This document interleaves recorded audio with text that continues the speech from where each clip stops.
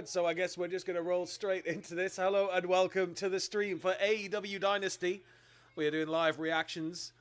Me and a very special guest who'll be here before long. But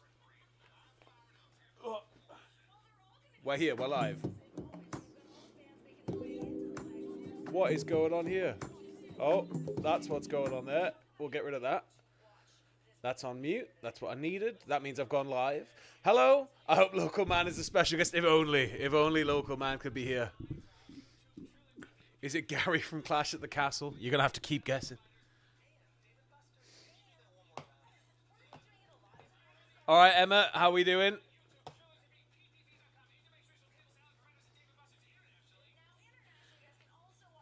$899,000 subscribers. We're closing in on that elusive million. We'll be there before long. Whoever it is needs to bring the chainsaw.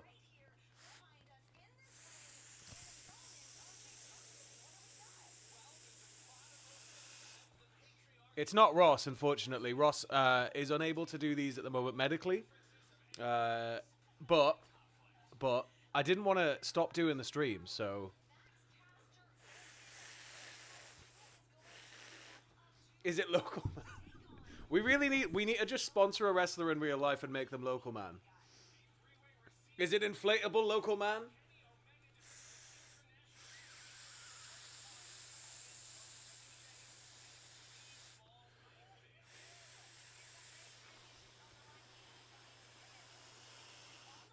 It'll be bloody Pierce and he gets everywhere. If only. Could you imagine we had a bloody Hollywood movie star here?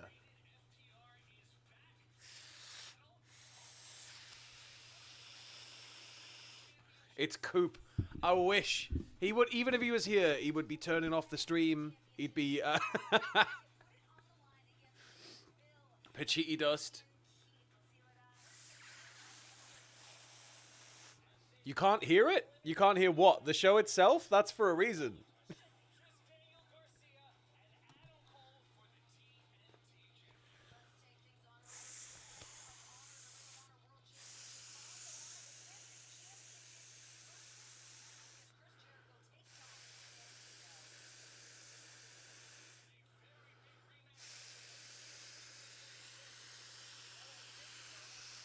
Don't worry about the inflatable. It's fine.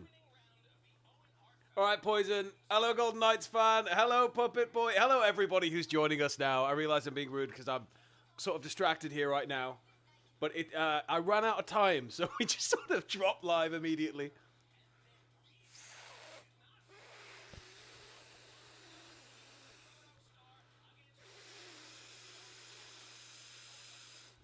Will the blow-up man have pants on? Maybe. Probably not. Unless I take mine off and give them to him. Get in there, Spud Gun. It's like a nice little high to chase this.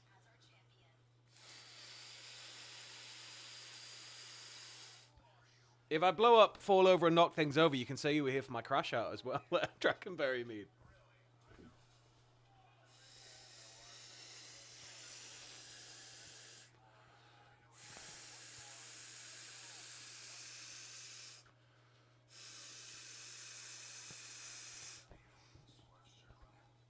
Is it Jackie Chan? I wish. The glory days of Jackie Chan on stream.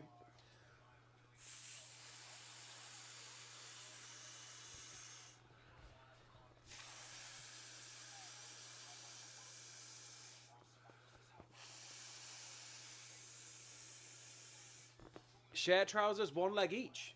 We'll see how far ahead I am. It's not Chris Chan either, sadly. Who I feel should really like wrestling, but... apparently not.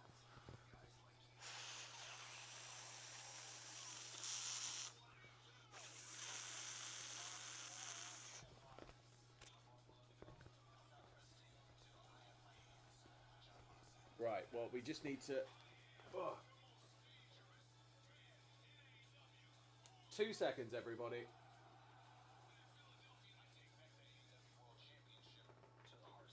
What do you think's opening the pre-show? I've seen they've added some matches.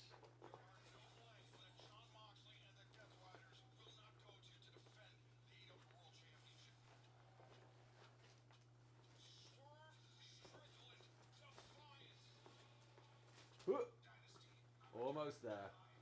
Almost there.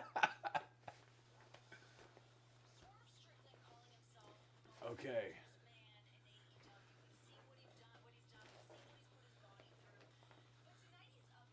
Because Ross can't be here, we have a new special guest who I need to weigh down somehow so he sits up properly.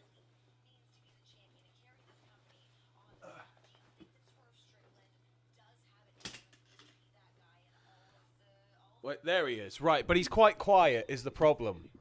He doesn't really like to talk much. You've got to coax things out of him. So for $5, we've enabled text-to-speech. A giant pop for when the balloon pops.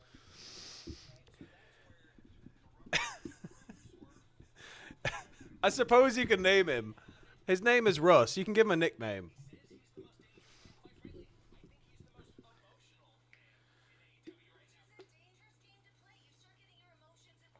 Put the mankind mask on the door. We got all night yet.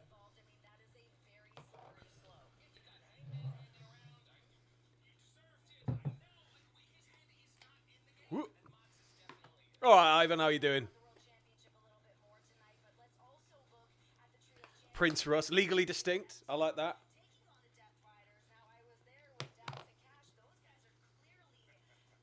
Can inflatable man do a news video? Local bloke. I like that with the blow. I'm not having tins. I'm enjoying some pineapple gamer subs right now to keep me awake, as it is caffeinated as hell.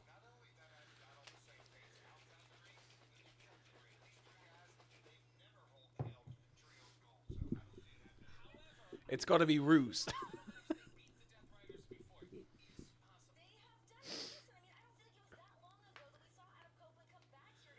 Garvin, I'm worried for Sound creating Russ. Never knew wrestling cameramen got CTE, lol. That's you take some mighty bumps holding a camera, buddy.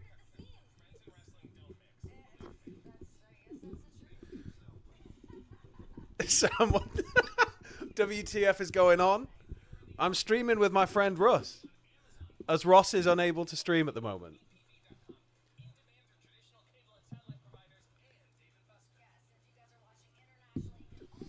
Cultaholics account has seen some questionable things. Yeah, when it's like, I mean, we had to buy the Clone of Willy kit. There was the, I mean, countless blow-up dolls.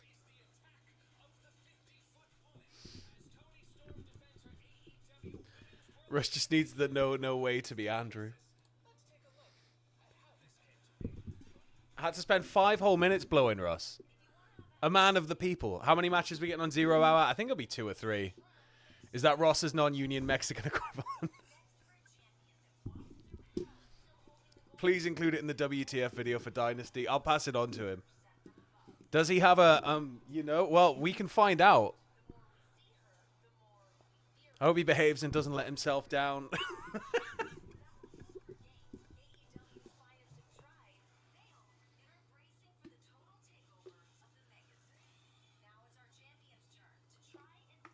Is Russ wearing oven mitts? He's not. It's just he's got...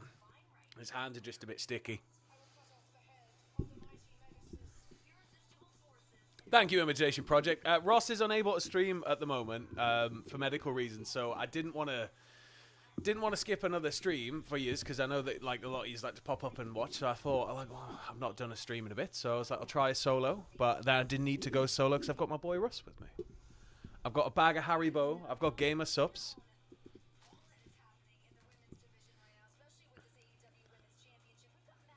We just double check everything's all there live. That's all okay.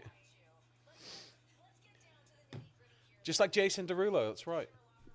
What Haribo? Zingfest, sweetly sour.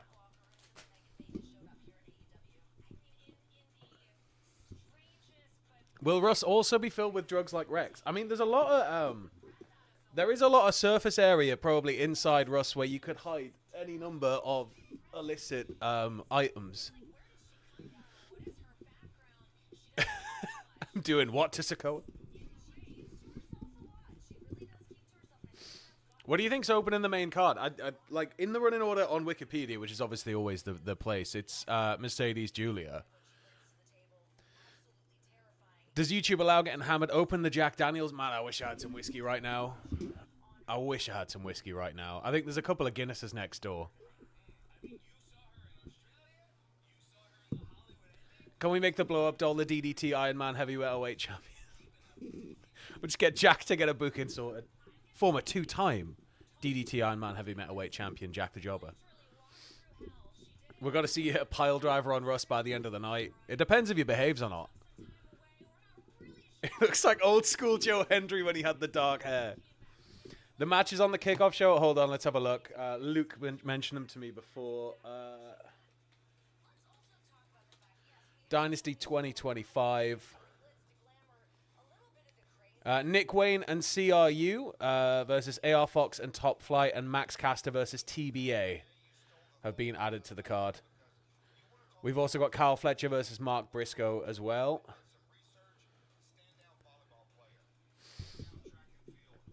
Sniper, I don't think it's stifling her. I just think that it needs to start going somewhere. She's obviously one of the best women's wrestlers of the modern era, like perhaps maybe all time. It's just right now something's not connecting for us, and I don't know what it is, and it feels like she should have maybe come in and gone straight into the main title picture, but it's a more interesting route, but I feel like we've got to move toward that before long, surely.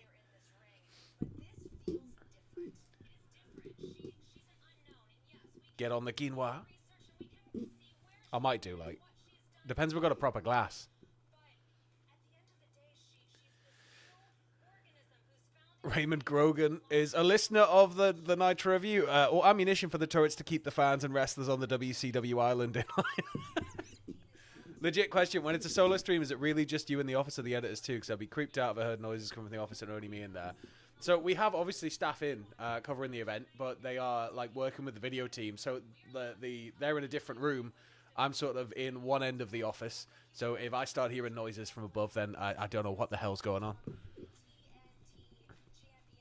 Heather, this is Russ. Russ is really quiet, but he's really nice. Russ wants Moxley to retain. I do too. I just want to see what will happen. This match is going to be insane. Ricochet, Omega, and Bayley. Man, I can't wait for Bayley to just explode properly. Like, it still feels like we're waiting for that massive, massive, massive landmark match for him.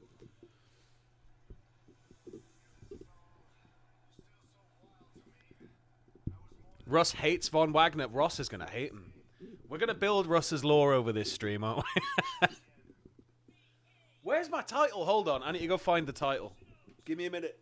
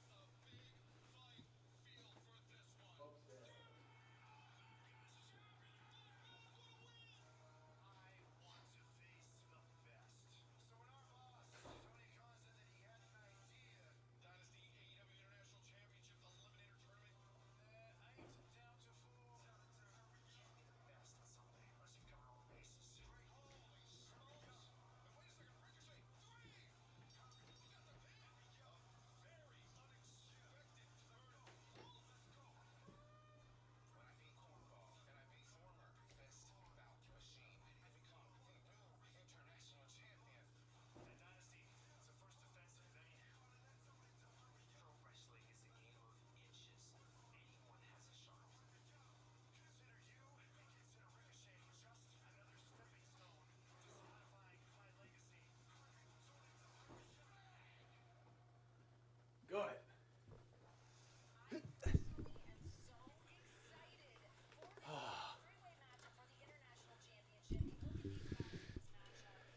I don't like the look Russ is giving me.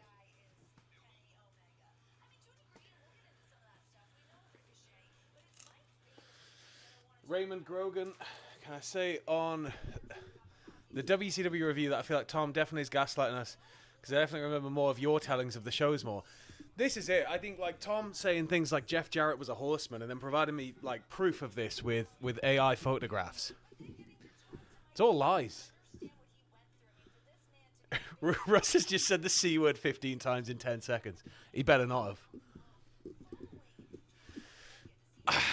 Rachel, I think I can see it, but I don't know what the point would be.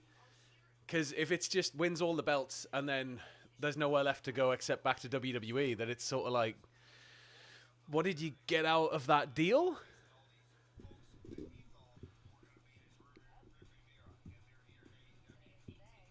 Who was Riddle facing? Russ's favorite wrestler's Disco Inferno. Is that right? Strange, strange man. Battle Riot 40 man. I don't know. I don't know. Been a lot of conversation around him recently, especially with Kevin Owens kind of clapping back about his comments about Owens and Zayn. Hello, fellow Sam. Hello, fellow Sam. Back to you, Sammy. Why is Russ asking questions in Italian? I've not heard him speak once.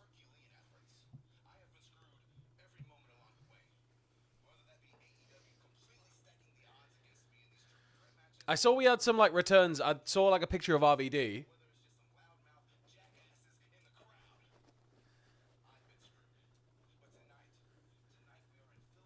Keeps flashing. I don't know what he's flashing. There's nothing there. Is Russ a member of royalty as well? We'll have to ask him in a bit.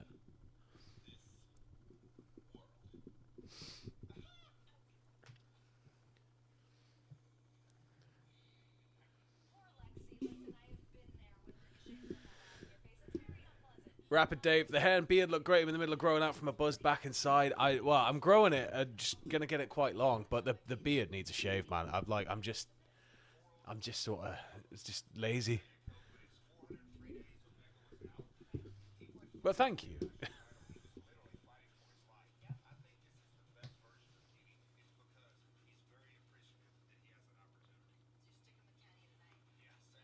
It's got to be Kenny retaining, surely.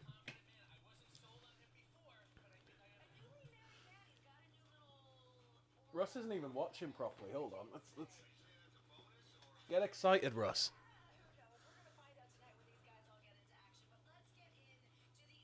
There we go. He's a bit more upright now. I don't even know if any of the masks will fit on him. What was the noise from Ricochet when he went, aha! God knows. The Alexa return is confusion. It's just absolutely confusing. Like one of the biggest responses of the night, one of the biggest returns in recent memory, and now it's just sort of on hold. I get the Wyatt 6 thing, but I don't know, man. I just don't know.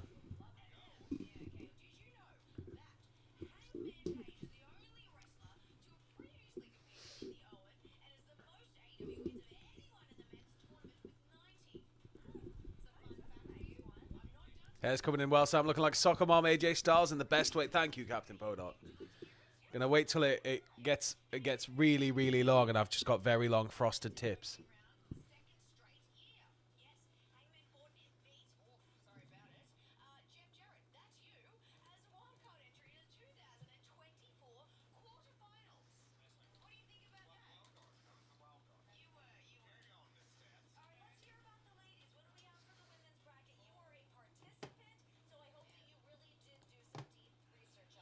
Okay, that's all there.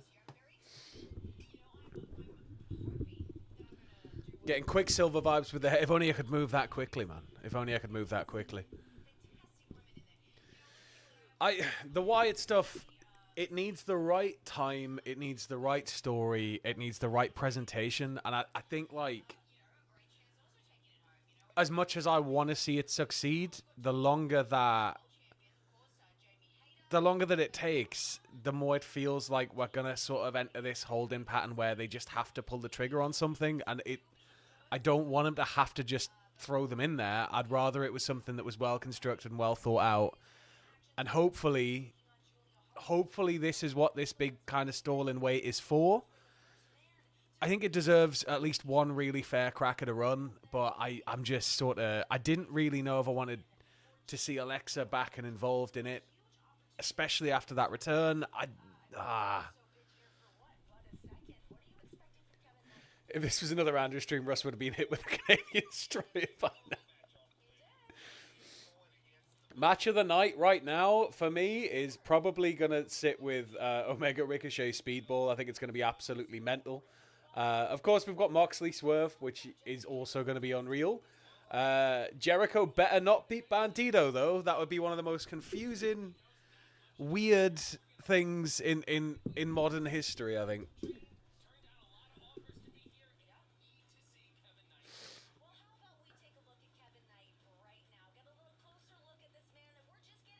I'm not quite sure what Bo's injury was. Hold on. Let's have a look.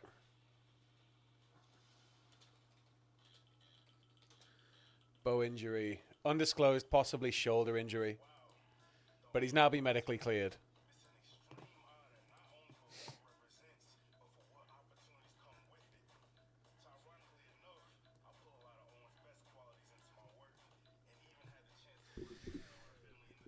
I think you might be right, Sniper, though. I think Bliss is potentially the key ingredient here that's gonna make the storyline really land. Is that the one and only inflatable Andre as referenced by the podcast? The inflatable Andre was a full-blown suit, I think. Because we took him for a pint. In the suit. Bliss is the Chemical X, yeah. I think so. Legit question for me in chat. Who do you feel could answer Max Caster's open challenge? Who's...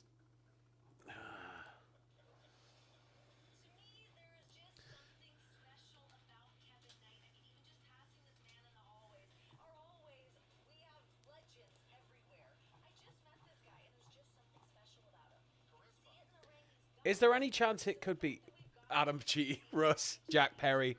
Jack Perry returning to be interesting in that position, I think.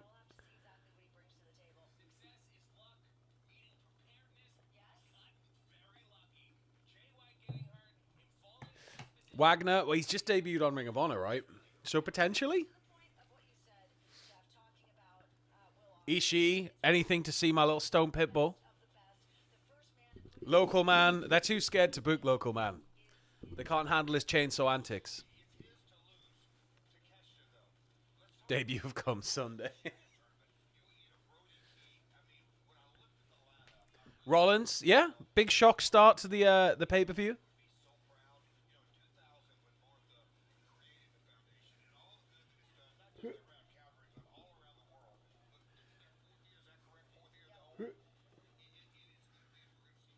Just trying to get the framing right. Shane. Shane just debuts on a random pre-show. Have you seen Sting's beard?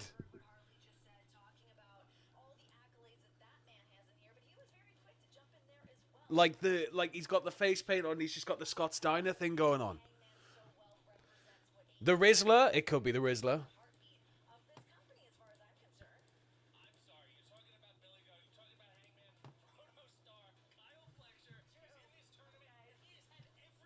Do you mean Old Man Sting? Yeah, Old Man Sting.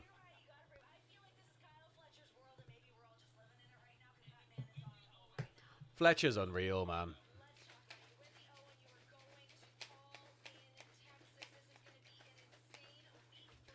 All in Texas, which is now moved forward. It's going to be like an afternoon show, isn't it?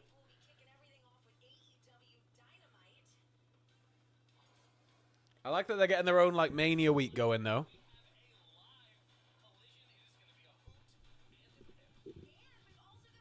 It could be the Costco guy.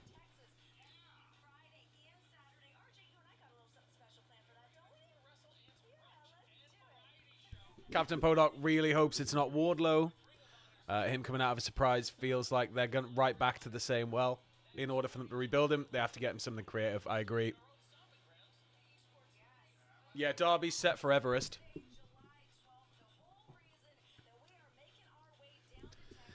All right, Daniel, how are you doing? All right, JJ. Honestly, it's CM Punk. I can just feel it. Tonight's the night, guys. Hologram isn't on the card anywhere right now.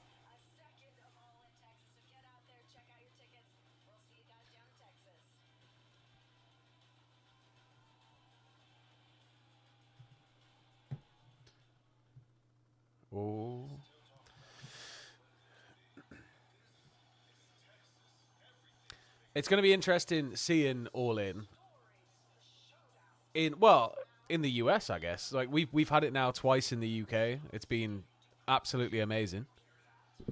First year was obviously, I think, a lot bigger in terms of attendance, but the thing that got discounted a lot is I think people here were just, we're so desperate for this kind of event that first year, especially Wembley, it sold like hotcakes. But second year, I don't know, just didn't quite build as well.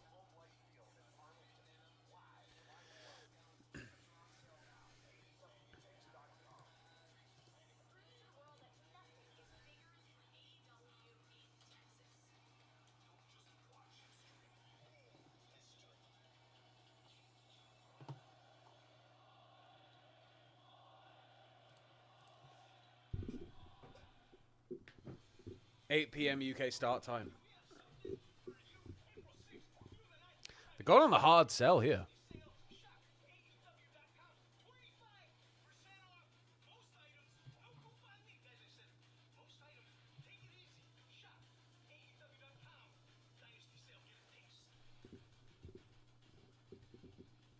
Yeah, Forbidden Door is going to be mental. Like, I really hope that sells well. Oh, Tommy Hiroshi is here. Come on, 1-4-1. Brisco's here.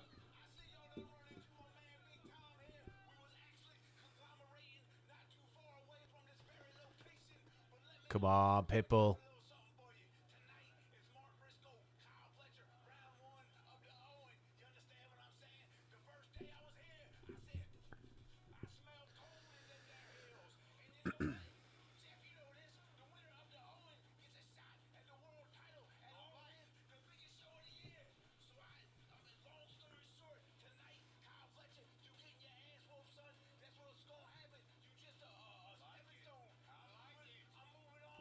Come on, Mark. Why is she there?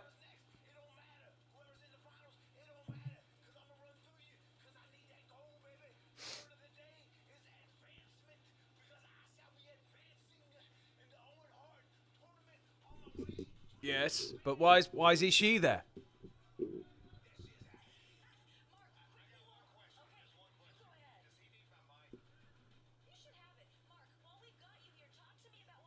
Ishii's now got 2 mics.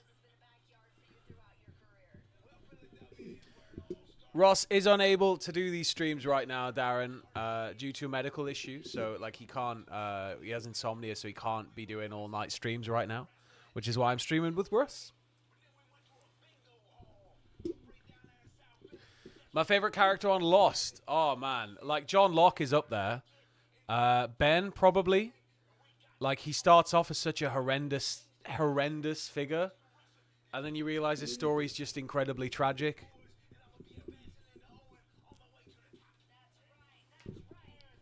Stover's got an imagination. So does Poison.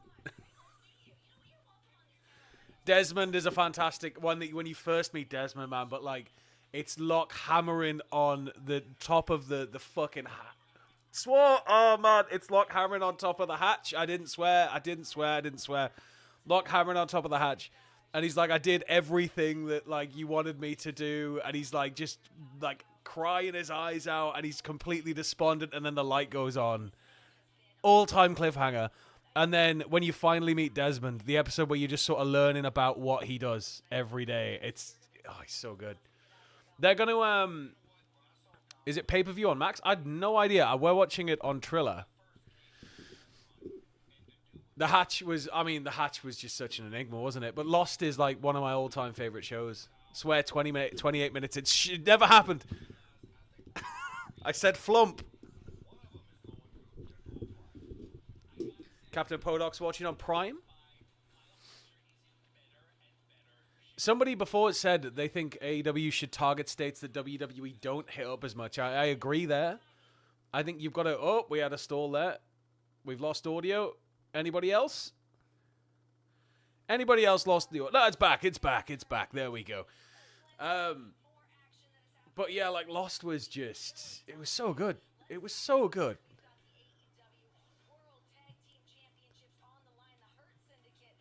The Smoke Beast. Oh, man, when you first meet the Smoke Monster. I'm going to refresh my stream as it's doing its thing. Resume, watch live, watch live. There we go. There's no way Bandido can lose. There's no way. We've lost audio again. What do I think of the ending? So, like, I think the ending got misconstrued by a load of people that was like, oh, they all lived. And isn't the ending supposed to be that when they're in the church, it's like years and years later once they've all died, like, after living the rest of their lives and they all move on together?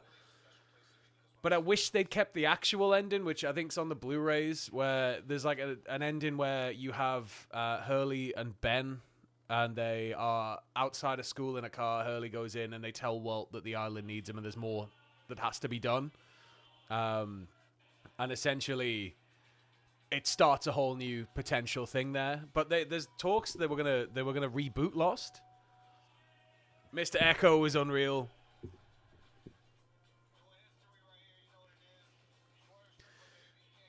Well, the island was... I thought it was going to be Purgatory, but, like, it feels like Purgatory's the church, but the island itself's a physical thing. It's a commodity because it's being chased for by people.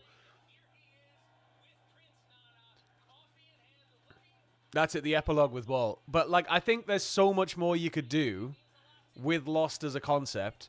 Dharma, man. When you first find out about the Dharma Initiative... Oh!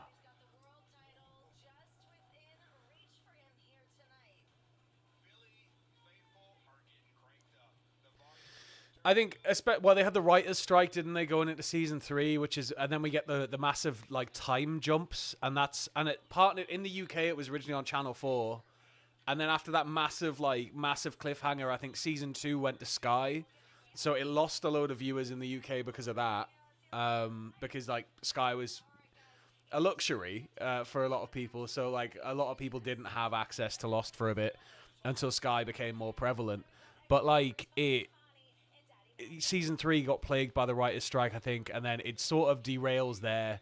It could have been cleaned up a lot better. Thoughts on Sasquatch, as in just Sasquatches themselves? Sam Squamch? Or is it a show or a movie? Of course Sam loved Lost. It was Conspiracy Theory Central. Well, it was like pre-Reddit, right? So, like, you had, like... random forums completely dedicated to the show where people would speculate. Like when you first see the statue with the 4 toes and it was like, oh my god, we got Nick Wayne out. 60-minute time limit.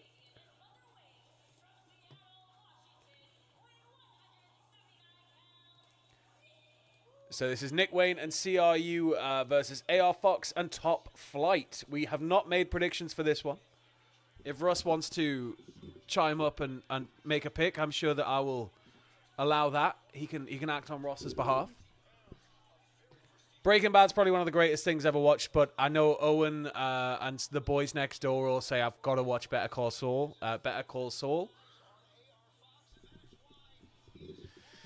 Nikki and Paolo, oh man, don't they die in the most like horrendous way? Is it them who like they're alive, but they appear to be dead, and then they bury them, and it's just like, oh my god. But it's all about diamonds?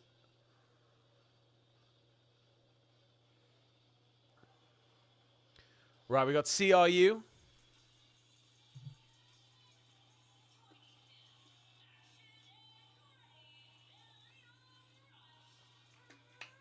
It's good seeing Leo rush back. Yeah, due to a spider bite.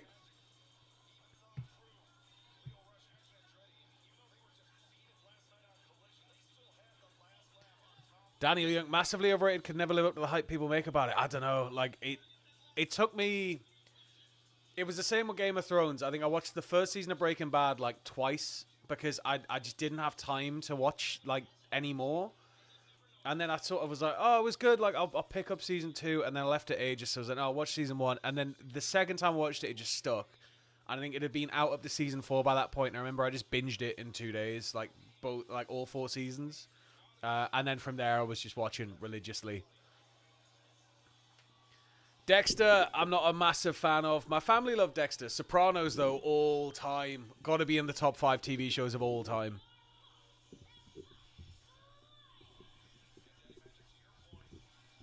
Yeah, well, they were. Was it them who were like nepo babies? But we already had Shannon and Boone who were like nepo babies.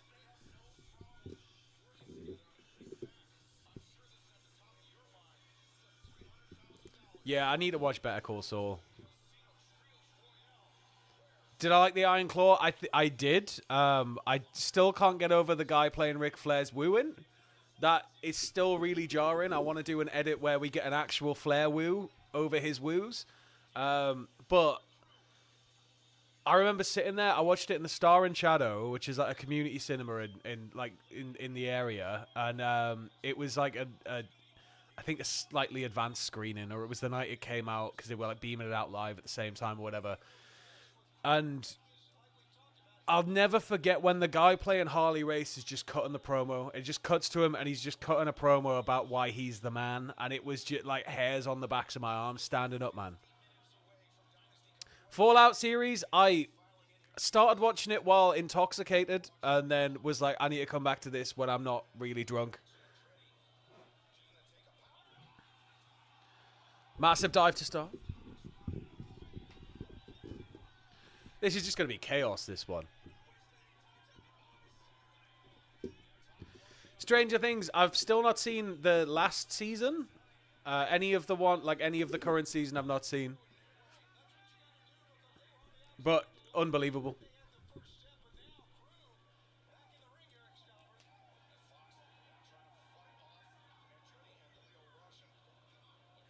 Ooh.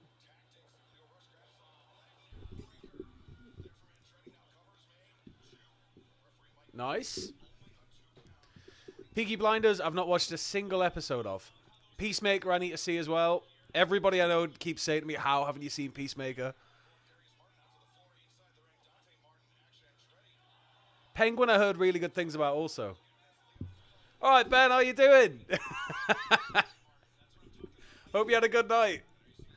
I was hanging out my arse that day, and then because it was the cup final the day before, and then it was like, well, we're gonna have to drink, and then we forgot it was my mate's birthday, and like obviously loads of people were like, yeah, I'm not gonna make it, and I was like, I'm not gonna bail on his birthday.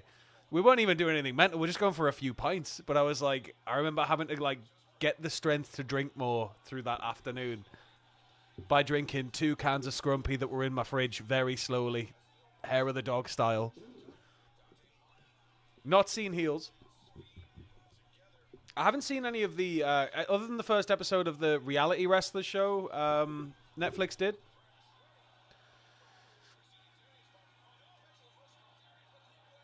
I think we're waiting for that next big show like The Sopranos set in that world, though. But it's gonna be so compared to The Sopranos that it's like, it's a hard thing, right? Like, it's one of the greatest shows of all time. Sounds like the Sunday of a festival. Basically, yeah. It was waking up shaking like this and going, I'm going to have to drink these Scrumpies.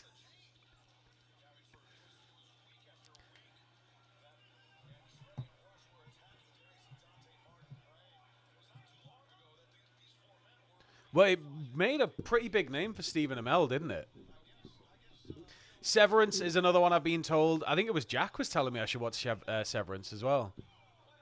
I loved Barry. Barry's probably the best show I've seen in like the last decade in terms of the writing, the structure, and how it just went out on top. The time jump is especially brutal. I'll have to check out Lake Mungo.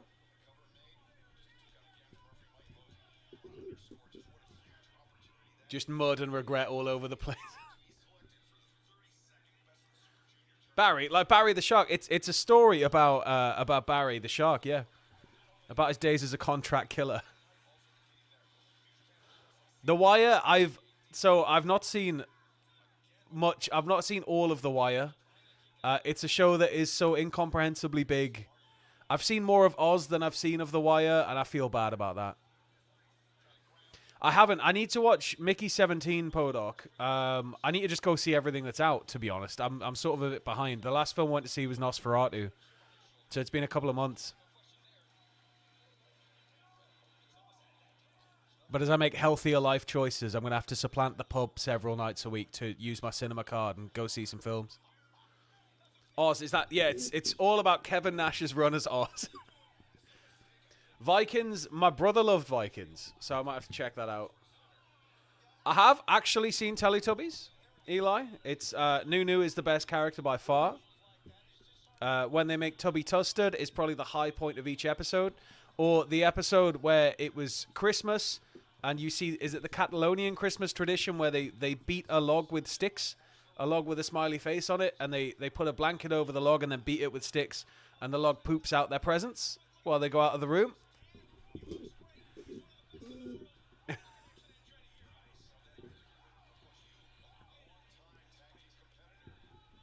Tubby Toast, of course, which was just a giant pancake. It was a lie.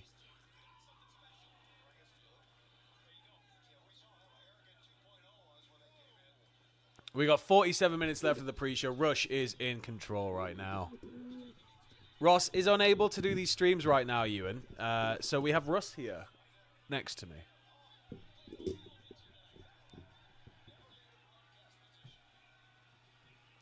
I think Teletubbies definitely eclipsed the Tweenies, though. But growing up with younger siblings, I had to watch a lot of stuff. Bob the Builder's probably the GOAT, though. In terms of that era.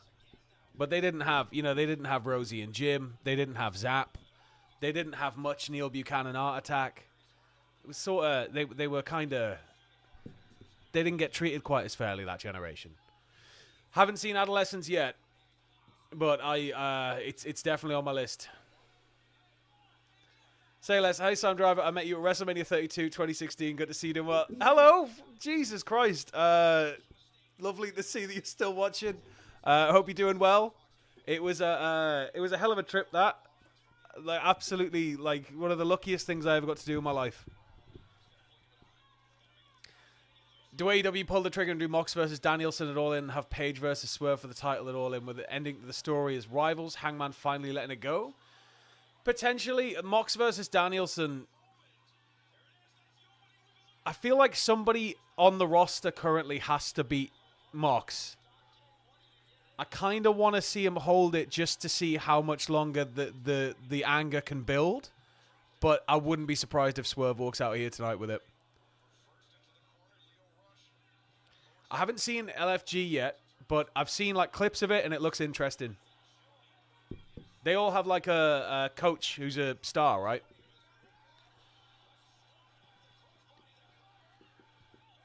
Kick out from Rush.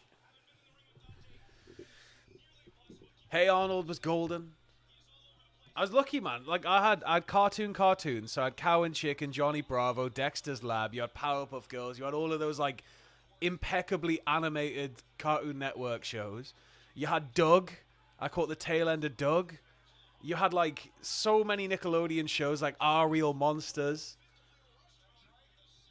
Pinky and the Brain, man. Yes. Any good latest conspiracy theories? I've started sort of looking at what could potentially be like the left conspiracy that's building, which is sort of interesting. It's sort of like a reactionary conspiracy to the sort of Q stuff from a few years back, but it's not like that kind of structure. But there's a building community of people who are like trying to prove all of the things that the right were trying to prove about Biden. So I just sort of silently just sort of look through these subreddits going like, whoa. Oh, man, the Goosebumps TV show. Rocco's Modern Life. Oh, man. They have the B-52s doing the theme as well.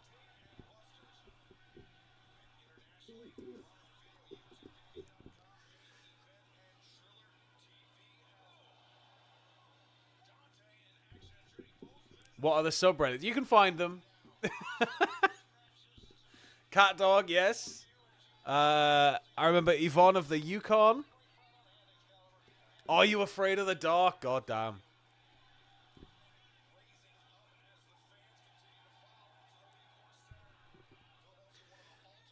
Didn't they basically reboot Rocco's Modern Life? Was there a movie or something recently?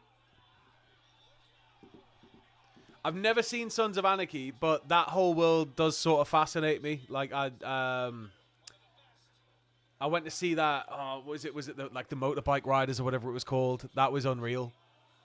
Like, love that kind of, that era where bike gangs go from being like a collective of people that just like riding bikes to being much, much, much more sinister.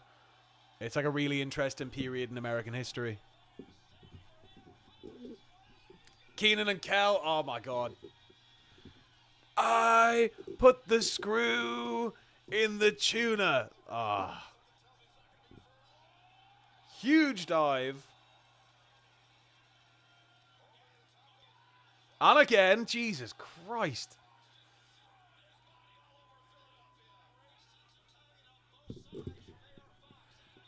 Third dive from Fox.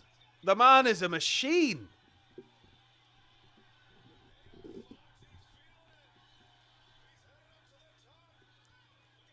Has he got it? Oh, knees up. Knees right up. Wayne might have him. Nope. Kip up. Oh, super kick. Oh, Amanda Show. Amanda Show. What was the other one that was like creepy? Angela Anaconda. I love the animation on that. I've just noticed somebody in a green bastard hoodie in the crowd. Absolutely love that. What's your favorite superhero movie between Marvel or DC? So I'm like, I love, obviously. Ooh. I have to test this. I simply must. Russ saying he had to test it. That should be coming up on the screen, I believe.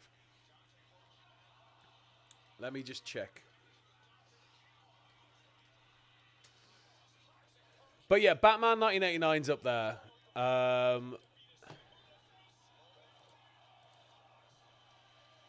No, don't need to download that.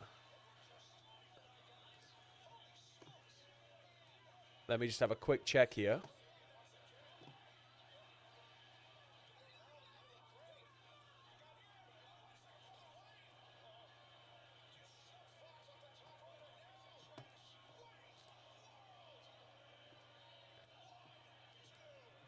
Nick Wayne's got it.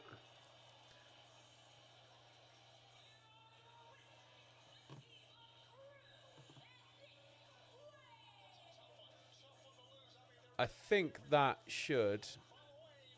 No, that won't. It should be popping up, but it doesn't seem to want to pop up. We'll have to keep an eye on that. But thank you very much to Anya and the God for getting Russ's first words out of him for the stream.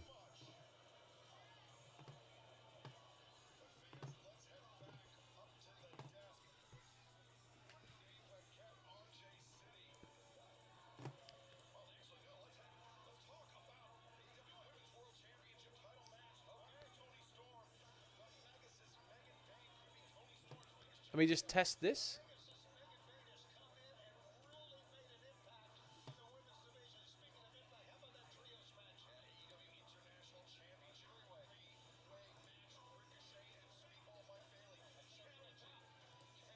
I'll have to keep an eye on that. It should be popping up on the screen. But if it speaks and you can't hear it, I can turn that up.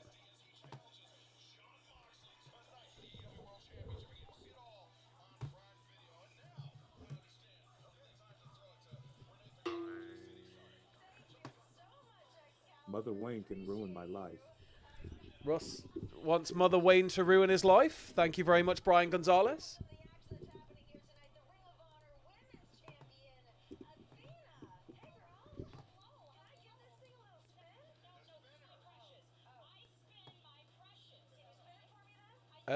Let me just quickly double check this. Thank you for joining us up here.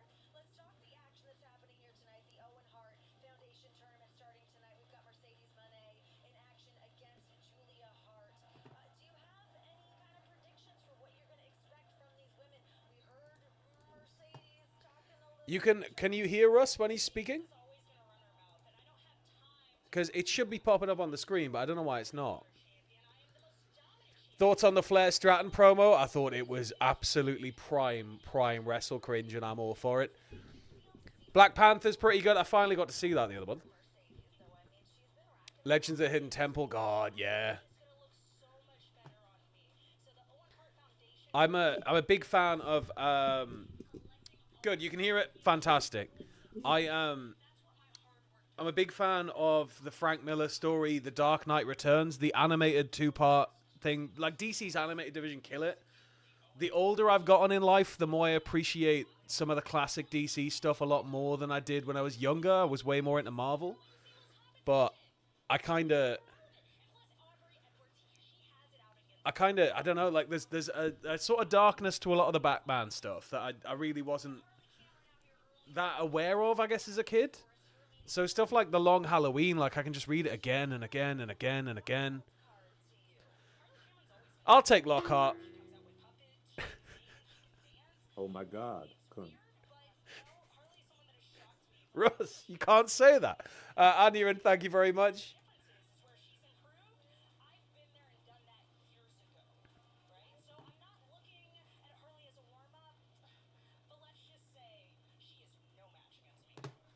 Let me just see if I can add this audio to it.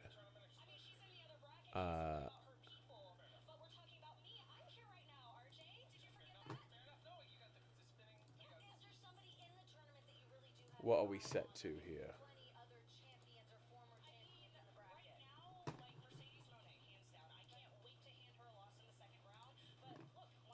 This should, in theory, collect the audio properly, so you can definitely hear it. Text-to-speech is going to create a dangerous game, only if you want to make Russ say naughty things, but hopefully the TTS filter system will will save the day. Recently got a Serious House and Serious Earth Super Dark. I'll have to read that. Mask of the Phantasm. I loved the reboot with. I was talking to Aiden, like, when we went down All In London. I've still got some comics to bring in for him. I didn't realize Aiden was as into comics as he is. So, like, when we both sort of worked out, we really like comics. We went to Notting Hill to this book exchange that had loads of, like, old I got some metal hammers, some heavy metals. I got some old 2080. 2080 is probably my favorite stuff, like, in terms of, like, growing up as a kid with loads of, like, old Judge Dredds and things like that. But, like, there's so much out there, like Image, like East of West I absolutely adored. I used to read Saga a lot. So is Russ the special guest? Russ is the special guest. Ross can't do the streams at the minute because he said on one of the predictions a couple of events ago, he's got insomnia, so, like, Ross can't be up all night doing this sort of stuff. But I didn't really want to skip another stream because I know that you like streams, so I thought I'll give it a go. We'll bring Russ along, my new friend Russ.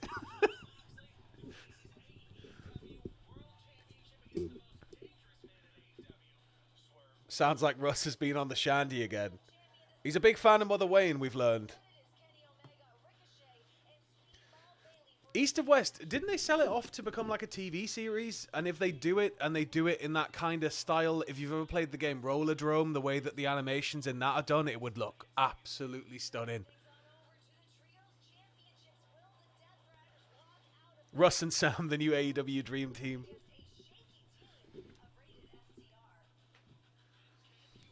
Hasn't happened yet. I know, it's so annoying, but it's like, it's such a good series concept. I can't wait. Type of thing Amazon would absolutely eat up, but instead they'd rather buy and ruin James Bond.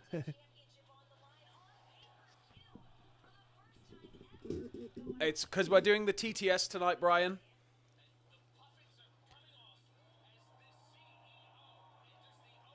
Yeah, you also missed me blowing, Russ, to start the stream. Everybody who was here early got a nice surprise. I haven't seen the new He-Man, but I know people that are really into He-Man that love it. You're right, Seth Trollins. How you doing?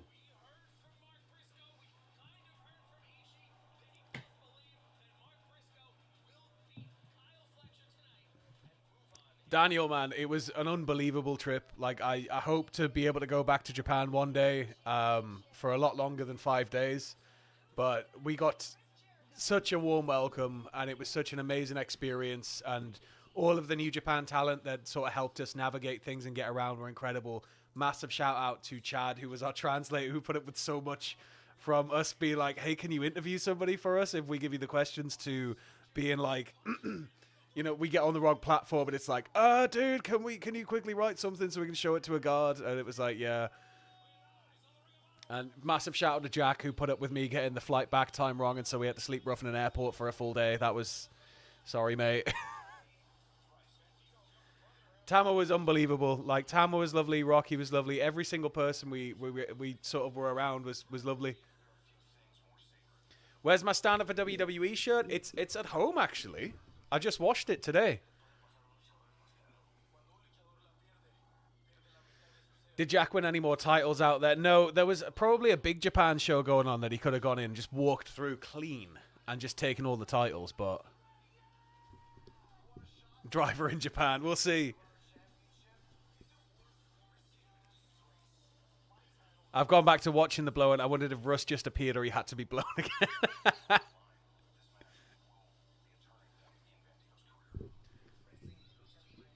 Captain Podok, it's going to be that, and there's going to be so many, like, it's young James Bond, played by American actor, and it'll be like a 14-part special TV event, and it's going to ruin everything that makes Bond an institution. Yeah, sometimes they're really crap, sometimes they're really cheesy, sometimes they're naff, but it was like the one thing British cinema could count on, right? You had Carry On for decades, and then you had James Bond, and now it's just, oh, they're going to ruin it, man, they're going to ruin it.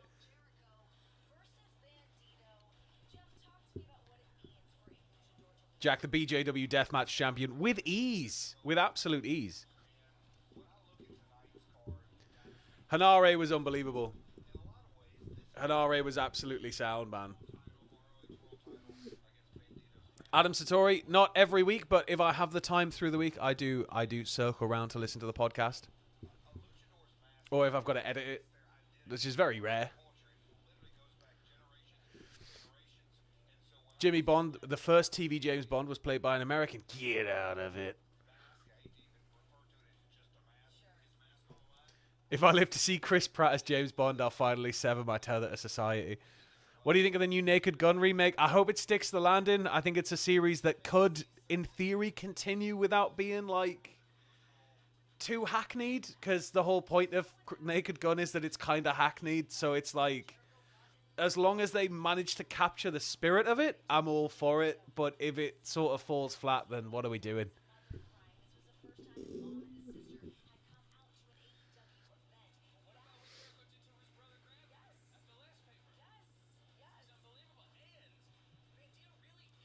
I loved when we were out in Japan, Todokan was like just unbelievable, man. That was like we spent like 2 hours in there just looking at the stock. Like he had so many tapes, so many magazines.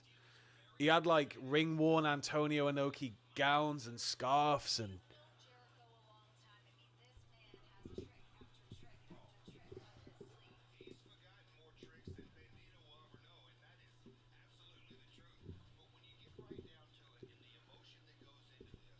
Jarrett's in great shape, isn't he? How will you react when Mark Wahlberg will be announced as Bond? I'll probably melt down. I'm not going to lie. Bond just eating a Wahlburgers.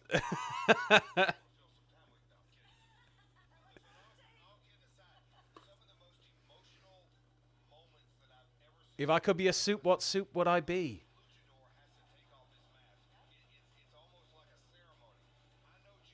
I don't know. Quite like red lentil, but probably going to have to be gazpacho. Marky Mark and the Bond Bunch. I'd rather Matthew play Bond. This turns up to a poker table, high stakes. They're all like looking around, all of them looking like murderers and like Bond villains, and he's just like, "How you doing, pal?" And just puts his chips down.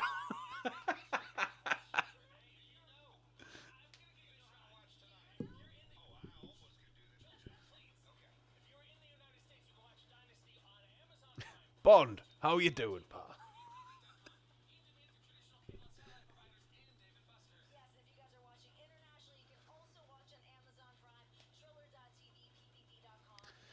I did enjoy you explaining to what Yowie was to Jack Cena's face drop was fantastic. Yeah.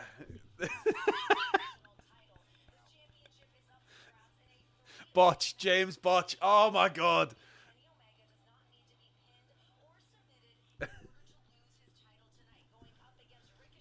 We need Matthew as Bond now. This has got to happen. We've got to get him turning up to a podcast in a full tux. Double O Math. Oh.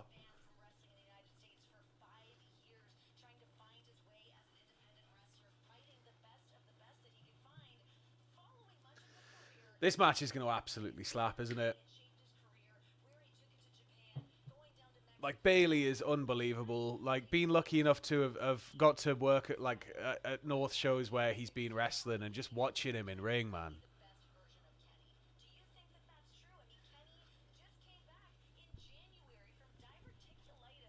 Matthew is Bond. Shut up and take my money. He pulled off the cowboy hat. He can pull off the tux. He can pull off everything. Get him the Walther PPK and an Aston Martin.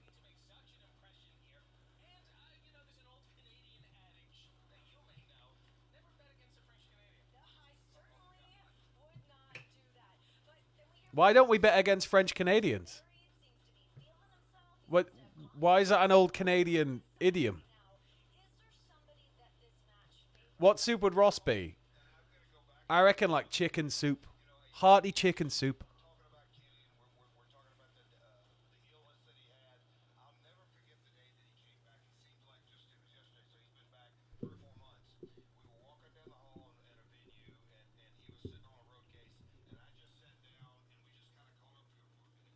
So what we got left on the pre-show, we've got Max Caster versus TBA.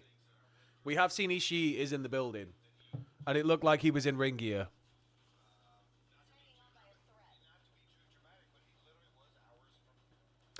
Ricochet Speedball feud would be something I'd be very, very interested in, I'm not going to lie. Omega has to, like, we need to fold these belts in a bit. It doesn't make sense to me to have a continental title and an international title and a world title. Like, it's, we need something else.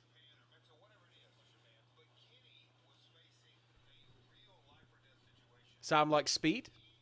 Damn right, Devil Kazuya. You're damn right. Oh, Josh Alexander's a shout. Still hoping it's Shane. Here comes the money. Get him a Jimmy Hart version. It's the money man. Money, money, money man. And it's got like a cheesy guitar solo going on.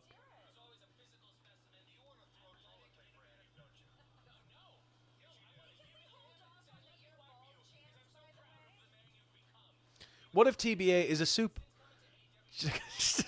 A Campbell-sponsored match. It's somebody from Kaiju Big Battle in just a massive soup outfit.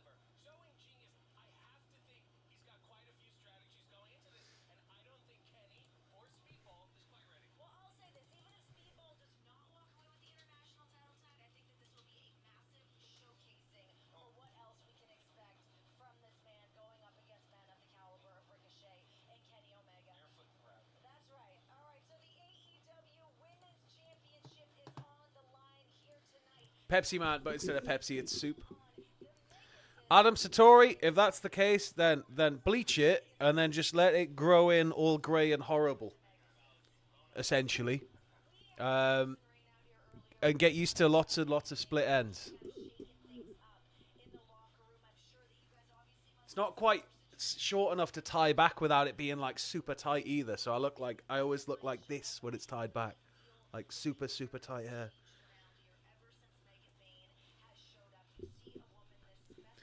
He's hot. He's spicy. He tastes great. It's soup, man.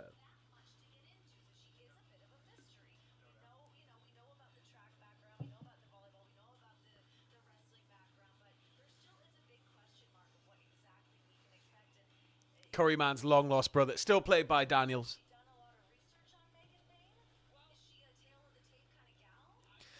This, like, so Toni, Megan, I feel like Tony's got to retain for sure, but Megan could just Lesnar her.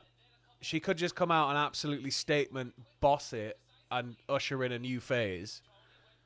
What do we think?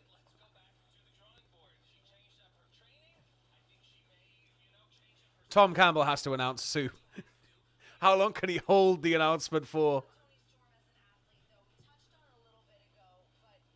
Toni Storm has not only cemented what the women's division means here in AEW, but I actually think that she has really helped shape what AEW is as a company. She went away for what, 4 months?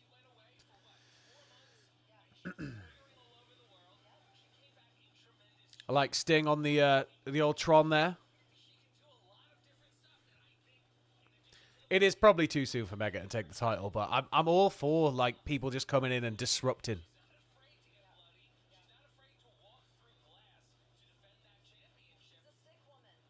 I did have an idea for a Bond villain from a strong Midwest accent who seeks to eliminate all dairy substitutes such as almond milk and coconut milk and the like. It feels like if you changed it to just all dairy products, it would be a very Alan Partridge-y Bond villain. And Partridge would have to save the day in order to make sure dairy is still allowed to be consumed. She does. She certainly does. All right, another championship that is on the line here tonight. The AEW Trios titles. We've got the Death Riders taking on Doug Dimmadome in a wrestling-like setting. If we could somehow make the hat stay off screen at all times. Just make him a manager, but with a giant hat. Frame it so the hat is always going out of shot. Castagnoli on Dynamite. But is that luck going to be able to carry over here tonight? I mean, Collision didn't look so hot. Jordan coming in and winning would have been unreal. But it's the type of booking I wanted for, like, Braun. Like, I always thought it would be absolutely mental. It would be a waste, and I know why, like, people are going to sort of, like, always say, nah. But imagine Cody finally won it, and then Bron Breakker's called up, and Bron Breakker just Lesnarizes Cody. And then you've just all of a sudden made a shock brand new star. I think there's going to be something a bit amiss in the FTR match. I like in the predictions, Ross predicted that we'd have retention. I predicted a change in order to then have the FTR thing be a bit more kind of whoa, where they've got the titles. I'd accept Matt Berry as Bond. I'm not going to lie. If we do it in a specifically 70s Bond style, I'd accept Matt Berry as Bond.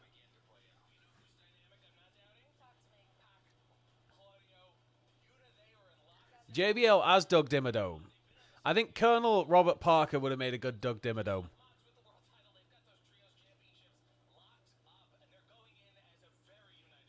We'll be entering the next match any minute now, I feel. We're coming down on 20 minutes. Danny Young, got any gigs coming up soon? Just managed to score tickets for Ice Nine Kills in Glasgow in December. I have a ticket for 9 Inch Nails for Manchester. So if anybody's got to that, I'll see you there. And I've got a ticket that I got way earlier for Deftones and Weezer at Crystal Palace. But that's only like 2 weeks later, so I don't know if I'm going to be able to make that one now. So I'm going to see if I can do both. But having to do Manchester and London in like a 2-week window is going to be mental.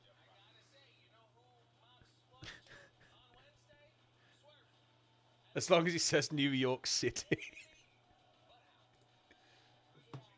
Deftones are, like, I've only seen them at festivals, and they're very much like the type of band I'd love to see in a headlining performance. Like, with full control of their setup and everything. Weezer are obviously unbelievable. I didn't manage to get any Oasis tickets. I didn't even really try because it was just pointless. But, like, I figure they will do this tour like Guns N' Roses did, and it'll be like, that's the last of it. And then at some point on this tour, they'll write a song that'll get released. And there'll be no album, but they'll write a song. And then at some point, it'll be like, we're doing an album. And then they'll just tour again, but the tickets will be probably cheaper because they'll be doing more dates. So, or if they go do like Warsaw, Poland, I might be able to get a cheap ticket. Download looks like it's going to be mental. You've got Venga Boys on the bill now.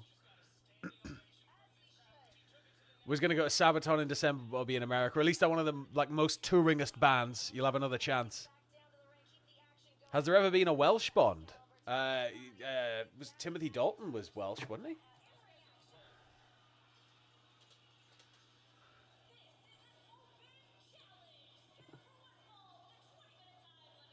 Yeah, Timothy Dalton. Jones the Bond. Here we go. We got Platinum Max Caster on his way out to the ring now. Parkway are great. They're absolutely class live.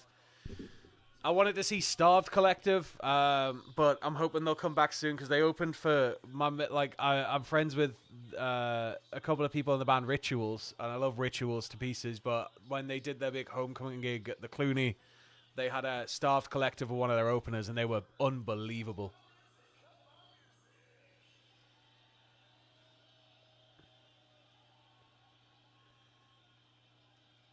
Yeah, Bond has Q. Not Q, M.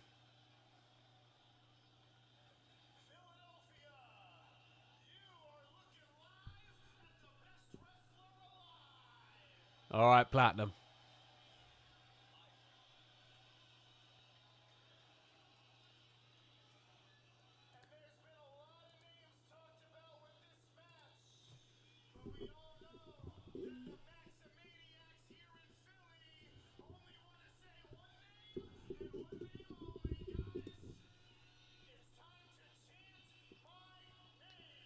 Who's it gonna be?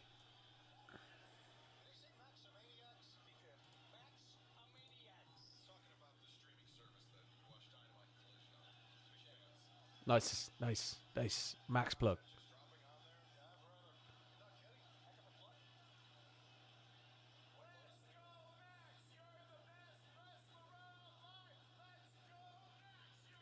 It's quite a convoluted chant.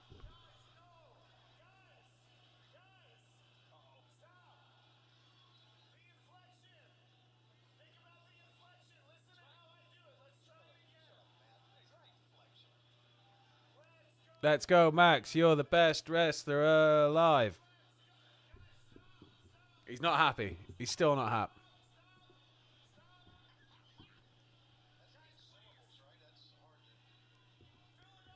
Come on.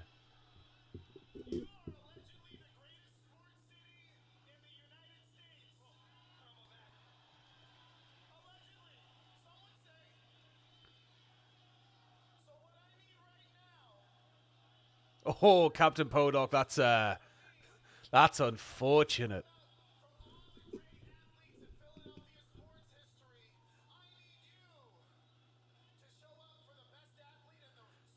Philly, I reckon.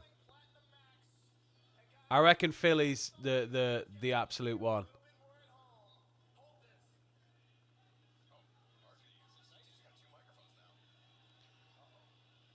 Come on. Oh. Cheer him. Cheer him, people. Cheer him, people.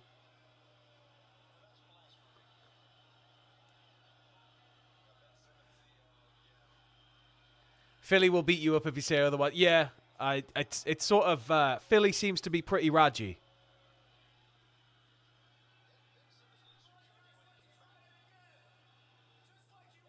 Hogan? Yeah, it's going to be Hogan.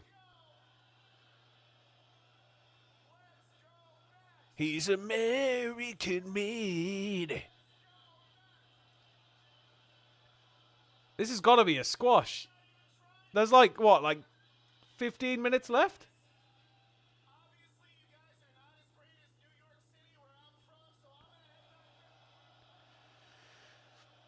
Come on!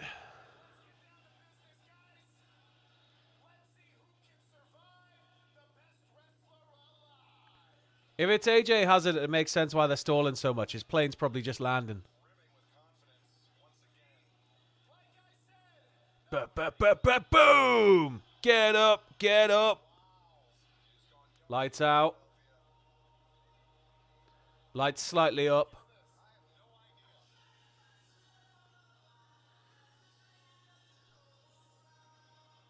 Who we got? Anthony Bowens.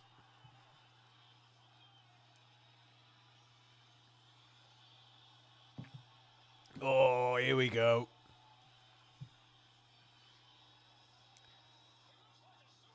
His entrance gear has given me shades of Nikos Rikos, who was on NXT, who had the old one arm, one leg.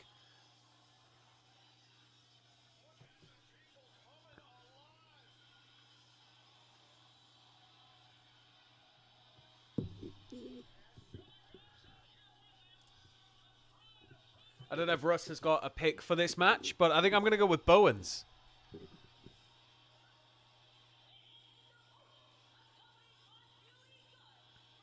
Look at Billy Gunn looking like the proudest dad ever. Oh, Obscurity's here. Hello, how are you doing?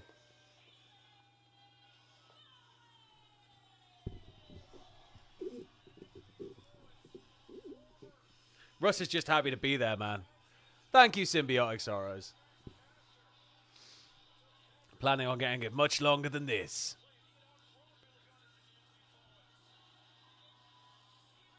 But yeah, unless Russ makes a pick, I'm gonna think that Russ wants Max Caster to win.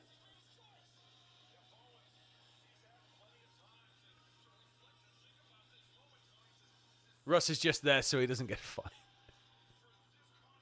I really thought it was going to be Hogan.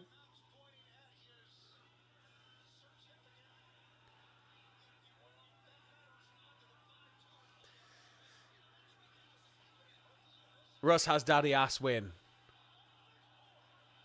Russ looks like he's trying to clap, but the frame rate won't let him.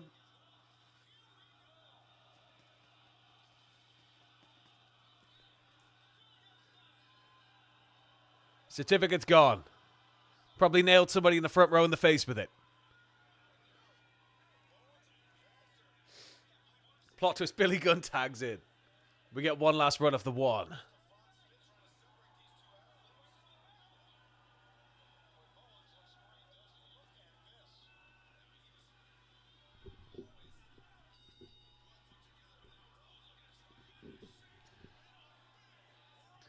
It's just going to be a dominant win for Bowens, isn't it? Start a new job next week. Exciting stuff. Ah, good to hear. Good to hear, man. Are you going to get to fly every day again? Caster wins with a roll-up.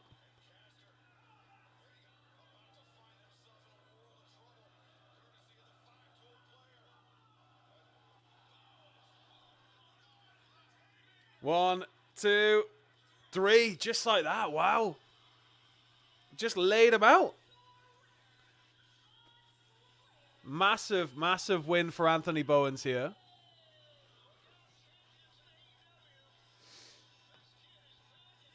Caster is basically just toothpaste right now.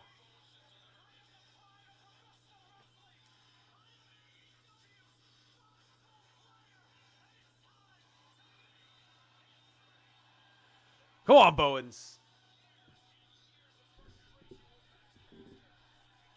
Maybe I'm an independent contractor just so I can live my dream of being like a wrestler. That's really good. Like you gotta travel a lot, take some bumps up and down the roads, get into fist fights over random things like motels. Just watch Dark Side of the Ring and listen to like Wrestling Road Stories on the channel. That'll prep you.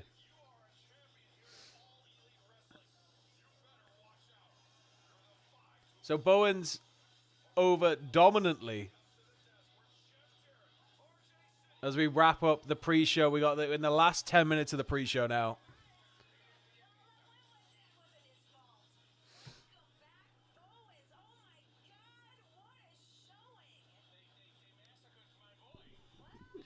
Some bloke drunkenly singing outside my flat. Clearly a big Bowens fan. Sounds happy. Run down, give him a hug. Nearly got in a fist fight with some drunk in Newcastle. What a prick that guy was. I can imagine, man. I can imagine.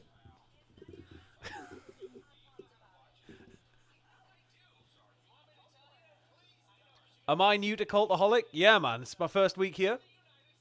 Russ actually is sort of showing me the ropes.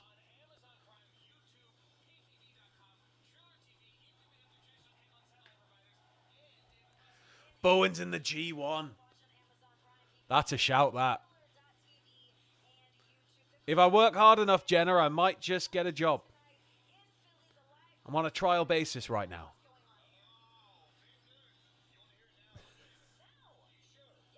Big news. Hey there, Sam. Looking forward to the show tonight. Also, love me some Anthony Bowens, and he looked right amazing there. Great to see him come back, especially like that. Hopefully Toni does something with him from this point forward. Cheers. Russ with some big comments there, courtesy of Will Campbell. Thank you very much, Will. Honestly, Bowen's back. I feel like this could be the start of something monumental for him. I feel like he could be somebody who can shake up quite a bit of that mid-card and climb. But essentially, yeah, it's all in consistently pushing him forward from here. But more of this, please. Russ is starting to come out of his shell. Just a little bit. He's settled down a bit. He's not as horny as he was. I think it's because Mother Wayne went away. I might make junior assistant editor in a few years. If I could just stare at the brew crew across the hall while they all have their cup of tea, I'll be the happiest cultomaniac in the world.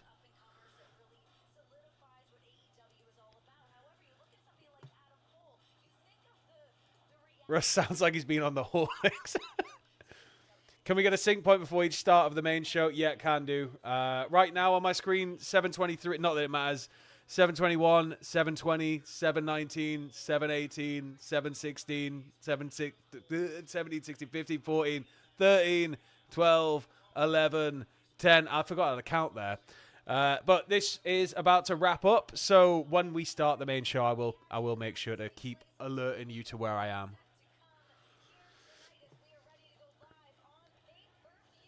Daniel Young, we actually met him lad in the wheelchair at the Newcastle House Show in 2022. Mate, that's unreal. Thank you very much for stopping in. Hope you're doing well. I need to get back to some house shows, man. Like, always just love the atmosphere. If you ever achieve that, you should call yourself the Shredder. It's a nice name. I like it. You're like 20 seconds ahead. I best refresh then. Oh, well, there's no point. The show will be starting any second. Let me just click live. Nope. I'm apparently as live gets. I don't think we have given Russ a like spike yet, but if we can get Russ a like spike, that'd be unbelievable.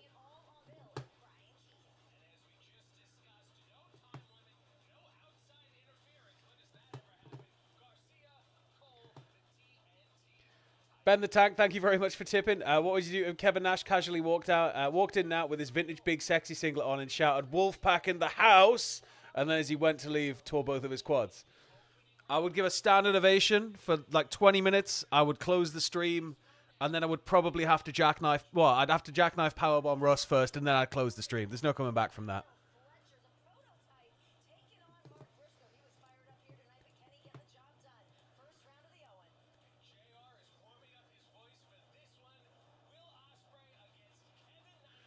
Had a lovely chat before everything kicked off. Same night the top rope gave way on Lashley during the main event. Of course. Forgot about that. Jesus, that feels like ages ago.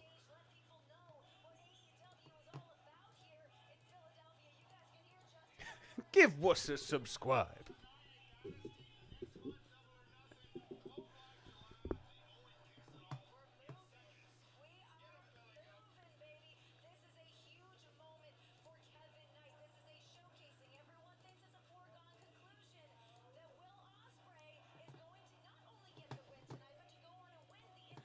Thought he stopped doing AEW reactions. Well, we couldn't do the last one because Ross has insomnia, so Ross can't do all-night streams at the minute. But I thought I'd do Dynasty, and I'd bring along my friend Russ here, and we'd give it a go because I know people miss the streams, so I figured I'm going to watch the show anyway. May as well watch it with you, lovely bunch.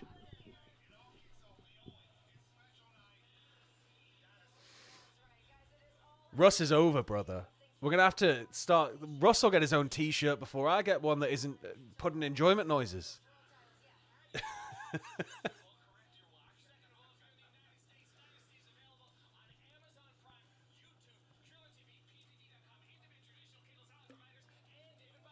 4 minutes left on my feed. Lovely bunch. And obscurity. Of course, and obscurity. You don't really fit into any category of bunch. You're just your own category altogether. Okay, we got a big hype package. I need to find the actual link to the show.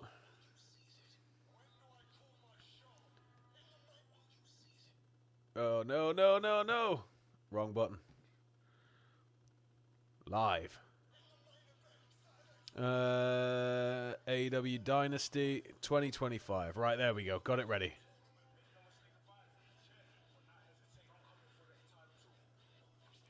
That's all good to go.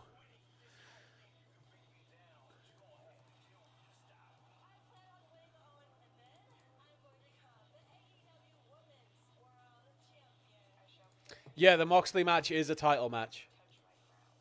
We've got the AEW World Championship on the line, John Moxley versus Swerve Strickland. We've got the Hurt Syndicate defending the tag titles against the Learning Tree. We got Jericho defending the Ring of Honor title against Bandido's Mask. We've got Trios titles, so Death Riders defending against Rated FTR. We've got Garcia defending the TNT Championship against Adam Cole. We've got Omega defending the International Championship against Ricochet and Bayley. And we've got Timeless Toni Storm defending the Women's World Championship against Megan Bayne. I think that's it for the titles matches on the main card. They can't possibly unmask Bandido. Like, I don't think it just doesn't make any sense to me. Like, you know, I don't, but like at the same time, it's like I just don't feel Jericho should be Ring of Honor World Champion. He's obviously an all-time legend. Like, some of my favorite wrestler memories as a kid involve Chris Jericho. As a WCW kid, involve Chris Jericho. Like, but it's just, I don't know. Like, it just doesn't feel like he should be Ring of Honor champion. It should be something where it's rising stars. Mask under a mask. He's just wearing a rubber face. Matthews and friends, it's me and Russ tonight, as Ross is unavailable to stream right now.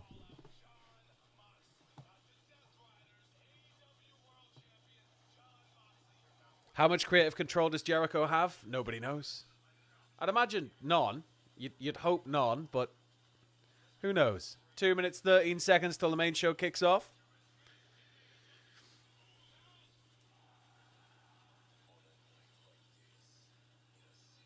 You'd hope that if it was anything, it was just sway and not actual claws creative control. Mr. Ando, thank you very much. War Stories and Behind the Match were a lot of fun to do, and it sort of paved the way for me to do the really long stuff, which obviously is some of my favorite stuff I get to do on the channel. You know, like doing the long-form documentary deep dives on companies, on like eras of WWE. We did the Golden Age, obviously. We've done the Complete History. We've done ECW. We've done TNA. There's a lot of like a lot of history there, and I like that we get to make these sort of in-depth, really serious like bits of content. We've got 1:35 to go. It says it's on air, but I can't see it. 1:30. Is Ross actually there? Ross can't work through the night at the minute. Ross has got insomnia, so Ross isn't going to be on the stream. He's having to put his health first at the minute. Golden Age was a lot, but like a lot to undertake. But I'm happy that people enjoyed it. It was a lot of fun to sort of go back. It did mean that for like the year and a bit, like the almost 2 years it took to make it, it felt like nothing would fit in my brain other than 80s wrestling, which was weird. So it was nice to sort of go back and look through a history I never got to live first time round, right? Okay, we are live. We are live.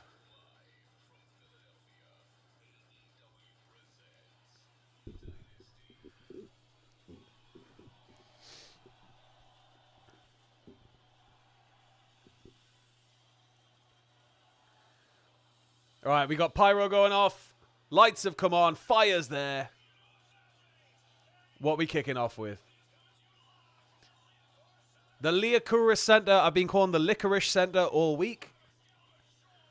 Thank you, Excalibur, for confirming how I'm supposed to pronounce it. It'll be because the deal that they have isn't the same sort of over-the-top deal that WWE has with Netflix, Heather. We're kicking off with Ospreay. I'm muted?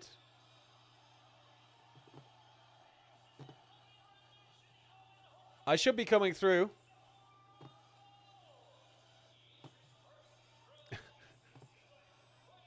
If you're asking why you can't hear the pay-per-view audio, it's because of copyright.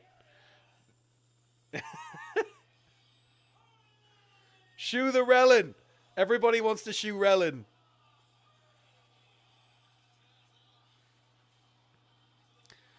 Yeah, so I had to like cancel my Prime at the start of the year because they did something really sketchy, and I didn't know Amazon could do it, and it really put me off. And they tried to take payment from an old card that was out of date, and because I had a newer card on file, they just went ahead and charged that, which fair enough. But at the same time, I was like, whoa, they can just charge a different card? Like, that's a bit weird. But then, yeah, it came out like right after Christmas, and I was like, oh, no, I want a refund, buddy. Why can't we see the pay-per-view? I know, we should be able to show it, right? Did Russ get to live through the 80s? Unless he chimes up. He's got a bit... He looks a bit 80s in fashion sense with his hair. It's quite... It's quite slick back. Lot of chest hair on show.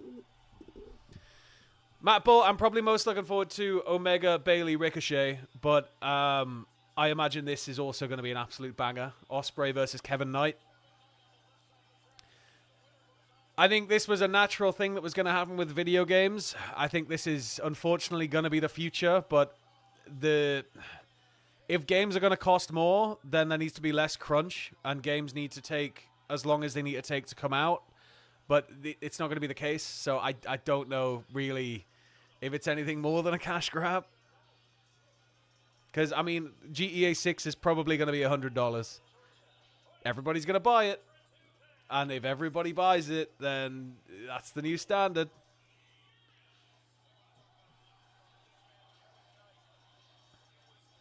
Osprey Kirby 2 is the whole reason I stay awake until stupid o'clock a few times a month. Honestly, man, like... I don't think I realized at the time how special, like, it was having Will as part of WCPW. Obviously, we knew he was a massive deal. But you think back to stuff like Drew just hurling him into... was it Exit Wounds they wrestled? Drew just hurling him over the crowd barrier. Like, clearing about 8, 9, 10 feet with Will. Like, it weighed nothing. Will just flying into a stack of chairs. Like... There were so many just key standout moments, but yeah, like his matches with Kirby were always just next level, and it showed like Kirby was just, because our audience I think just saw Kirby as a bit of a comedy guy, and that just it was like, no, like Kirby's absolutely unreal in ring, so getting to see him just show off that prowess was like, it was a massive turning point for him and our audience at the time.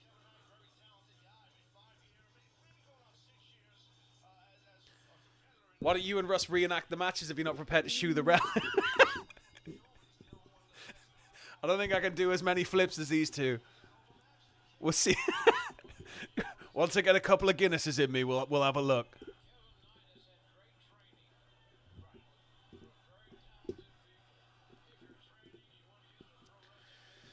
Yeah, gaming sort of, it's just how it is, isn't it? Happy birthday. Thank you, Enter Alter Ego.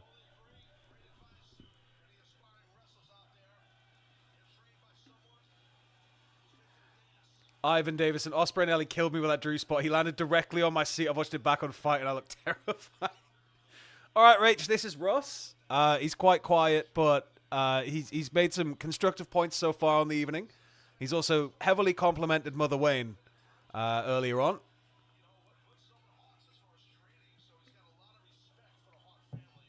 And you missed me blowing him for the first 5 minutes of the stream.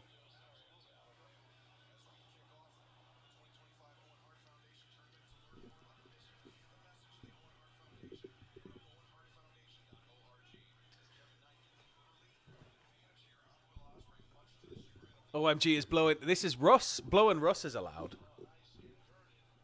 Russ is the most attractive member of Cultaholic, I must say. I think he's quietly confident in that one.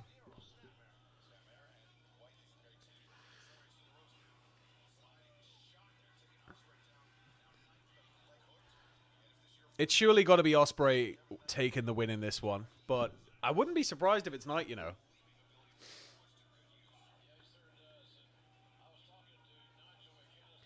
I play very few series blindly now. Like, I'll always support the Yakuza franchise. Oof. Oh my god, straight through the ropes. I'll always support the Yakuza franchise. Like, I'll buy those day one, like, if I've got the money for them. But it's rare that I have the time available. I've got, like, so many games I need to go back and play, and I used to play so many RPGs, and now it's just, like, I don't, like, I like, if I play a game like that, I like to have, like, 10 hours to just sit and play. But then now I get guilty about, like, oh, should I be using my time differently?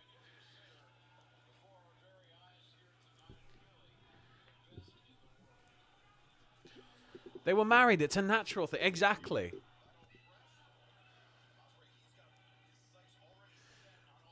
I've not played an Assassin's Creed since Origins, the Egyptian one. Everybody was buzzing about the Viking one, but Shadows looks cool. Love the Shockmaster hum in the background next to a can of Chef Boyardee's ravioli. Only the finest wrestling props in this streaming setup.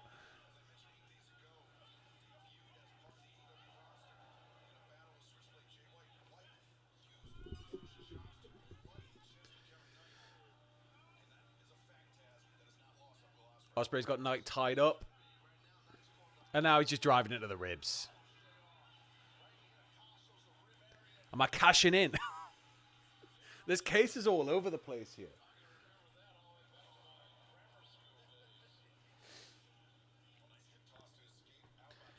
Daniel Young, in my opinion, Odyssey's the best game ever made, second only to Ocarina of Time. Massive shout. I've got Odyssey, but I've never played it. But the... like, I think 4 for me. Like, I really love Black Flag. But I think it's because I like pirate stories and stuff. So it's like, the Black Flag was just... And the cannon mechanics when you were sailing were just next level. I loved them. I do need a pink Tiffy case. Glittery pink with some form of my own "It's Tiffy time" catchphrase. Adam wearing one of those masks as the Prime delivery guy around, still a classic.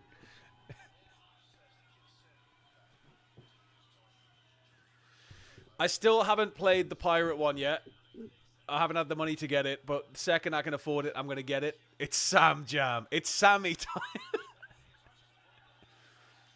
I never really liked 3. Like, I liked it. I just couldn't really get away with it in the way that I got away with 2, but you were following one of the best games in the entire franchise. Danny, it's weird because, like, a lot of people, when I talk to them about Assassin's Creed, they're just like, 4? You like 4? Really? And I'm like, yeah, it's like one of my favorite things.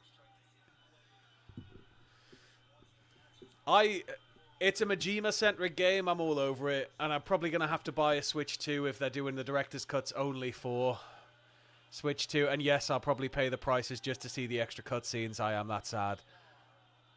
But if there's any more of the Makoto storyline, I'm gonna die. It's the Shredditor era. I like it. Pirates are badass. I don't care what anyone thinks, says Brian Gonzalez. Like, I think it's because I used to read, like, I read Treasure Island as a kid, and I think that was it. And that's why I like the series Black Sails. Because it's like, it's the origin of Captain Flint's Gold. And it's just, I loved it. Absolutely loved it. And they weaved in, like, real historical pirates in, like, a really cool way. That and the opening credits was just unreal. Are you ready for the Shreddy? I think Shreddy Breck will beat me up if I steal his catchphrase. And just add the to it.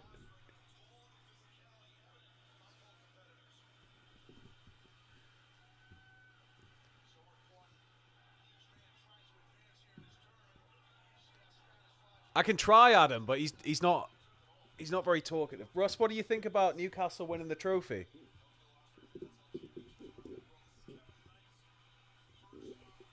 He just can't believe he's got people watching him live. I think he's a little bit starstruck, just sort of seeing you all here, the lights on, and he'll warm up.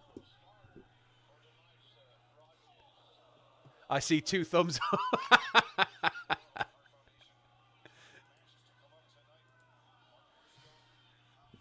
Trophy win might be why he's so sad to lack of a voice in that. He was just screaming on too much.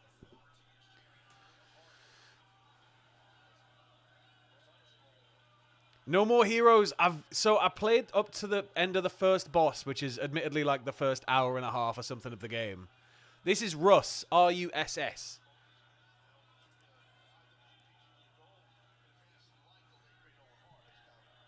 He is. Look at him. He's buzzing.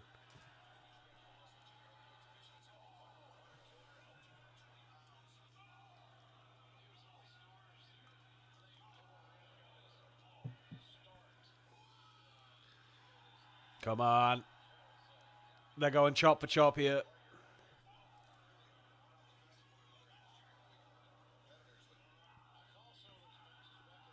Mike again. No, this is Russ, but they might have been talking about Ross. Do you play many games, Russ? He doesn't seem to want to talk right now. No, these are Ross's picks. These are Ross's picks. Oh, God, I forgot to put that on. Hold on. I've got all these. Let me just remove that one. There we go. So there's mine and Ross's picks. Ross standing in for Ross. You're trying to stay awake, Nightwing. You're trying to stay awake. So am I. So am I. Favorite wrestling game in your opinion? I'm a massive fan of Here Comes the Pain. That era. SmackDown 2, Know Your Role on PS1. Loved that thing to death. Was never an N64 kid, so I always feel quite left out when people talk about No Mercy, because like I can go back and play it now, but it doesn't have the same like allure, I guess, as it once did. My first wrestling game was Warzone, which is a pretty bad one, but I loved that to death. Russ plays GTA exclusively for the strip clubs. I think you can see that in his smile. His eyes are a bit sleepy, aren't they? He looks like he's into the nightlife. Well, we had a couple of matches that Russ could have made a prediction on. I don't know if there's another one. There is one left on the main card that Russ could make a prediction on, but he'll have to speak up when it happens. Oh my God, he's just driven him straight into the ramp.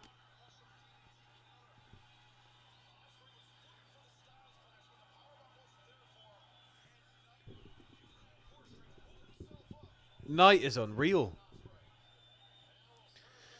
I loved early SmackDown versus Raw for sure. I've still not played Ballad of Gay Tony, and I got the, like, when GTA 4 was like £4 or something. I got the definitive version. That was class. From the powerbomb position as well, man.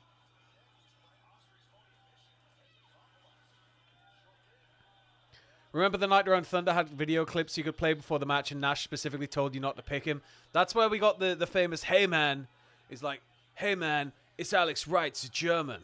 If you want to have a great victory, pick me, and we will win. I promise." Up to 7 for Osprey. 8. Oh!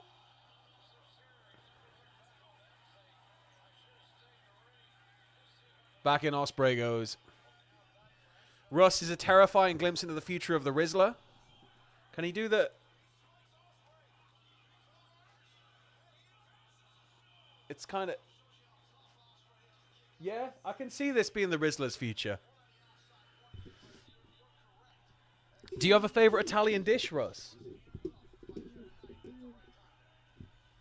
The like Warzone was full of like proper coked out promos. I'm sure like the Ahmed Johnson one is just him rambling about absolute nonsense.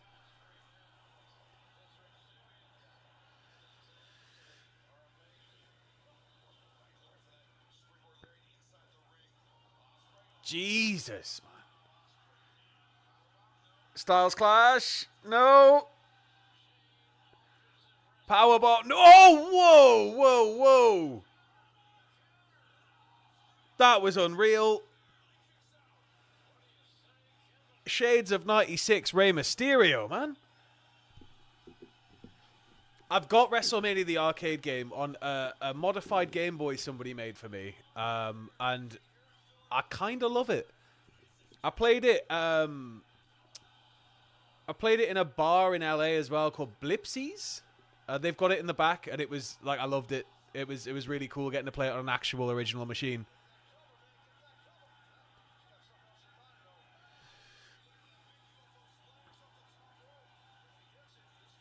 Ooh. This could be it. A twisting splash. Oh. 2.9. Go to bed, Sam. You go to bed, Bryan.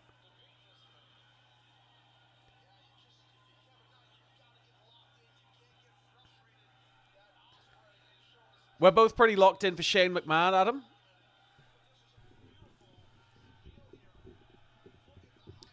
Jack Fletcher, I try and create wrestlers from WWE and AEW onto Wrestling Empire and plays them as a career. And oh my God, Cara, that was a close one. So, Jack, like, we're doing Wrestling Empire at the minute on Thursdays on the off weeks from Marbles. And we're having a great time with it. Caught him into a roll-up.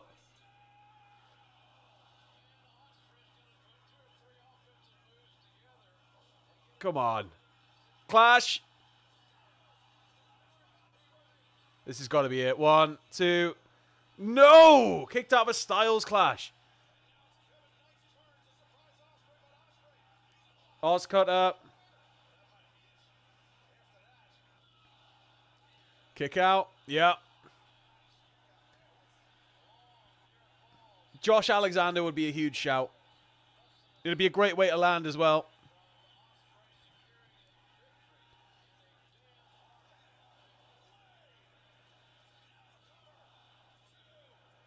That's it. Osprey is through.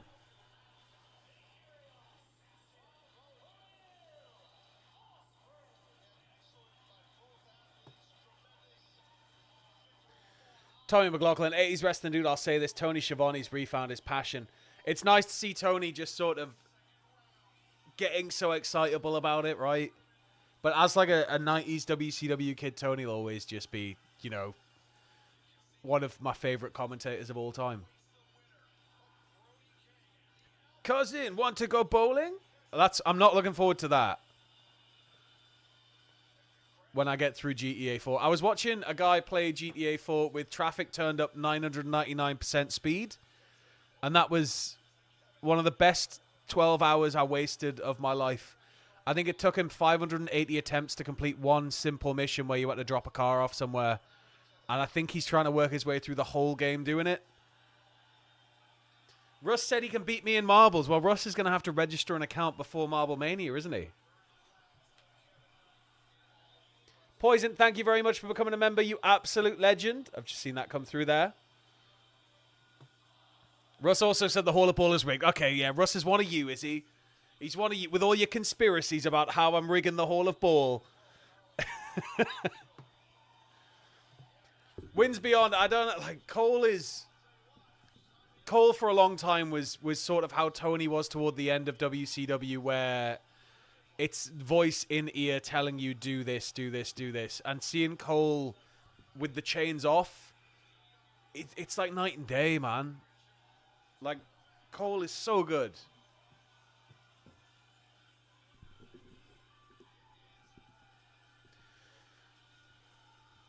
You can re-add through a mod the original tunes. But it's the game that I found Tom Vec through, because One Horse Race is on Radio Broker, and that became one of my favorite songs, and I finally got to see him this year. Yeah, I got to see him like this January in a tiny venue in Newcastle. It was really good.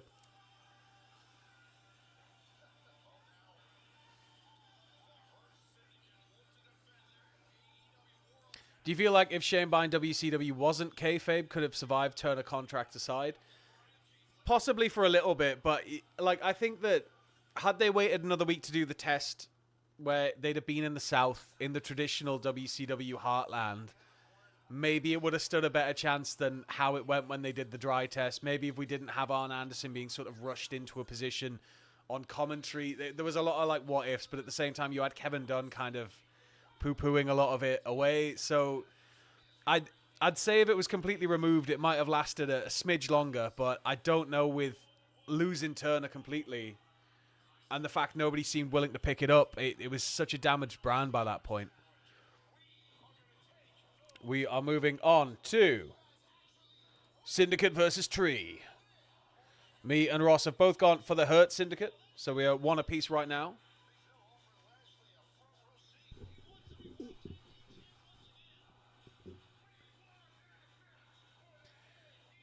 Go on, Big Bill.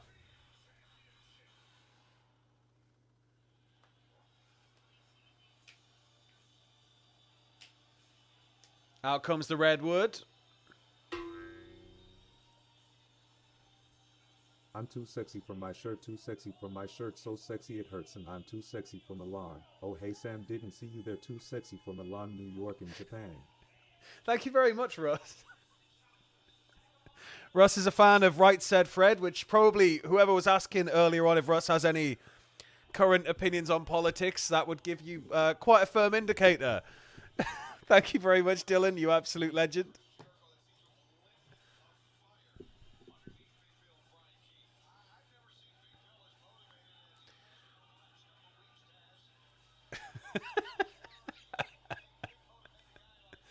He doesn't speak much, but when he speaks, it's always entertaining, old Russ.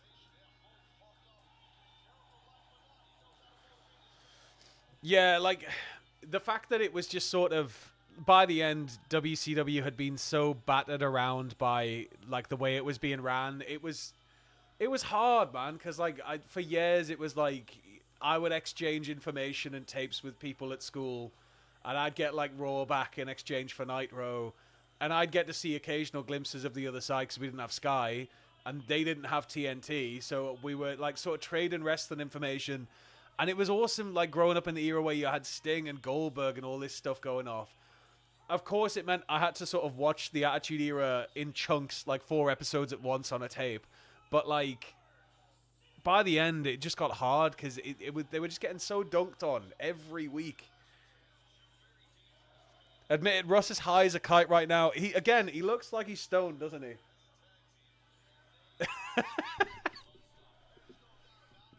If Baron Corbin, sorry, couldn't remember the name he's going by now, Bishop Dyer, if he showed up last night in MLW, if he doesn't sign with MLW, which company would best suit him, would love to see him in TNA or New Japan, I would be really interested in seeing him in New Japan. Like, really, really interested in seeing him in New Japan. But,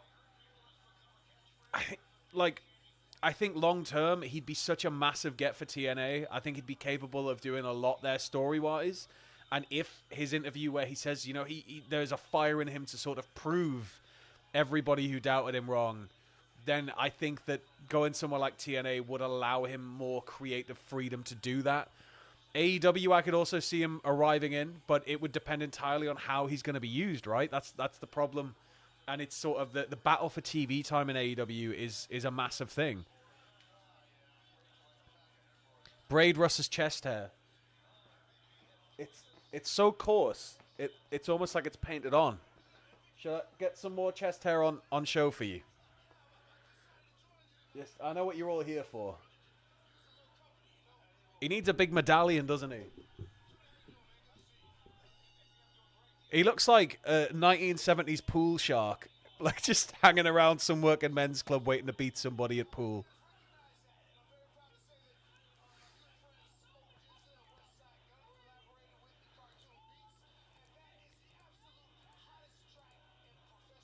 J-Beck has not appreciated much of Russ's comments and opinions. You got anything to say to that, Russ? What a man. Paul Newman style. Shelton Benjamin's physique makes me hate myself, Bryan. Man, it's just seeing the shape that most of these people get into, and then you meet them in real life and you're like, oh, you're like even bigger than you appear to be on TV. It's mental, man. I wish I had the willpower.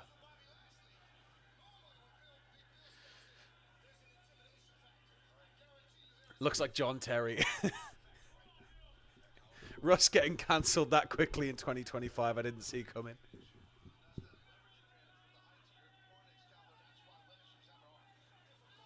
Russ is my favorite Paul Heyman guy. This is who's really going to help Roman out at Mania. Big Bill in, sitting them down.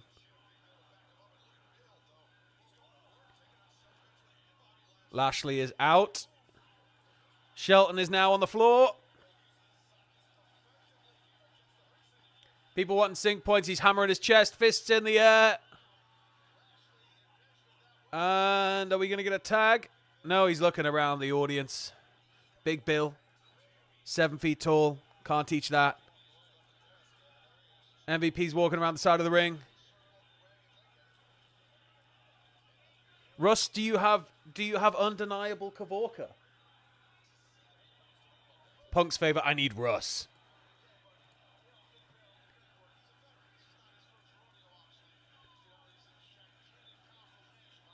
So Bill making a statement here.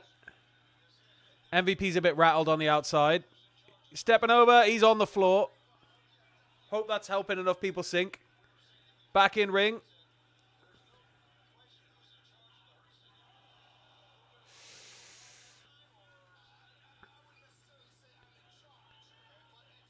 All right, tag. Obscure. My partner knows Drew in her 2 comments, but he's twice the size he looks on TV, and when you sit down, most people's guts hang over a bit. He doesn't have that problem. Drew is huge, right? Like, you can't... It's like, I remember the first time he ever came back after a match, and he's in, like, full ring gear and everything, and I'm just sort of sat by the mixer, and I think it was end of the night, so he stood around, like, sort of calming down with all the adrenaline and everything, chatting to people. And then stream's over, so I'm starting to like pack stuff up, and I had to go buy him to like start wrapping in some cables. And he's incredibly tall, but he's as wide as 2 fridges. But there's not like a single ounce of fat on him. It's mental. Absolute unit of a man. But it's like Billy Gunn. Like, watching him in the 90s, it was like, he doesn't seem like he's that mega tall. And then you walk by him at WrestleCon and you're like, he's literally like a tree.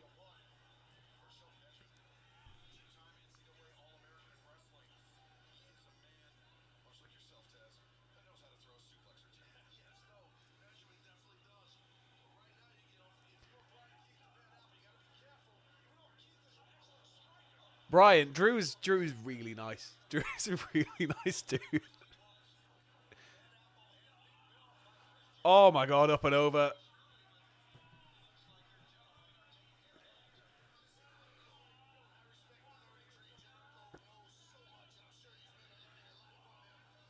MVP is now on commentary. Obscure, she was hanging with him post-show. She's close friends with people in the wrestling industry, I think she mentioned. And hit it off with Drew. Apparently he's a big fan of theatre. Nice. I know he's a big fan of UFOs and stuff, and I've never got to talk to him about it, and I'd love to. Like, he wrote to the US government, I think, for Roswell files and stuff as a kid.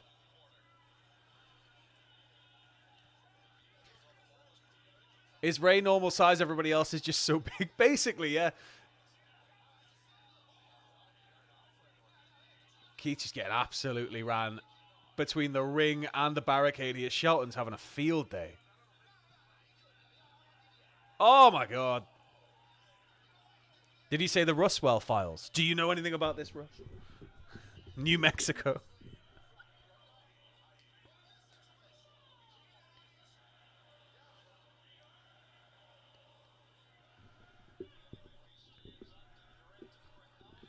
Moopy moves. Imagine telling someone 6 years ago Big Cass versus Bobby Lashley would be on pay-per-view. I know, right? It's mental how fast the industry moves, isn't it? Yeah, what MVP? Give MVP a mic in any regard, and the guy's just going to run wild. Just naturally charismatic, able to just pinpoint everything he needs to say with such ease that it feels just completely natural.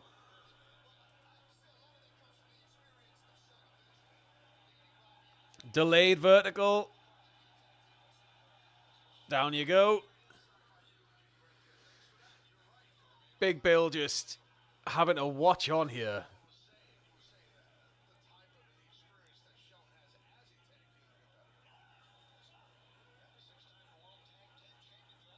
Bobby looks just as toned as always.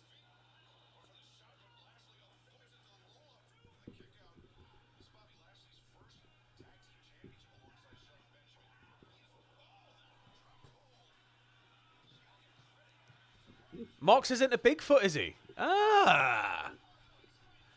Is that why he got married in the garden? Just in case a Sam Squanch wanted to come up?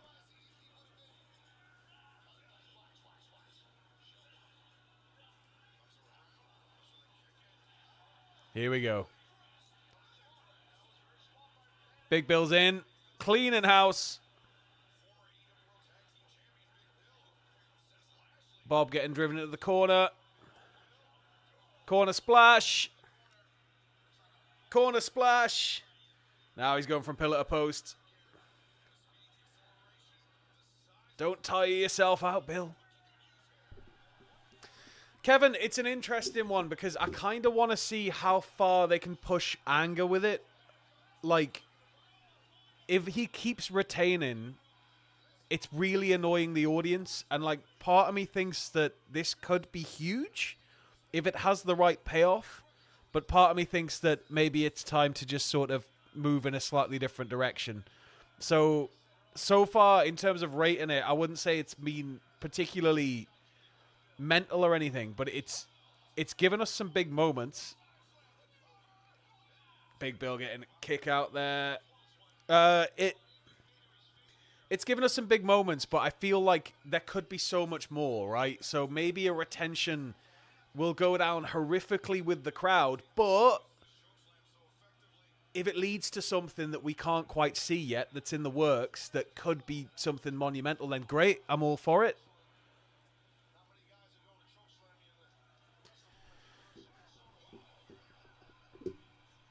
I think the gear's fine with Big Bill for now, but I get what you mean, sorta.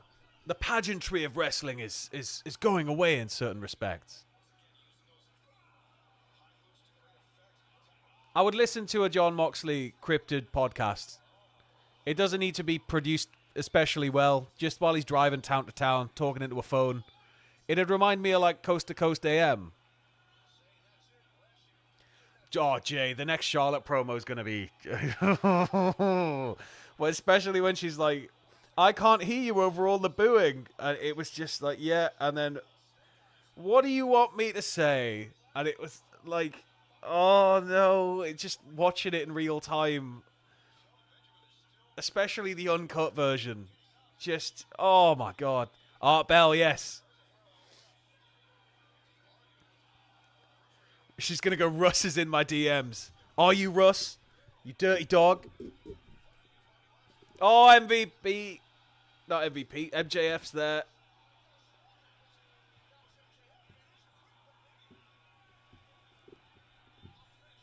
Did they see him? There he is. MJF's going to help them win. Or is this going to backfire horrifically?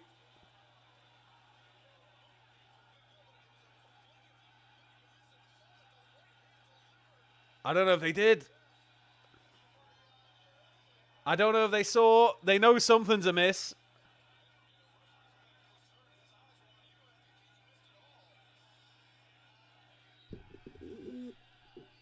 Russ wedding number 4. It'd certainly be... he wouldn't talk very much.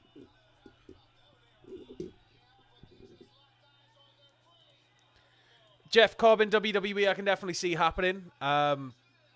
It's, again, in how they treat him, but get him in there with Jacob Fatu and let me just live my dream for a bit. That would be great. MJF, business done, has cleared out of there. Spear.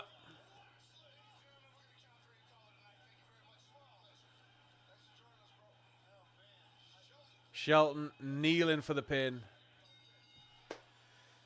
Hurt Business, not Hurt Business, Hurt Syndicate over with the help of MJF. Again, not sure how much they saw of it, but they know something's amiss.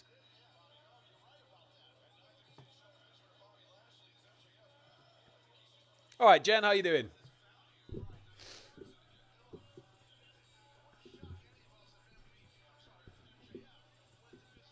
I mean, they do what they say on the tin. It's the Ron seal. They do hurt people. Keep Cobb away from Bronson Reed, though. I could 1,000% see them being bundled in as a tag team. Let them feud, but I don't know about tag team. I want to see him give Bronson Reed a tour of the islands. That'd be That'd be massive. In more ways than one. Yeah, hurty lads win. Mercedes eats belts the long way. He'll hopefully be back before long, but Bronson Reed is... he's just so good. Mercedes up next. Let's get this... Ba-ba! We've both gone for Mercedes. Russ is still sticking with Mercedes, I believe.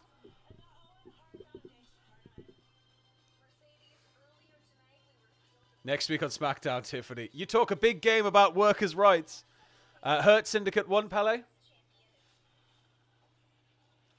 We've had Osprey win, Hurt Syndicate win, and we are moving on to Mercedes Mone versus Julia Hart in the Owen Hart Foundation tournament.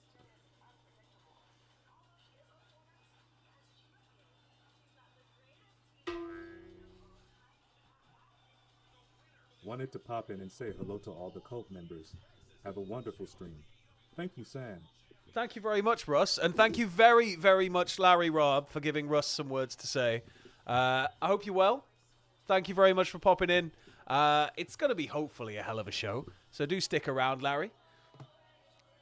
But hello and welcome to you, sir. Does Russ have a special drinking mug? I've got my Gamer Subs bottle here. But Russ, he's not very thirsty. Out comes Julia in her fantastic hat. Anyone I've known if Bob Sapp can still go, he'd make a good hurty lad. Bob Sapp, man. I want more wrestler, like more wrestling masters companies. There was it Tradition run by Tatsumi Fujinami, where they'd just book Korakuen Hall and they'd have a load of old boys fight. Julia Hart can ruin my life. Russ is a horn dog. This is... Julia Hart can ruin my life, says Russ. Courtesy of Brian Gonzalez. Thank you very much. He's going to pop. He's just getting so excited. Sit up, Russ. Sit up. There we go. He's sitting forward for this one. As forward as he can get.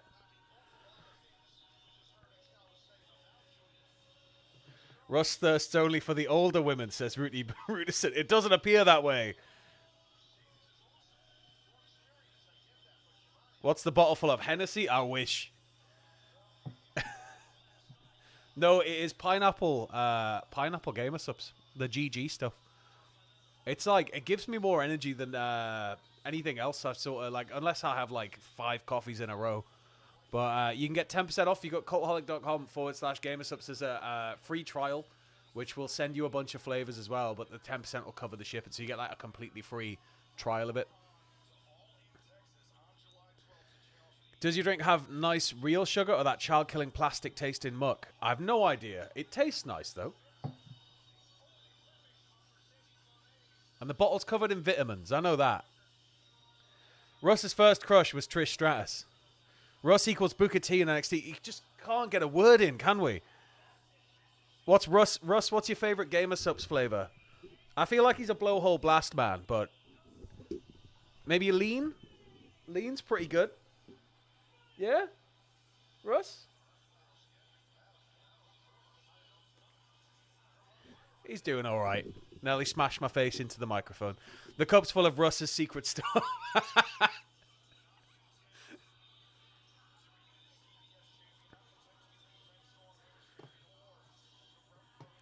Russ wears hats backwards like Ken Griffey. Where is the cap? We don't have the cap. We might do a bit of dress up with him in a bit, like. Rey Mysterio might want to watch the Bandido match or the Parker. So we might get another very special guest. Russ does look very happy. He's very happy with this match.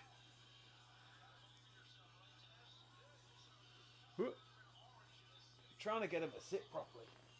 I think I need to pile another cushion behind him. Come on, Russ. There he's a bit more forward now. Put the blart socks on his hands. Where are they? If I see them, they're going straight on his hands.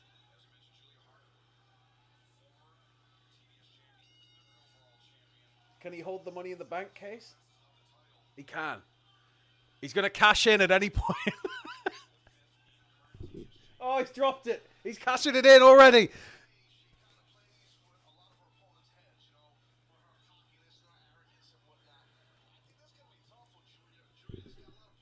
Sasha's very fiery.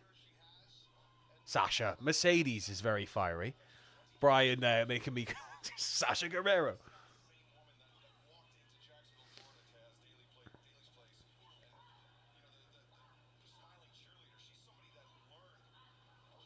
Okay.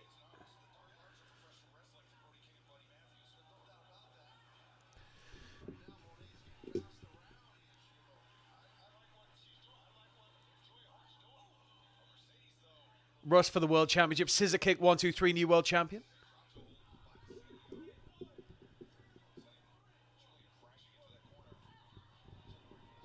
Larry Robb, that's fantastic news. She loves AEW as well.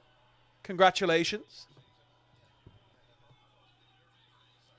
Does Ross know he's been replaced with this sleazeball? It's Russ. Everybody knows and loves Russ. He's a long-time member of the channel.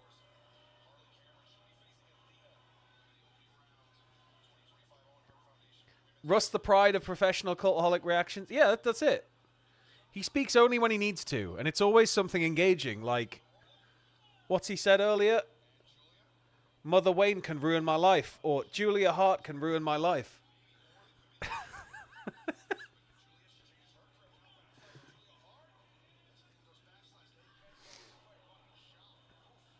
We need Russ on Desert Island Graps.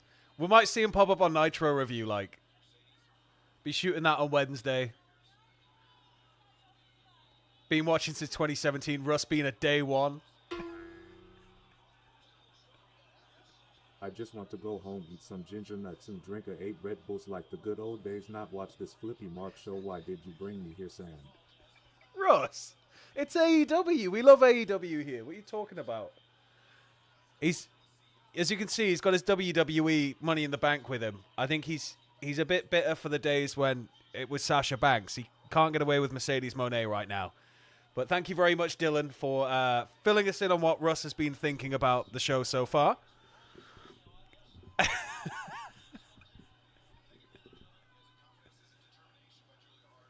Russ is an E-drone.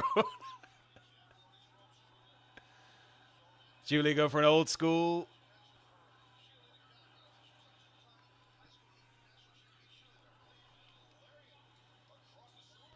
Gary YouTube versus Russ. Book it. Fed build. We got 685 viewers. Thank you all if you're tuning in. Can we get a like spike for Russ? Can we get another like spike for Russ?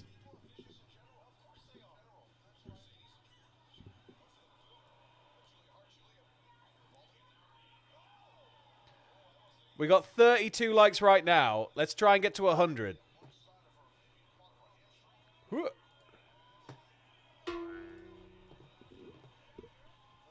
I love you, Sam. Please come back home for the children.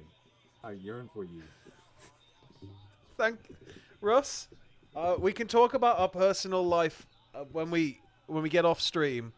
But thank you, Larry, for allowing Russ to chip in there about our family and the situation going on right now.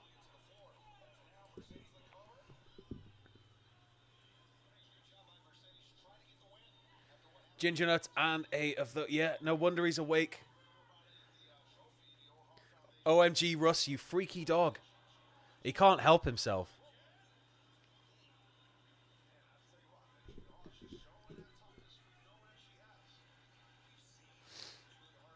It's been a good back and forth so far. We just need something more concrete for Mercedes. It just feels like run of dominance is fine, but there needs to be something soon.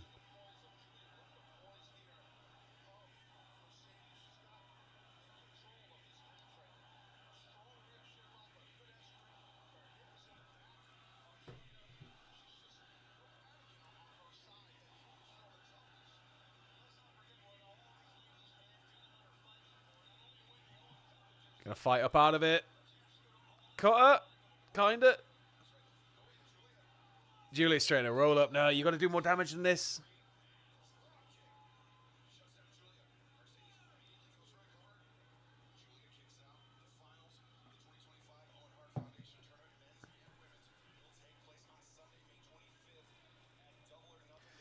So yeah, we're building up to Double or Nothing for the finals of this.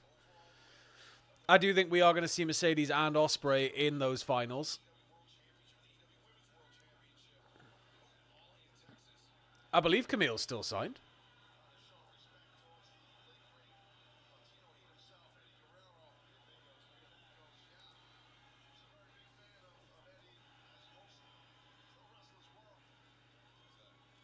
Knees up.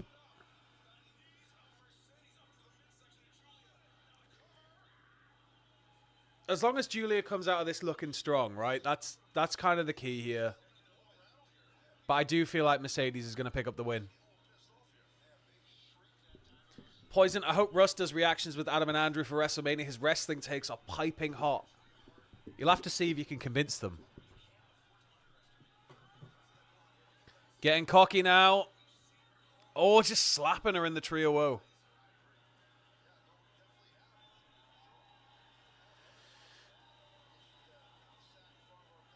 If Russ likes Julia and Mother Wayne, wait until Megan Bayne comes out, says Brian Gonzalez.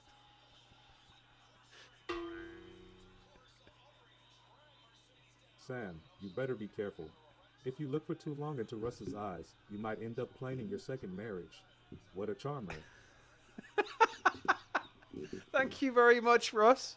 Talking about himself in the third person there. I think Russ might want to marry me. Maybe he just wants a free trip to Vegas, though. That might be what it is, really. But thank you very much, Rolling Courage. You absolute ledge. We got 700 people in. Thank you all very much for tuning in. Dilu, he's just so focused on the wrestling, he doesn't even want to blink. Ah, quite a dominant kick out there.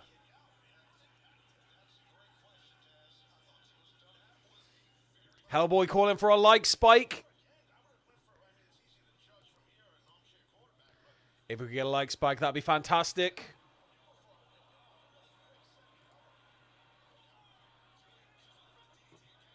We just make sure that's what. That's all still live. That's great. Thank you all so much. The spirit of Inoki flows through me. Sam, when you least expect it, I will share this power with you through the form of a chop. Thank you very much, Russ.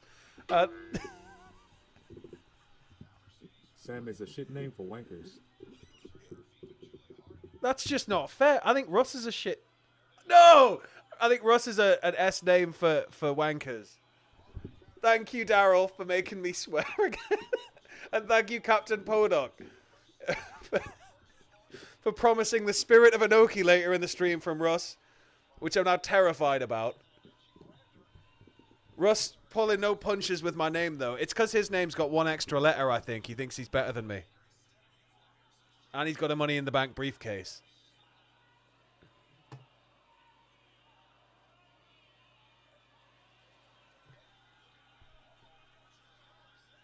We got a tarantula.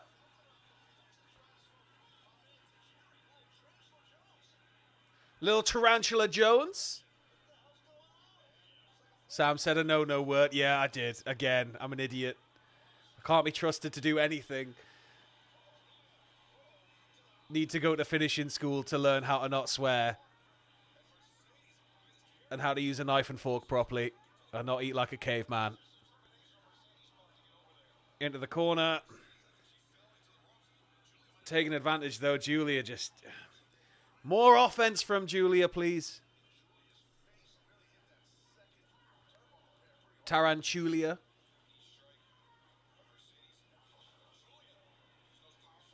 Russ cashes in the Money in the Bank the long way.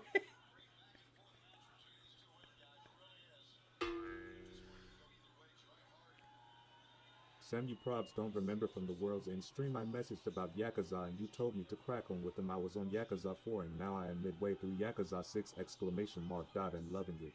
While the ending twist for 5 is so dumb, I love the story overall. Russ, I'm glad that you've been working your way through the Yakuza games. And thank you very much, Quinn. I'm trying to remember the twist at the end of 5. Hold on.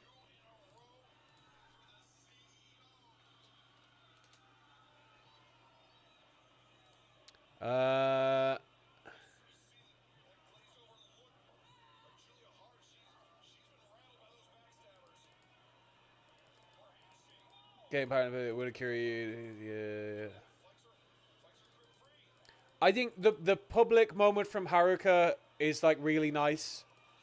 But yeah, it got really convoluted. I think it was when the series almost jumped the shark fully. Russ teaches a masterclass on swearing and when not to swear. I might have to take that up. $70 a month.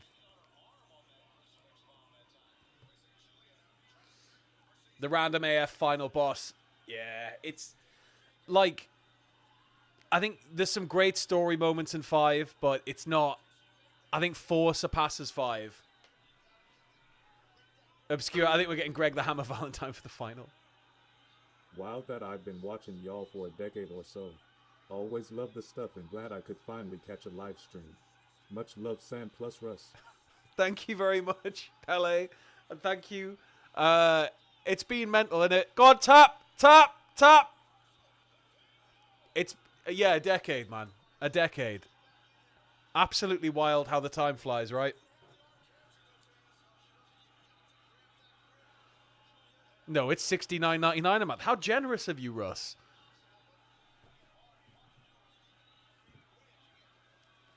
No, not your briefcase. What are you going to do without it?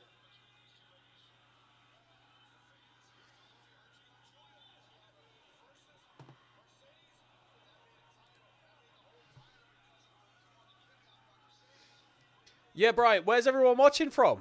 So we got Pennsylvania, we got Seattle, Virginia, Maryland. I'm obviously in Newcastle upon Tyne. Yeah, Julia's got the crowd on side. But I think this is just indicative of people getting tired of Mercedes. Come on! Come on, Julia!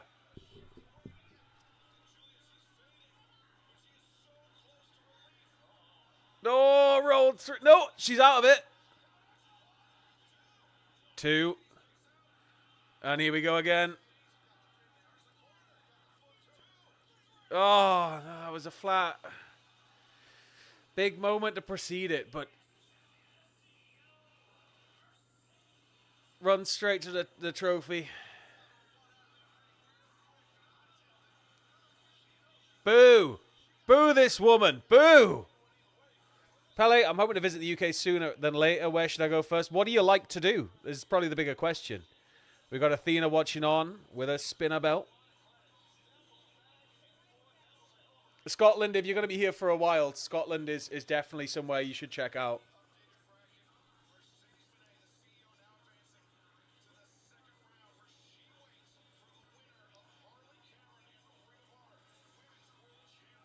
But yeah, it's sort of different cities have different vibes and stuff. So, and there's a lot of history spread out over the country. So it depends what you're into, Pele. But I can vouch for the Northeast. We've got some lovely beaches. We've got some nice history. We've got a lot of bars. A lot of sort of independent food places up and coming. Isle of Wight, the home of AJ Hazard. Greatest wrestling champion in British wrestling history. We're moving on to the trios next. Waba. So this is the first difference me and Ross have. Later on, there will be a chance for you all to choose Russ's choice for the Kyle Fletcher match. But I went for rated FTR. Ross went for Riders. I think that the FTR stuff might implode after a win.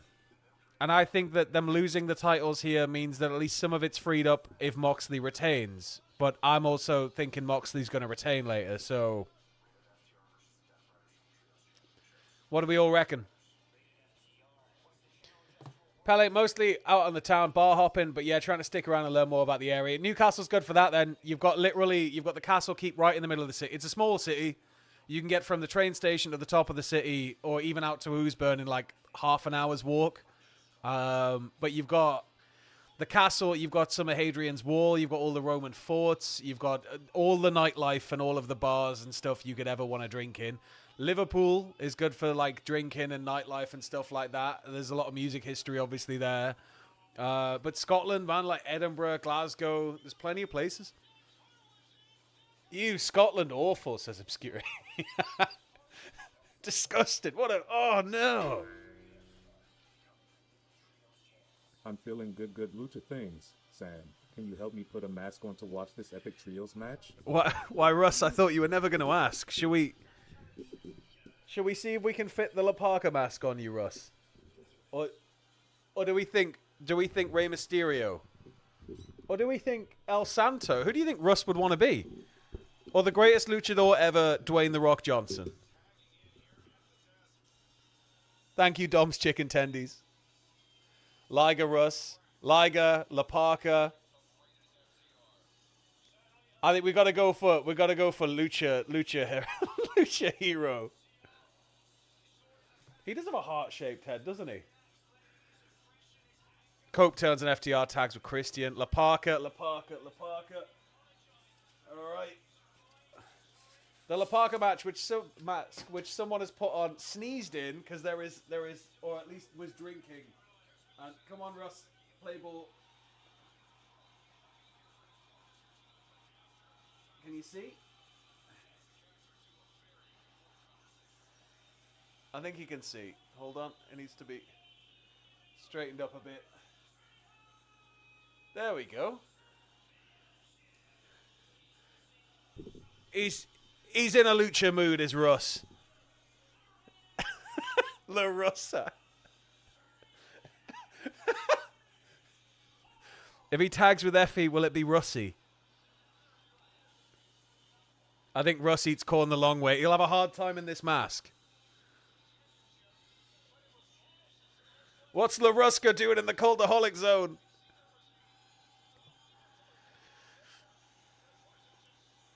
So we've already got some tension with FTR. Viva La Rosa! Lovely. I love that. Well done, Moopy Moops.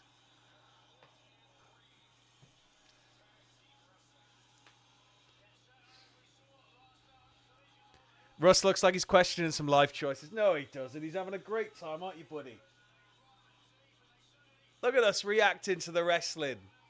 Yeah. Me in a cultaholic life, I like Russ.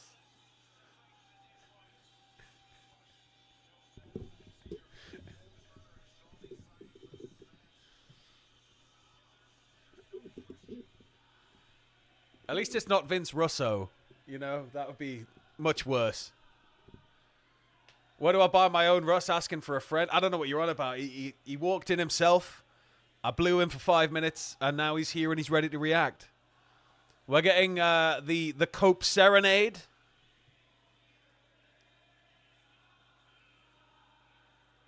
Russ looks like he's about to break someone's thumbs. Yeah.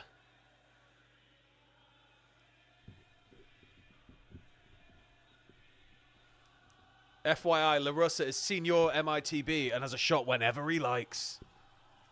He's waiting to cash in. Christian couldn't get it done. Russ stands a chance.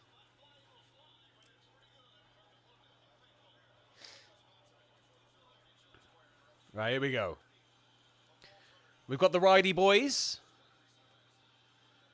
Where's my local hero? Where is he? Where are you? There he is. There he is. Touch me again, Sam, and I'll make you mysteriously disappear. I know people. Great show so far, don't you think? I need to move that down so we can... No, wrong one. Hold on.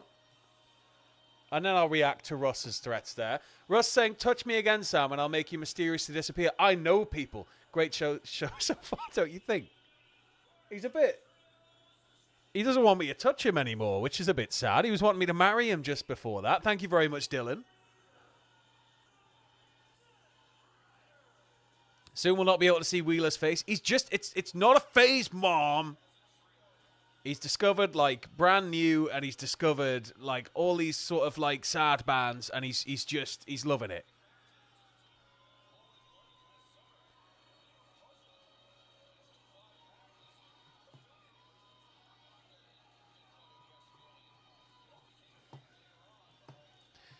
If Rated FTR win, like, I think it would just cause a bit more tension if the break comes after winning. If they're forced to defend them together, unless we get a sacrificial, I'll take the pin because I don't want this, and then we're going to get a bit more of an explosive situation come out of it.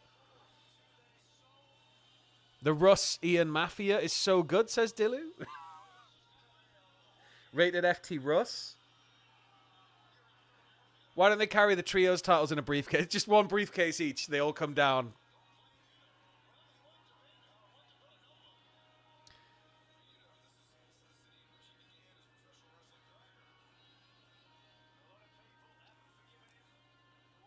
Russiv Day?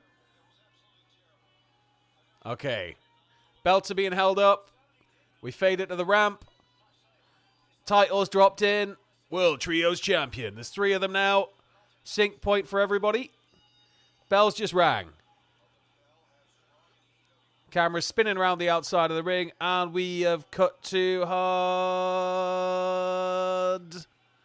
I'll tell you when. Now.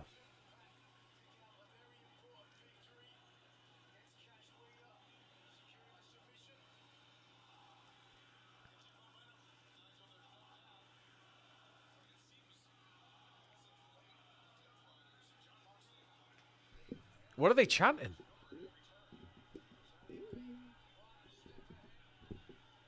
Mox lost the combination of the briefcase. Imagine that's a whole storyline. Wild card for Hangman. I'm really not sure. Somebody mentioned earlier it could have been Josh Alexander, and that would be interesting. Is Russ the wild card? Potentially.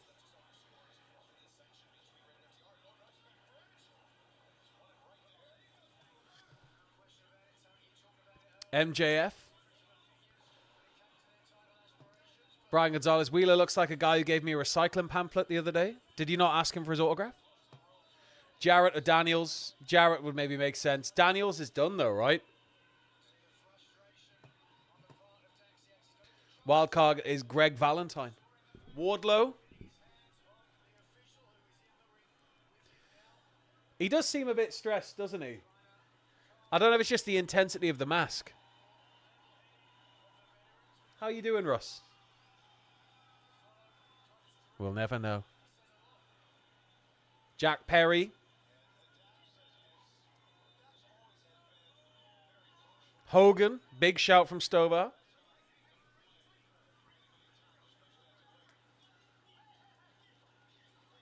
We got 731 people watching. Thank you all so much for tuning in.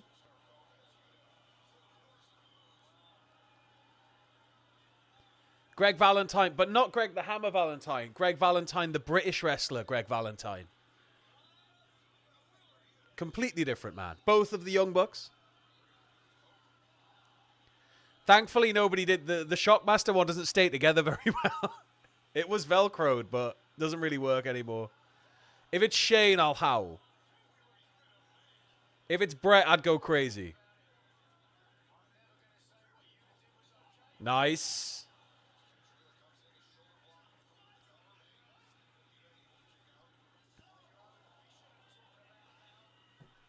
Both the Young Bucks in a trench coat. If they wrestle in the trench coat, I'll be buzzing. That's a whole new gimmick. That extends a career by decades.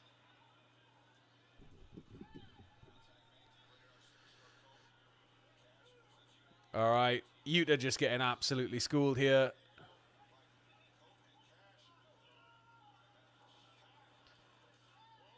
So Cash and Cope working well. Dax getting in. Okay. Taking it to Claudio. Wildcard's Hendry. That'd be a massive shout.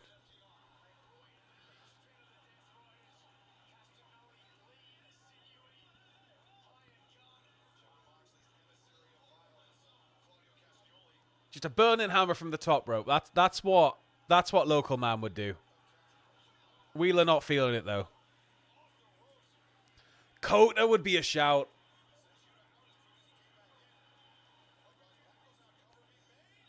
Honestly, it's got to have happened, Gio Mello. It's got to have happened surely by now. And he's got to have a name like Mr. Adult Man or something. Yes, I'm John Adultman. That's me. I am the wild card. I'm just trying to throw everybody off. Bishop die is a shout.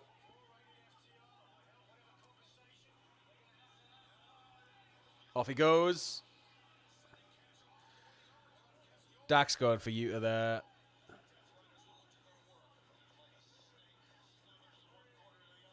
Wheeler's just getting absolutely pummeled by Pac now.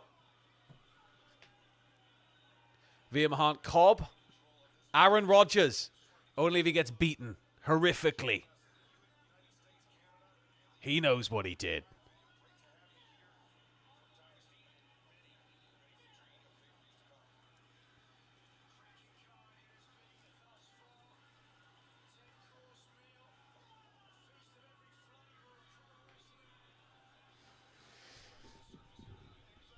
Who's this jabroni?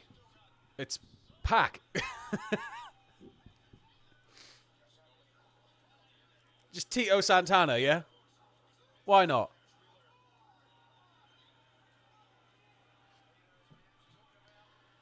If we get King ever, I'd lose my mind. FTR breakup. Dax goes with Christian to have the Dax and Christian versus Cash and Cope, only for FTR to reform and beat the crap out of the old men to set up a real match. I like the shout of that, Nicholas. Wildcard equals local man in a trench coat just because he can. He's actually just 12 feet tall.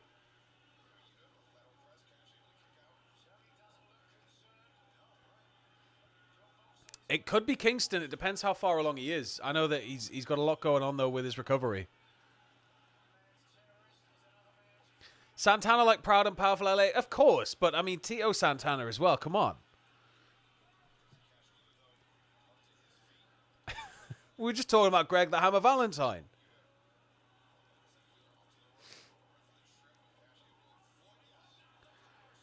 Wheeler's turning the tide a little bit, but he's got to get to the corner. Oh, Pac's just going to go take him out.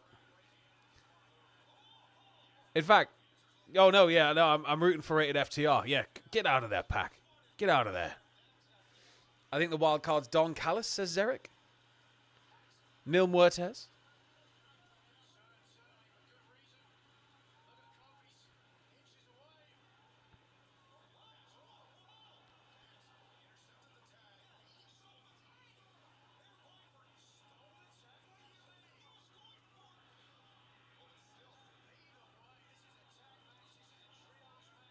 Dax is just sort of... Ooh.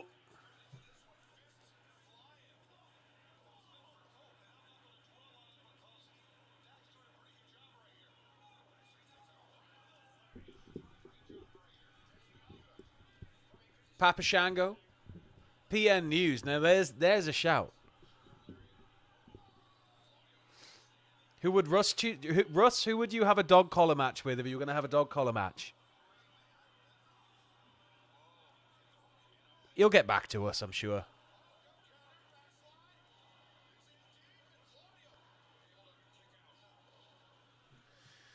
Claudio in trouble here. Ah, Yuta's in.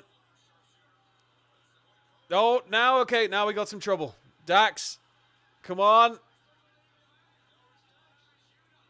Cash is in. We've now got triple submissions on the go.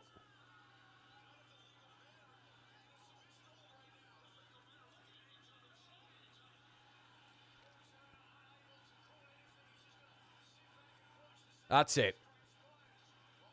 Fisty slaps. Yes. Yes. Bald versus bald. Uppercut. Uppercut again. He's just cleared Wheeler out. Yuta's in. We're going for the spinny boy.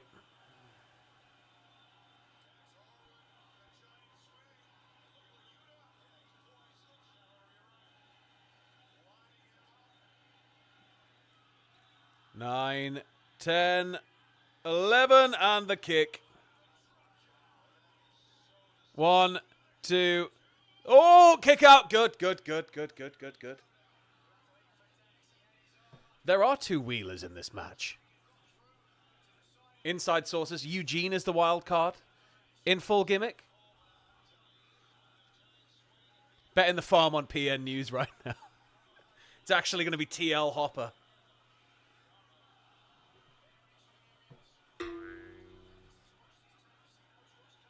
I'd want to wrestle you, Sam, especially in a dog collar match. Your human neck has nothing on my lack of bones. Thank you, Russ. That's quite... Russ is aware of his lack of bones, which must be a horrifying prospect for somebody so sentient and able to reply to everything. Thank you very much, Pele. Pile driver. Dax is done. This is it, innit? Yuta.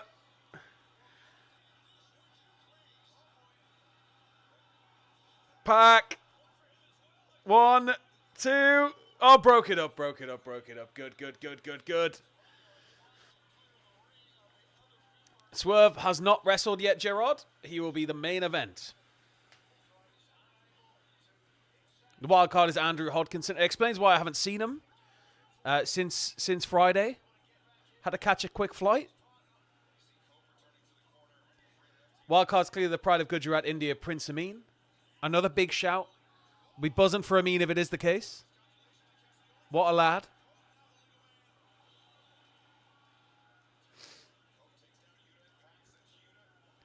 Yuta over. Pack dropped. Yuta eating another just drop to the face.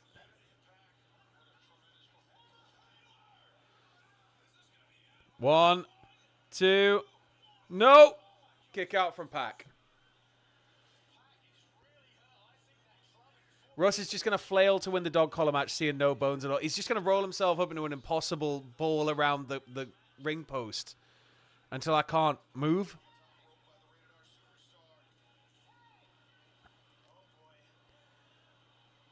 Here we go. Cope's up top. Superplex. Harwood is legal.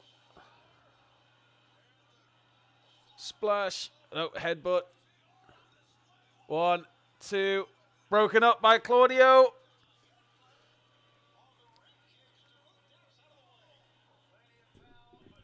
Gerard, they'll be on the main event. We're currently on the Trios title match, which is Death Riders versus Rated FTR. Probably another few hours yet till we get to, or another couple of hours till we get to Mark Swerve.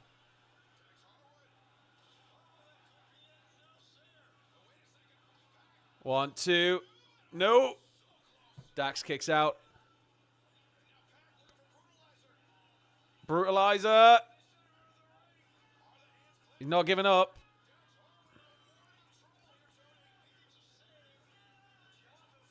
Claudio wrapping up Cope.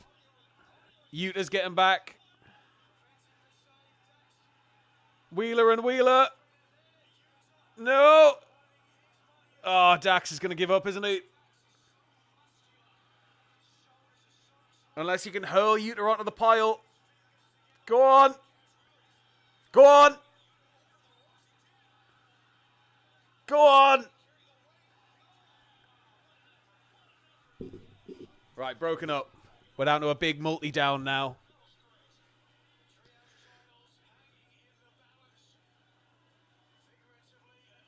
Gerard, Swerve lost to Moxley in very quick fashion. Moxley just walked in, Swerve lay down, and it was finger poke of doom all over again. People are very angry with Toni. That's why the crowd are really loudly supporting this match instead.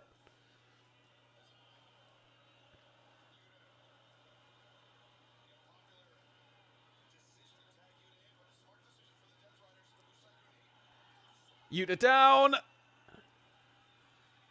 Cope back in. Spear.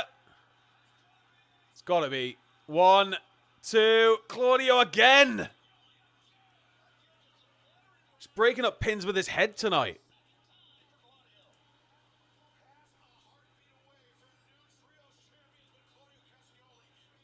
People are already saying it's Russo level booking, and I agree, Gerard. I agree heavily. Russ can't. Yeah, Russ hasn't spoken since. We had to put a mask on him because his mouth is agape, kind of like locked in horror, like when they dig up mummies and they're kind of like terrified. He's sort of sat there going like under the mask, so nobody. I just cover it up. It was getting quite jarring. A sextuple down.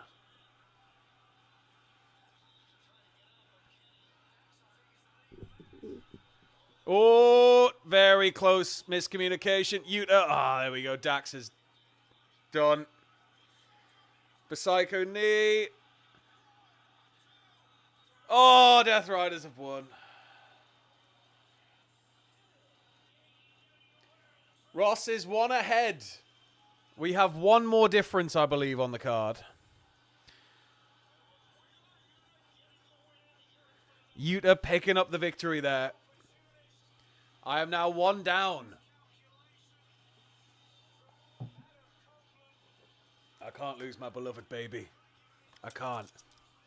It's got to come home with me. The cat likes to run around the house wearing it.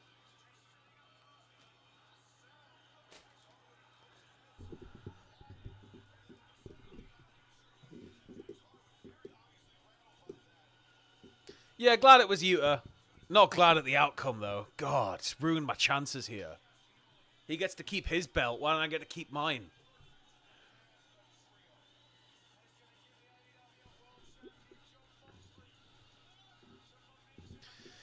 I don't know what's going to be next.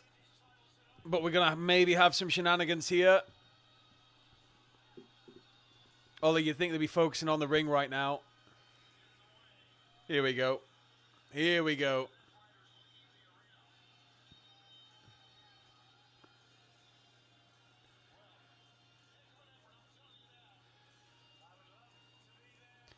Story point, though, Bryan.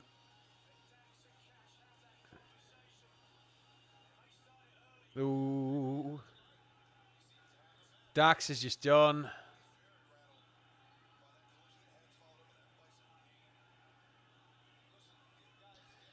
Cope outstretching his hand to Dax. Accepting both hands for the lift up. They're all hugging. Arms in the air. Dax is knackered. Oh! Oh! Pile driver! Pile driver on Cope. Dax just peeling out of there. Oh, he's getting a chair. Is he going to Pillmanize him? Or is he going to concerto him? He's going to concerto him.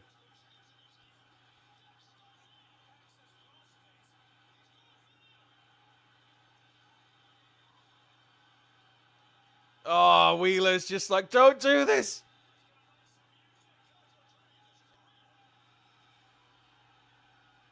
Oh, he's offering him the chair. Throwing it down. Dax and Cash. No.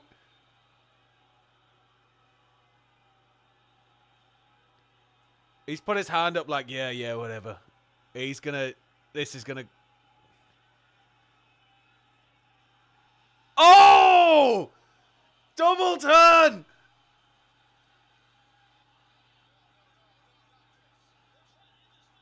Oh my God, pile driver onto the chair. Yes! And now, here we go. Concerto. FTR have gone bad. Oh, Cash wants to do it. Oh! Cope is out cold.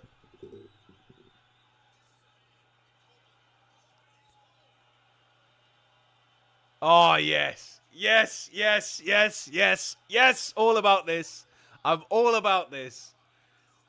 We've got production going. Don't do anything else. Don't do anything else. Wheeler going again. As production goes, what are you doing, dude? Don't do it again.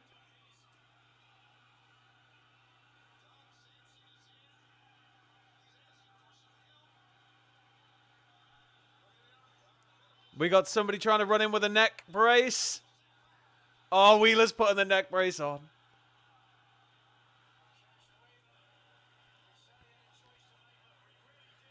Oh. Cash Wheeler now climbing onto... now climbing on the gurney. And Dax shoving the gurney over.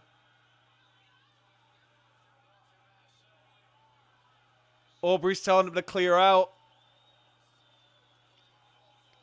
This is perfect. Love this.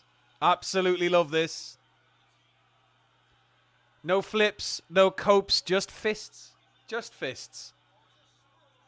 And pile drivers onto chairs.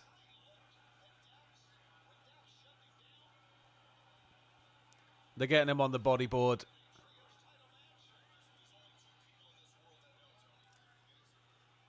That was nice. I like that. Cope's now on a stretcher. Russ, he can't believe it. He's seen too many lucha things there.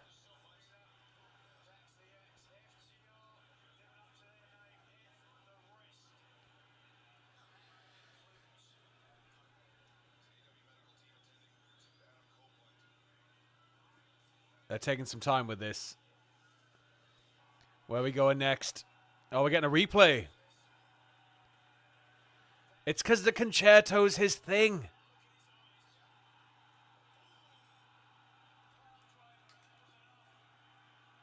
Never seen a reaction so intense. Poison is hypnotized by Russ's reacting here.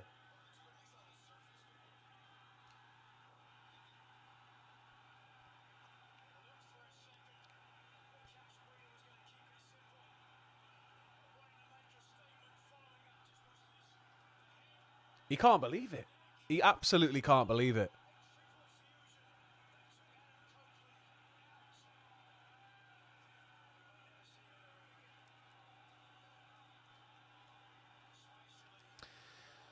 Zarek Whitworth, FTR wins tag belts from the Hurt Syndicate. Cope returns with Christian. They win the belts together, then retire. That would be quite a nice way to sort of end it all, wouldn't it? If that is on the horizon. Looking forward to the handicap elimination match where Cope goes over Sis Jordan. Why FTR? Why? Sorry.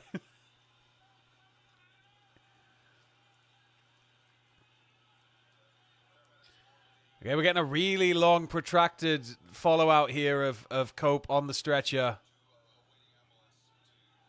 Toni looks absolutely disgusted.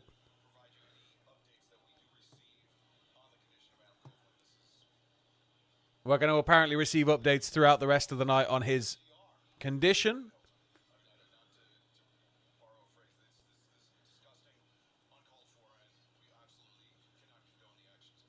Nigel's just like, more. We are now going to timeless Toni Storm versus Megan Bayne, and I'm sure Russ is going to have something to say about that.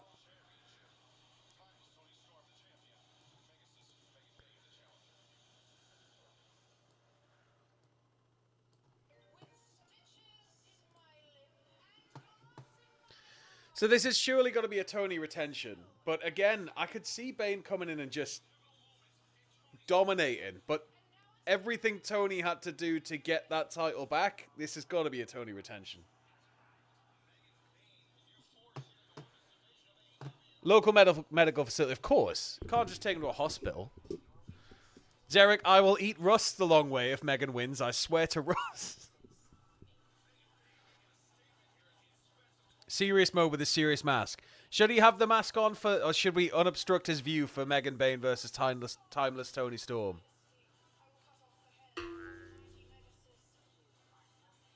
Megan Bayne can kill me or ruin my life. I don't care. Russ says that Megan can kill him or ruin his life, but he doesn't care either way. I think he's going to be cheering for Megan in this one. Going to be very excited. All of Russ's hair will leave his head. New mask.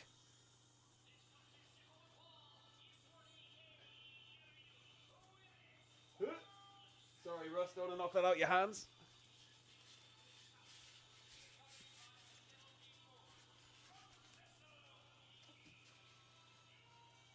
What? Should we put... Russ wants Megan to step on his neck. Russ and Thunder line Russ.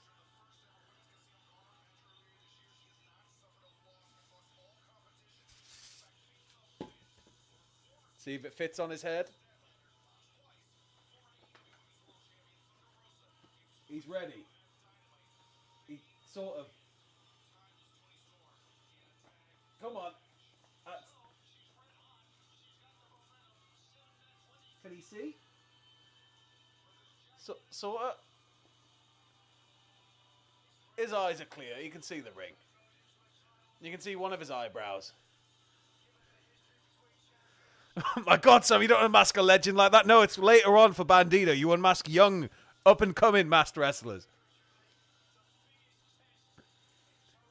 Was she announced as the champion? Root Sam, can you verify rumors that Russ is back on the juice pending a mooted WCW revival headed up by a returning Vince? Russ, are you on the gear? He's oddly, suspiciously quiet about that, so I think that gives us all the answer we need. He's very pumped up right now, I can tell you that.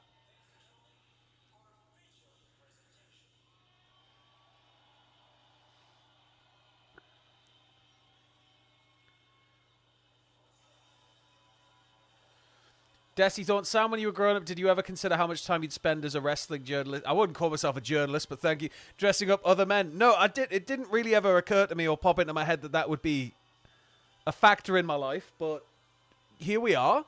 You know, wouldn't change it for the world. So we got a Rocky style Toni Storm package here.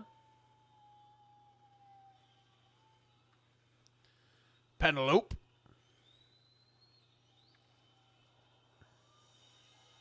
All right, here comes Toni.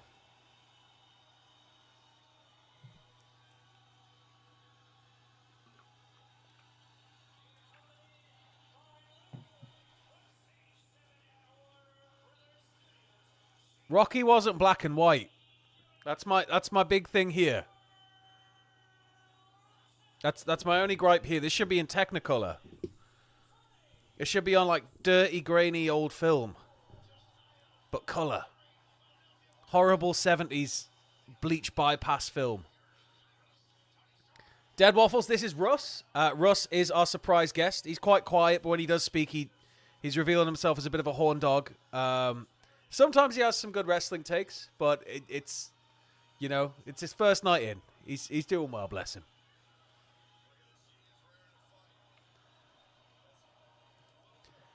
Devil Kazuya. No, that never popped into my head. The poster's in black and white. Maybe she's the poster. Maybe she is the poster. Maybe I'm not thinking deep enough. Wheels within wheels. 800 viewers. Thank you all so much for tuning in. Penelope Ford can watch while Megan Bayne can ruin my life. Thank you, Russ. Should we talk about the wrestling for a bit, or you want to keep talking about Megan Bayne? I mean, she is in the match, so he is talking about... I guess. Thank you very much, Brian Gonzalez.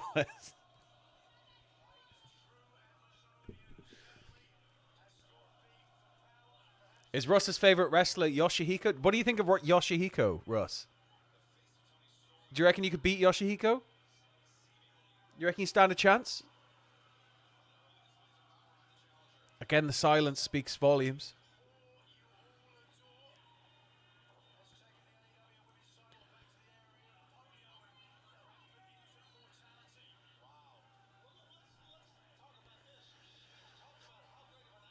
We got 333 likes. I think we need another like spike, if I'm being honest. Can we get a like spike?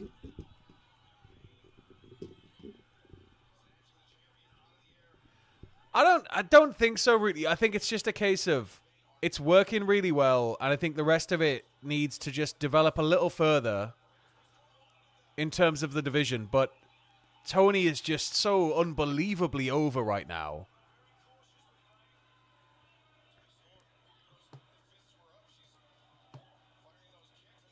Russ is not taking this nonsense. Maybe Sam's the inflatable. Maybe I've been the inflatable all along.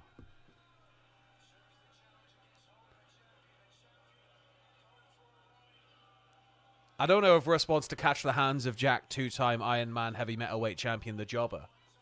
But we can always see if we can make it happen on Patreon. Russ doesn't take the piss, Sam.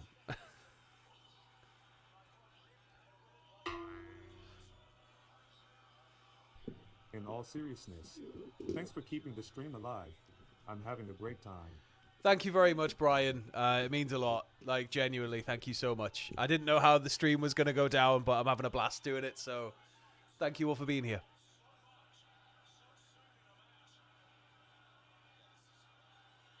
But I figured I'm watching it anyway. I may as well get to watch it with all of you. She hit Mickey. No! He's going to have a heart attack, and then how's how's Toni going to sort of build up the momentum to get back to it? Russ, have you ever seen Rocky? Oh! All right, she's taken out, Luther. Luther's gone.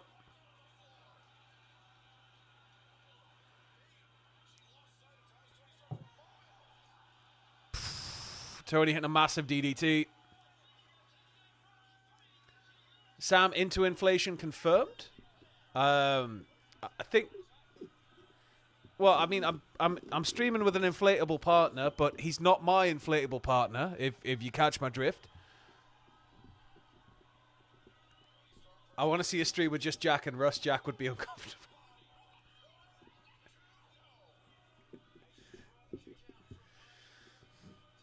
Eli thinking about dropping the ball with Jamie Hayter's return last year, saying still upset about that. I think Hayter, there could be so much more going on. But I guess if Toni's working right now, Toni is probably the best launching spot for whatever's next for the entire women's division. So we need to just kind of build around Toni for now and start to really cement some performances to make the division feel more credible. Like, in terms of storyline, obviously credible in-ring isn't even a question, but like credible in terms of storylines and in terms of everything. And I think once we see Mercedes lose the titles and it frees up a lot more for the rest of that kind of mid-card and she's off toward the main event, then I think we're going to start to see a lot more start to develop out of it.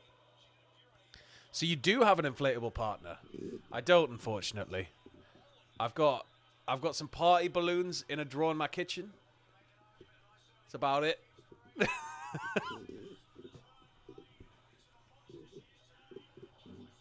But my inflatable work partner, Russ, he's the only inflatable I need in my life.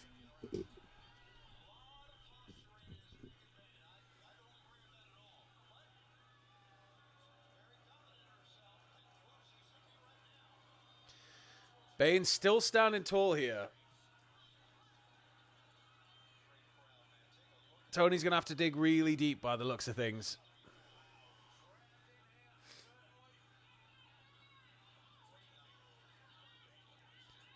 Zarek, Russ gets eaten by me if Bayne wins. Remember, Sam, I'll have to post him out to you. Then you'll have to blow him, and then you'll have to eat him.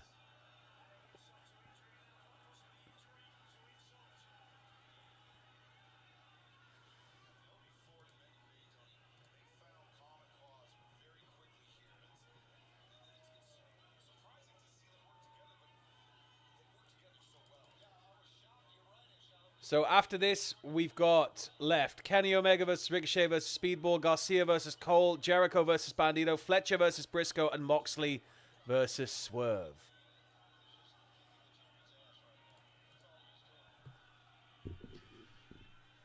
But as long as Penelope's going to keep getting involved on the outside, Storm is kind of screwed here a little bit. Luther got an wholly taken out by Bayne.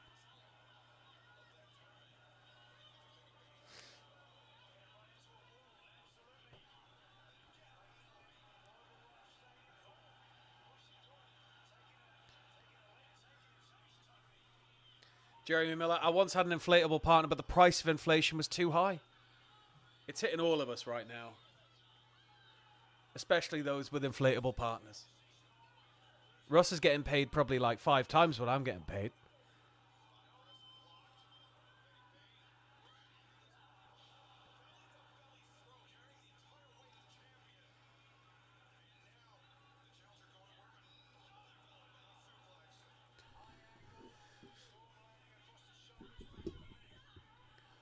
Pele, Omega, Speedball, Ricochet could be on the level of not higher than Takeshita, Osprey, Ricochet. I was lucky enough to be live on the floor for that the latter match.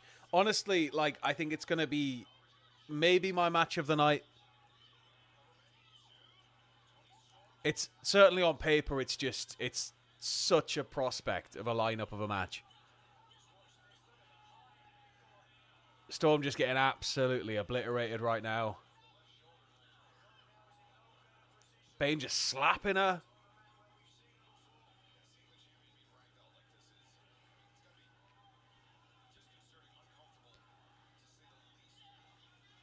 Sounds like a job for turrets and Gallows.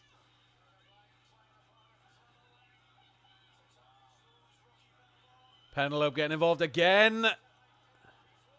Aubrey, man. Turn around. Do your job. Aubrey. Luther finally back up to his feet. Electric chair? No. Burning hammer. Local man, go on. Do local man proud. Burning hammer. Burning hammer on the ramp.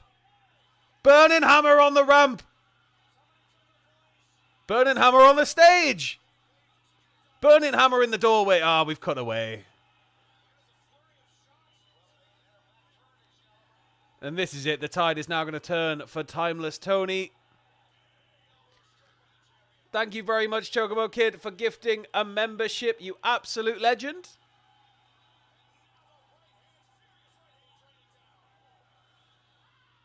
And Daniel Young, you got the membership. Congratulations.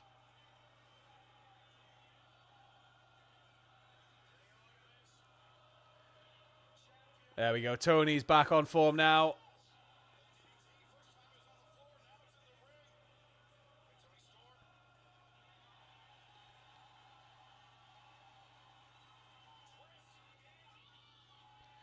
All right.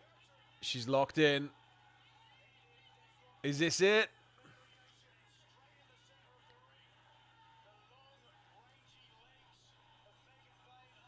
Chocobo Kid, it's actually been, like, honestly pretty solid so far. I don't think there's really been too much, like, fat on the card. It's all just flowed very nicely.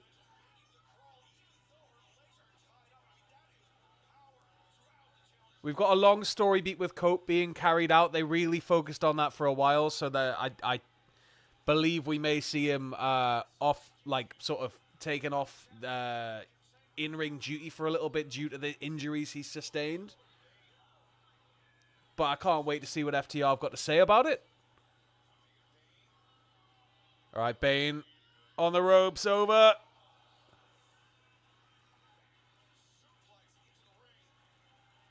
Bayne back in control.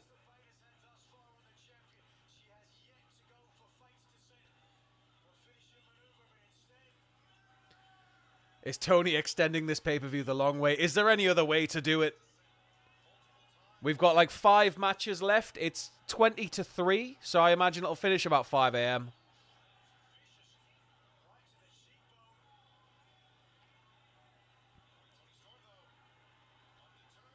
Russ, can he stand up for a second? I think he's too locked into the match right now. I can see if he's willing to. Hold on.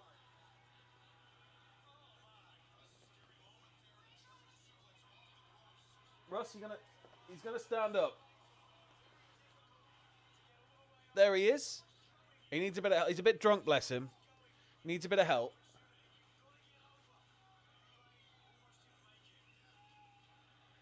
Do you want him to do anything else while he's stood up?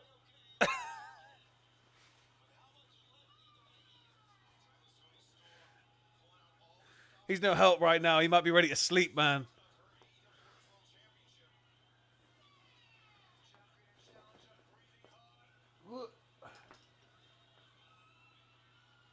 He's having a hard time sitting straight now. He's really enjoying the match.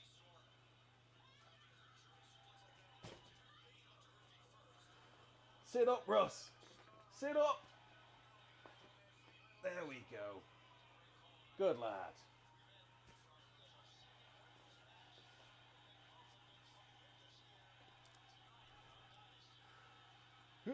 Bit close there, mate. There we go.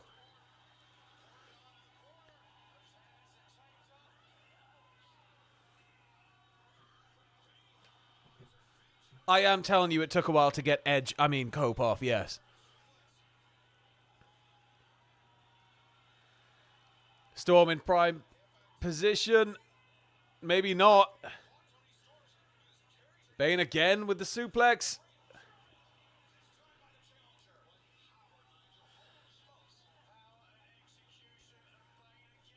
Remember to stretch your legs every so often. You don't want to get blood clots. Russ is blood clot free. He's probably blood free as well.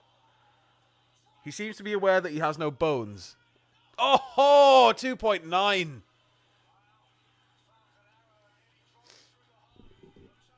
That stand-up deserves a Linda McMahon.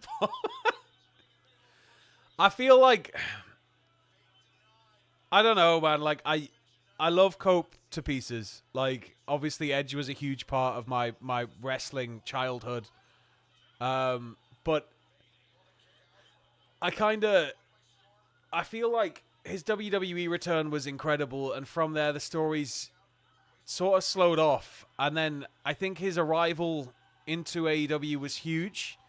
Then I think it slowed off again, and I want to see him doing more, but it feels like they kind of booked themselves into a corner with him for a while, and I'm hoping that this FTR thing might be the start of something new.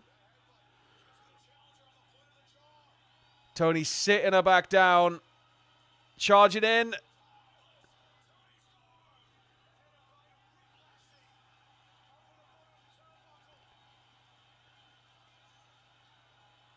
And again.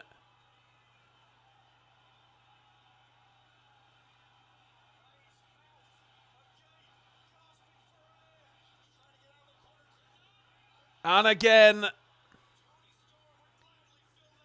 You got Lucha Britannia at download this year. Nice. Nice. Storm Zero.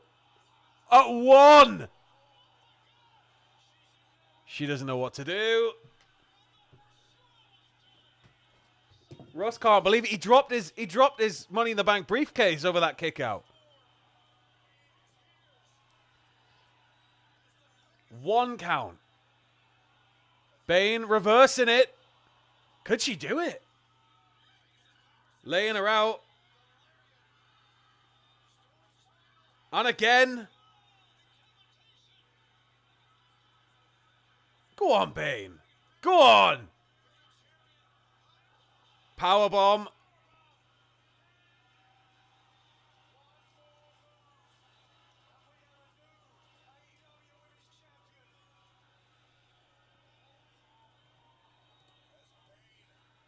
No way. Surely not. Surely not. Go on. Go on. No. Roll. Toni Storm retains by roll up. Hell of a showing for Megan Bayne. Hell of a showing for Megan Bayne. Sort of wanted to get it there at the end.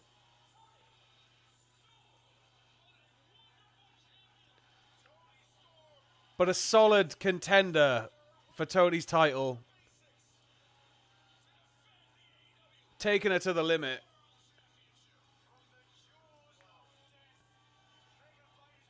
Bayne can't believe it, but again, hell of a match. Roll up, though. Nah.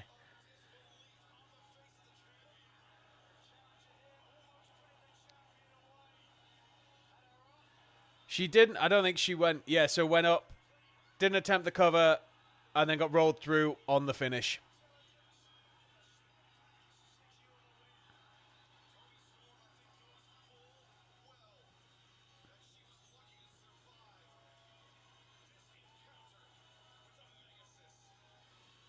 It's not the Megasis's time yet, but it will be soon, I feel.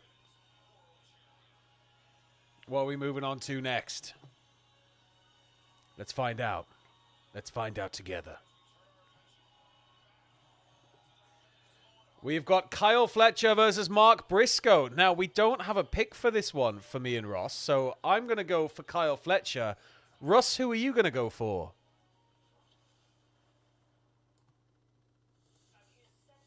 And whoever Russ chooses, he can choose for Ross. I'm sure he can choose for Ross. This isn't just me trying to even things up.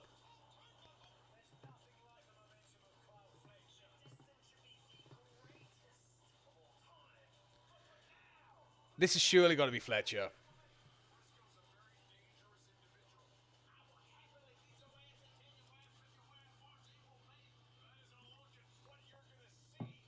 It's your big moment, though, Russ. It's your big moment. This could make or break my chances. You could walk out here with the AEW Championship. Russ is 100% at Brisco, boy. I'm feeling that, too.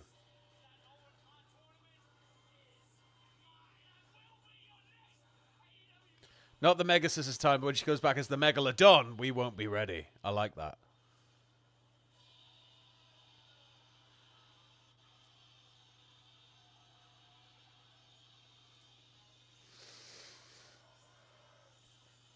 All right, Kyle, how you doing? We've got Kyle Fletcher making his entrance right now. Russ is going to call the Mean Gene Oakland hotline. He's picking Ravishing Rick Rude. Whoever Russ chooses, we will honor.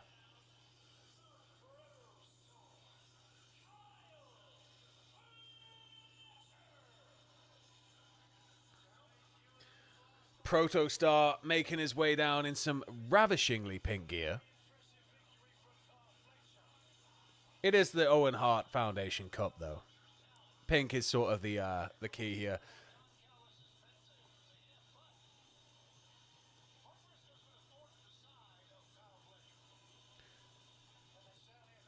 Just going to make sure that's all still live. Whew. We got 382 likes. Can we get a like spike, please?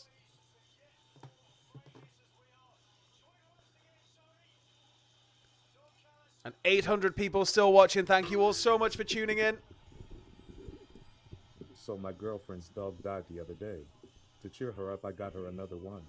She got mad at me and said, "What am I supposed to do with two dead dogs?" It's a pretty horrible thing to do, Russ. You think you'd get a living one? Like a nice new puppy or something? But maybe a pair of dead dogs, I guess in its own way is sort of a nice gift? Maybe? Fletcher diving straight out onto Brisco. Thank you very much, Mello.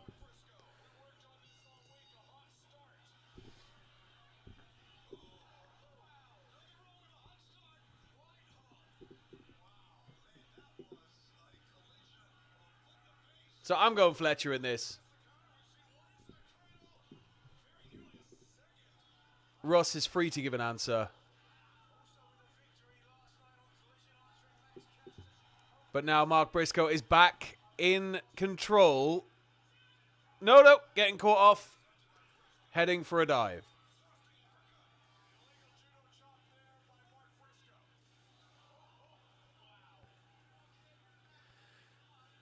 Yeah, WCW podcast is basically just me and Tom getting to just be mentally ourselves. It's quite nice. If you don't listen to it, listen in. It's largely us coming up with random conspiracy theories about WCW that are really true, 100% true, all of them. Callis is a fantastic commentator.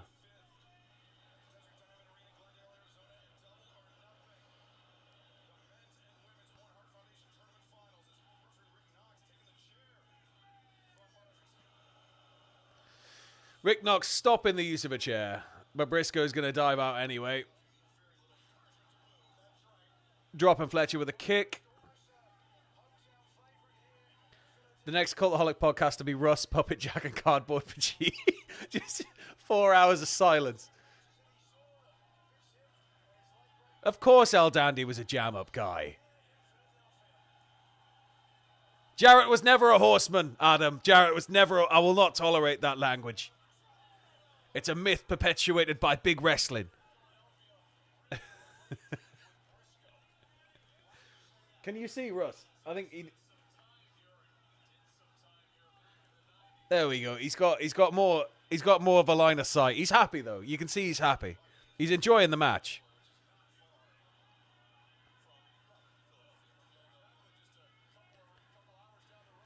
Toni Storm retained JC Butterfly with a roll-up at the end of a very competitive match that was a fantastic showing for Bayne. She looked like she'd taken Toni to like quite a limit. Toni was a bit shocked at her own retention of the title at the end there as Luther was carrying her out. He's thrown in so many chairs that Rick Knox is having to deal with them all so he can use the one behind his back. And, of course, it's used against him, and that was horrible. Oh, my God, is a body supposed to fold that way? Kick out for Brisco. Takeshita's watching on backstage. Like a proper pro wrestler, sideways on.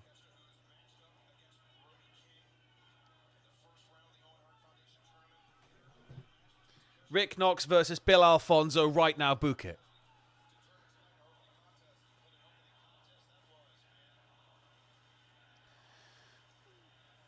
Kyle's on a tear, man. Jesus, he just kicks him right in the face.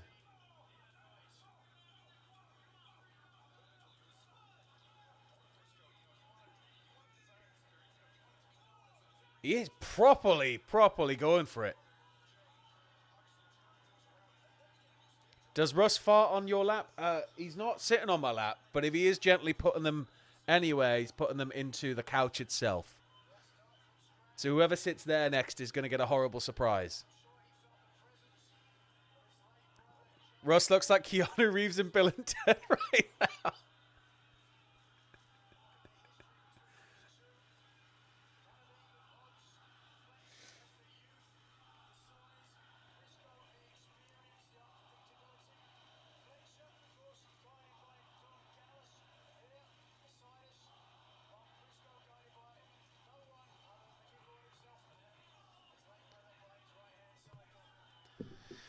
Russ, who did you vote for in the last election? Devil Kazuya 27 would like to know. Are you a man who likes to talk politics on stream, or we're going to find out? Fletcher's unreal, man, isn't he? I look like a lost free, but I just need a bottle of Jack and a questionable Confederate flag outfit made entirely of sequins. And doot, doot, doot.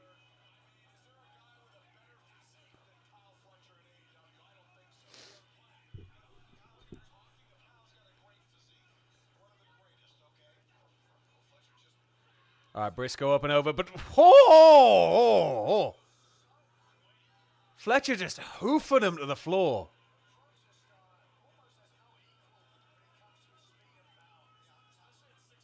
Fletcher has gotten better since he ditched the goofy haircut, says Hypnotic G. It's just made him more streamlined. You seen how quick he's getting across the ring? The hair was holding him back. It looked glorious, but it was holding him back. Russ looks like a bad guy Pokemon trainer at the moment. Just hangs out on like Route 4. Challenging children to fight their animals against his. Brisco just getting his back smashed into the hardest part of the ring there. Twice. This is really Fletcher's year, isn't it? Like, this is going to be the year that cements him as a proper star. Does Marco Kyle money or something? It's properly intense, isn't it? Get Russ a guitar. There's one next door, but I think the weight of it would actually deflate him. Oh my God, now onto the barricade. 3 times his spine has gone on a hard edge. Mark is flat on his back outside the ring. Russ, do you eat corn the long way? Or do you have any tips on eating corn at all? All right, Peter, how you doing? Russ looks like he's about to give me a GTA online mission. That was horrific, man. The slow-mo replays.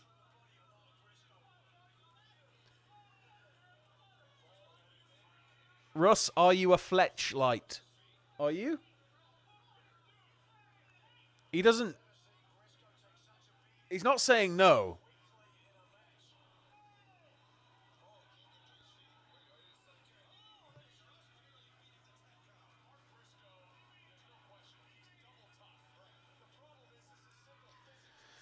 Brisco's back in. He's geared himself up a bit, but Fletcher's just an absolute wall, man. He's not getting anything past him. It's just abuse. One-way abuse, this match. He's got an answer for everything. Who's going to buy nachos during this? What are you doing? All these people just get into their seats. Brisco bite in. Russ, are you free Thursday for a bit of marbles when we do marbles? Maybe. We'll be doing Wrestling Empire as well with him. He looks like a random NPC villain from Like a Dragon. What time do we think the card's finishing? I reckon somewhere around 5 a.m. We've had what? 7 matches so far. This is the 8th. After this, we've got 4 more matches. Maybe 4:30, 4:45. Currently 3 a.m. here in the UK. Russ would absolutely crash a funeral with Local Man. Nobody crashes a funeral like Local Man, but the addition of Russ. We might have to add Russ into the game. I think we're going to have to.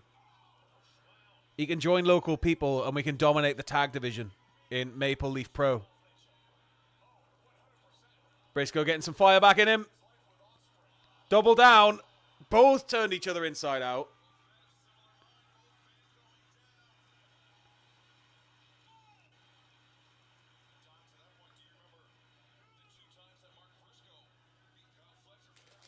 I'm going to have a Haribo Zing Fest. Are you having a Zing Fest right now?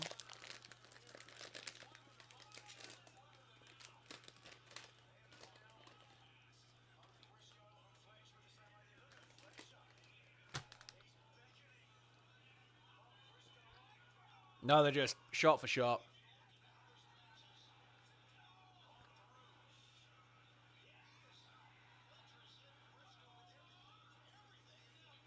Can I try feeding a Haribo to Russ? Sure.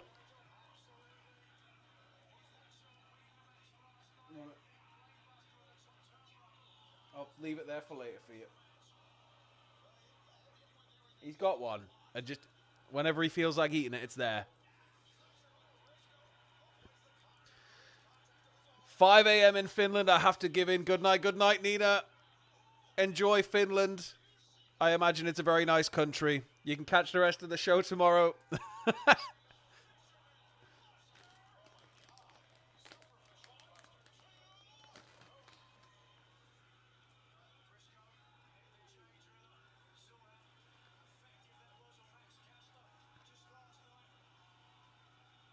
Fletcher's still not giving in.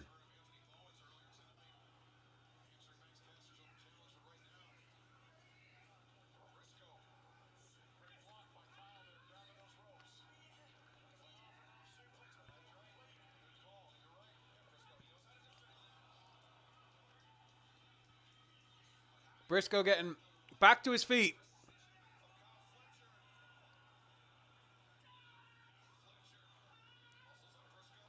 Nah, straight into the corner like a dart, man. It's Fletcher's time.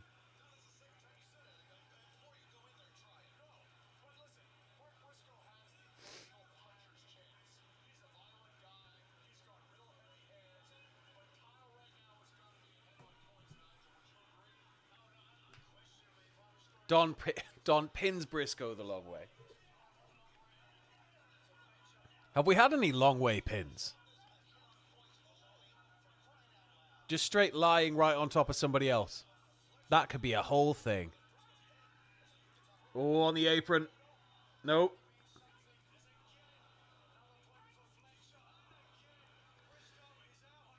Fletcher's just not letting up, man. There's no way he's losing this. Oh, right on the apron.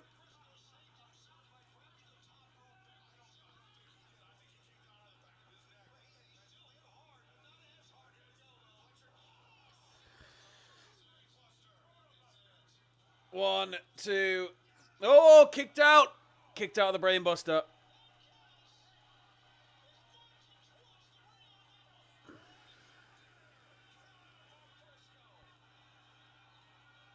HBK did the long way pins when he collapses after a sweet chin music. Ah, true. Take his tombstone pin, not technically the long way. Sort of. Russ doesn't feel like eating right now. He's got a red Zing Fest though. I'm sure he'll enjoy it in a bit. He's just too locked into the match. Can't believe that kick out.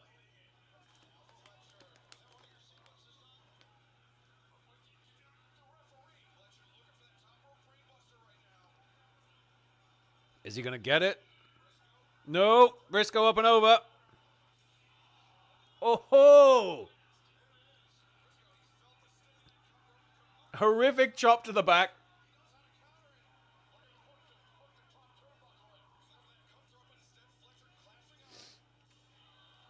He'll enjoy the Zing Fest later. Brisco just laying in the headbutts now.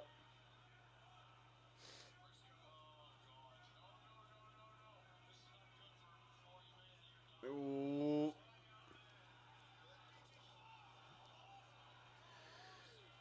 He's going to kick out, surely. 1, 2. Yeah, out. Brisco's going to have to dig deeper than that.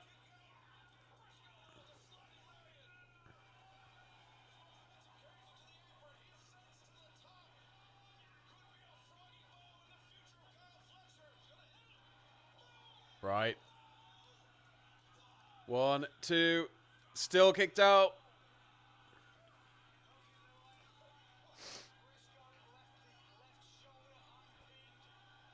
I'm not drunk, unfortunately, Turtlehead. Maybe another point in future when we've got Russ. Get nice and tanked.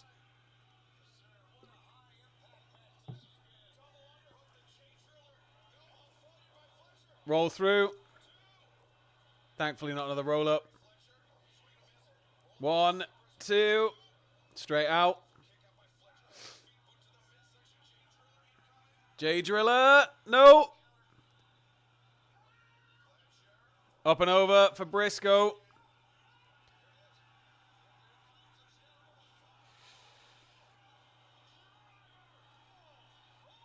Double down now. Absolutely class.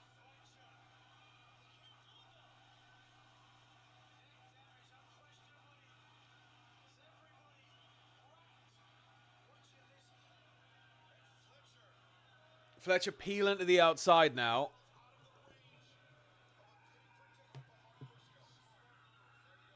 Is Brisco going to dive to the outside? He is. Oh! Double down. Froggy Bow again.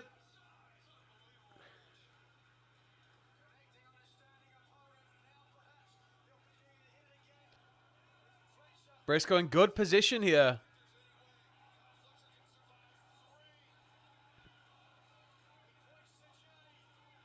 Oh! Didn't just get the feet up. Kicked him directly in the chest. Corner again. Oh my God. Fletcher, man.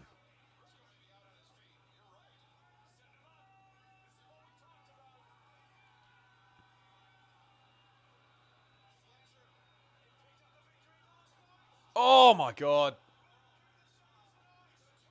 1, 2, 3. Fletcher wins. So Fletcher advances.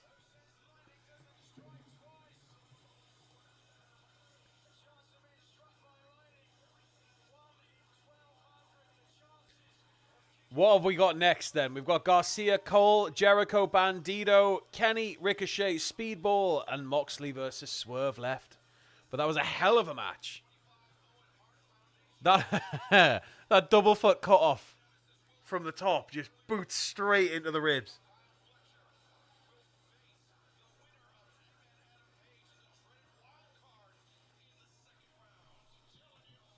Callis is nice and happy with his client.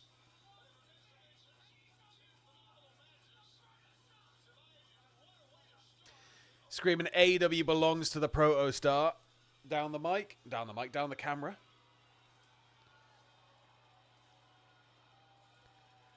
I'm starting to think Russ is actually Nicolas Cage going full method. Oh, here we go. Is Jericho going to unmask Bandido? Let's pray that the answer to that question is no. But would we really be surprised if the answer was yes? I don't think I would be.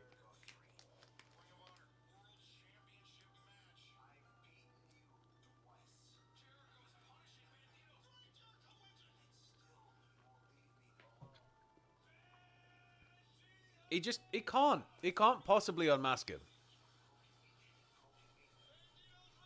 And yeah, I feel like this should have maybe been saved for Supercard. But I guess...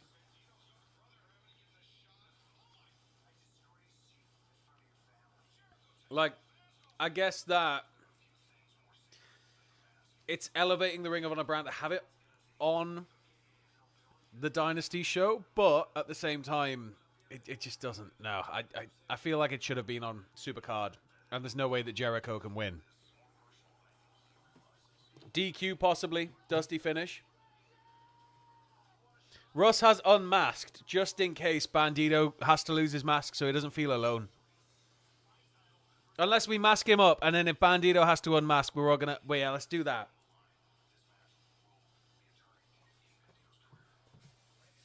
Hold on.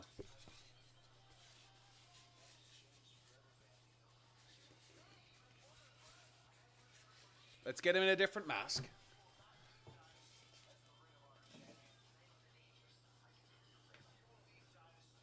I think...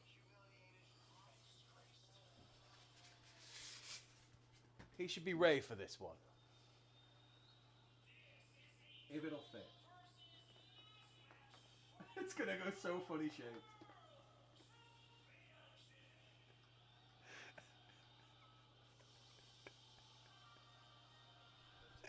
The Ray one fits so well. Oh my god. Thank you very much, Russell.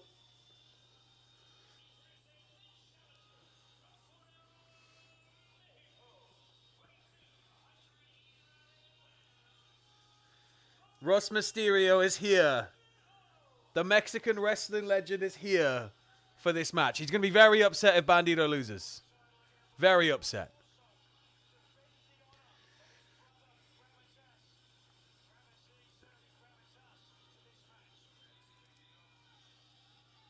Somebody holding up a score there?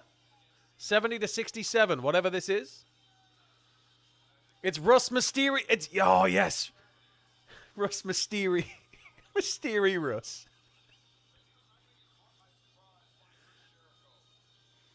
My knee. Yeah, I hope he doesn't hurt his knees. He doesn't seem to have knees, which I guess would work in his benefit, flying around and jumping off 20-foot ladders. He's enjoying it. He's holding on to his little Haribo there. He managed to hold on to that while I put that mask on. Got a hell of a lot of control, dexterity.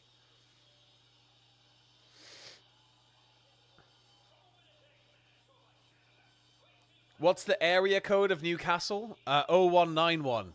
That'll be his finishing move.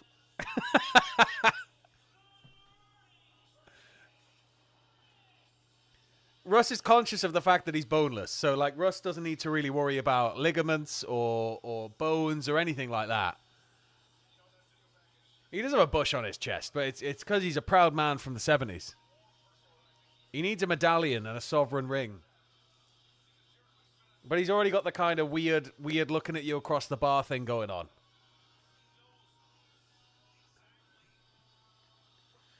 Russ Mysterious has an eye for an eye match next with Jericho, please. You can't take any of his beautiful eyes.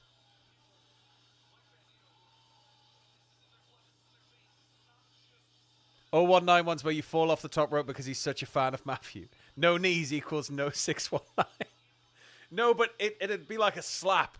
It'd be like a slap in the face If he's able to redistribute the air. Yeah, the NE1.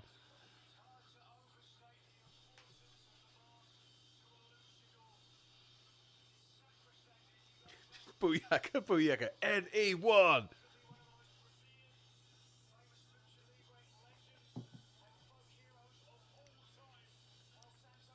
The Geordie Coast pop.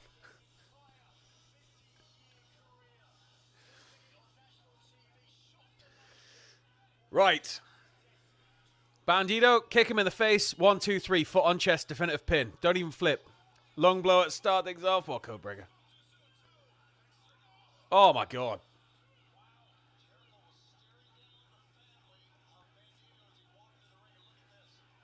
The flaccid slap. Yes.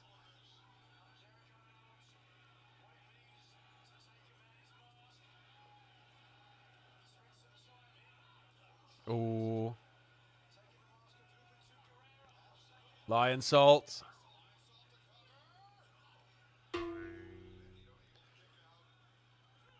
Wait, man, this is Russ. You're not unmasking me, old man. I may be bluffing, though. I am full of hot air. Well, we'll see, Russ. If Bandido loses, unfortunately, we have to unmask you in solidarity. But you got a good look without the mask. We think you're marketable, and the WCW division, marketing division, really feels that strongly that you'd look better with 2 little horns glued on your head that come off every match. Thank you very much, Wicked Easy.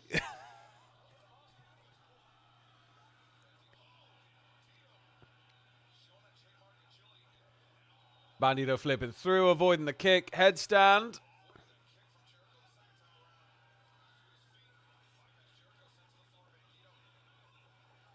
Massive dive. Sending Jericho up the ramp. Rey Mysterio has his 619, but Russ Mysterious has the 69. Nice. Bandido again over the top.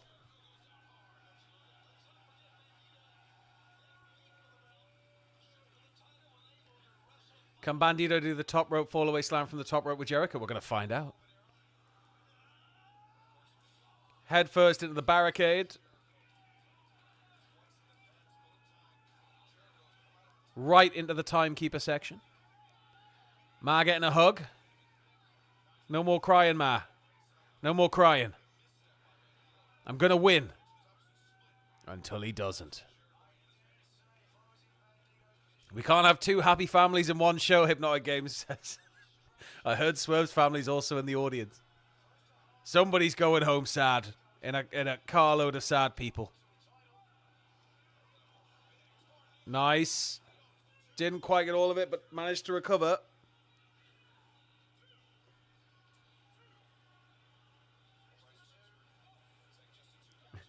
Dos.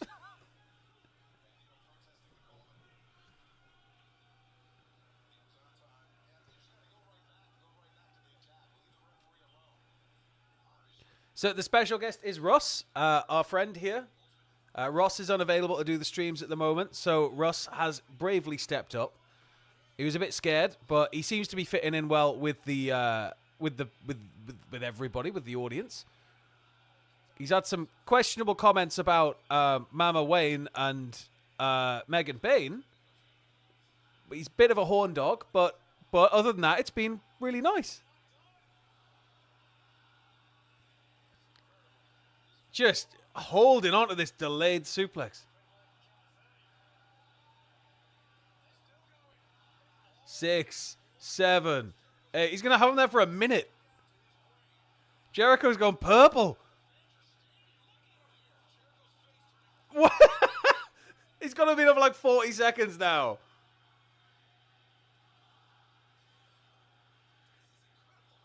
Stabilizing hand on the peen.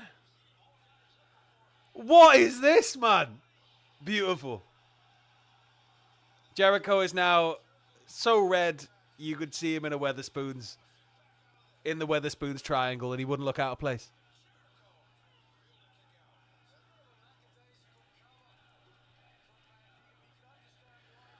Russ has got a lot of life in him. He lives a hell of a life as well. He's a good lad. He's into the Bayne Wayne gang, yes, very much so.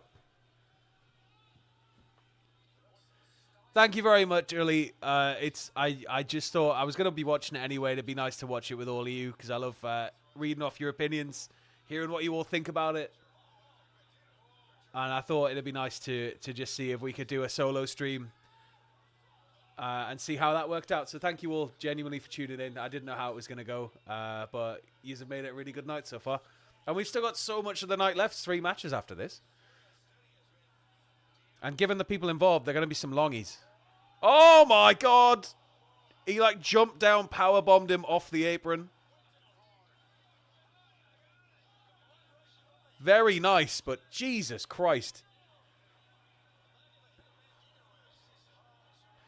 What, solo stream, it's like Russ isn't even there to... Well, yeah, of course. Like, Russ is here. Russ is here to help out. Russ has saved the day, really. If Russ wasn't here, I think it would have been a much more boring stream. So thank you to Russ for coming in. Even if you've been quite quiet, you know, like you've spoke up when you need to. And I'm sure we're going to hear from you plenty more before the night's over, Russ. But thank you for coming in at such short notice. Jericho has stolen a camera. The cameraman's going, this wasn't cleared. Give me it back. It's still hooked up to cables. Get out of here, you old man. Let's go, Russ. You're the best guest host alive. Does Russ have any frequent flyer miles as you do a live pay-per-view broadcast? Just send him out to Mania. Just sat in press row, just like... Wrestlers just scared to come up to the table as I'm sat there with the camera being like, come on, talk to Russ. If you only just noticed his chest hair, it goes all the way down. He's got pecs. His physique's incredible.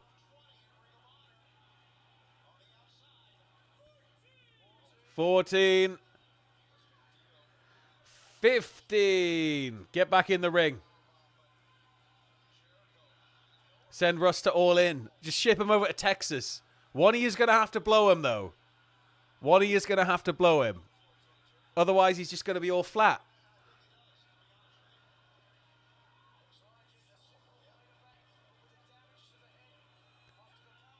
Come on, baby.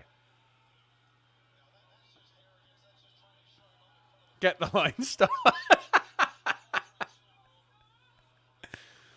Timothy Smith, so far this evening, the night has gone as such. We had Nick Wayne and CRU defeating AR Fox and Top Flight. Anthony Bowens defeated Max Caster. Will Ospreay defeated Kevin Knight. Hurt Syndicate retained over the Learning Tree. Mercedes defeated Julia. Death Riders retained over Rated FTR. Timeless Toni Storm retained after a nice match with Megan Bayne. And Carl Fletcher has just defeated Mark Brisco. We are now up to Bandido versus Jericho, which is title versus mask.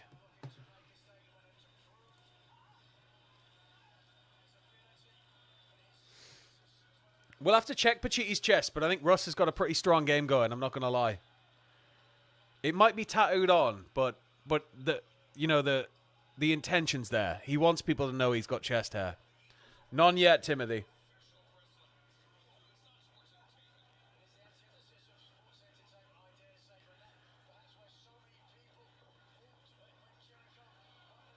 Okay, Bandido. No. Oh, yep. Dropping him right on his head. Nice.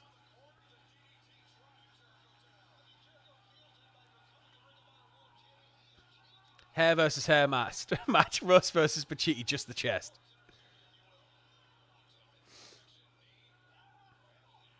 All right, massive kick to the face.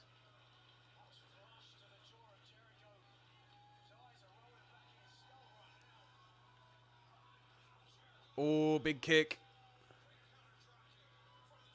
I wish Jericho didn't wrestle the long ways as Poison. Jericho's still giving crap to Bandido's family.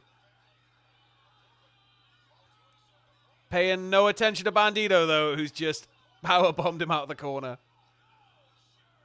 Ref holding his hand there. Stop holding your hand. Just count to 3. MJF did. He popped up at the ringside sort of chairs, front row, and it's unclear how much they saw of it, but he got involved, laid in a punch, which benefited them, and ultimately they won the match.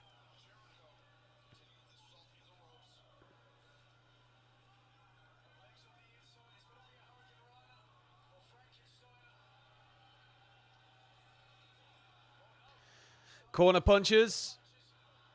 3, 4, 5. 1 for every year you've been alive. 6, 7, 8, 52, 64, 78,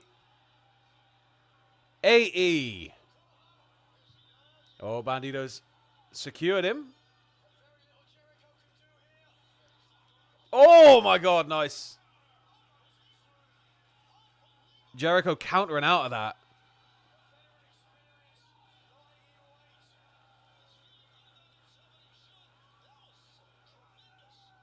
Oh, military press.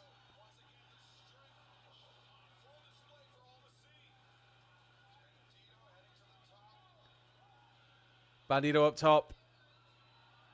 Frog splash. 1, 2. Kick out.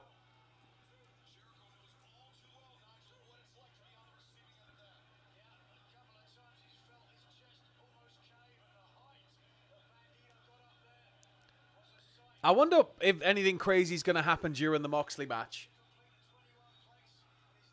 I mean, Hangman Swerve with the breeze block was uncomfortable.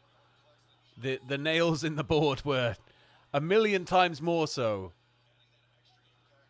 The syringe, even in the match, was bad in the cage match.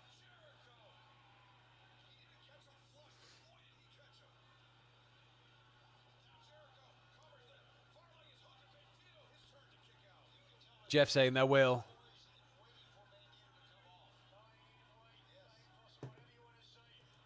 Nueve's 9, right?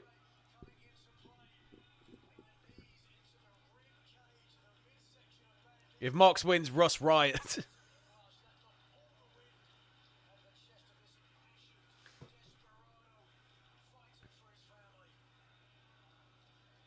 And the actual non-gimmick cinder block. Shane McMahon appearance tonight. We've been saying this for the last 6 shows. Definitely tonight. Definitely tonight. He's coming out of the end of this one to take both the title and the mask. As both men are back-to-back and nodding. We're getting a duel, but Jericho, you can't trust him. He's a dog. Roll up. 1, 2, with the ropes. No. I'm trying my hardest not to hit the battered 3. I can't be looking at your feet as well.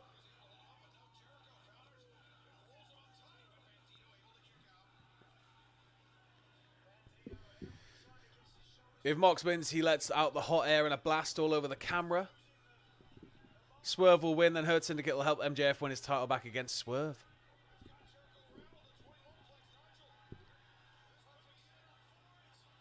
Oh! Not quite. Roll through. 1, 2. Jericho can't win. He can't, surely. I'm just not buying it. He can't win.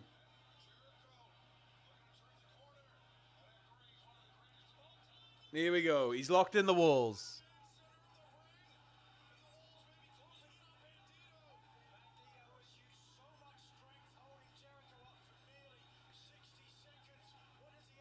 Russ is getting scared. He might have to unmask here.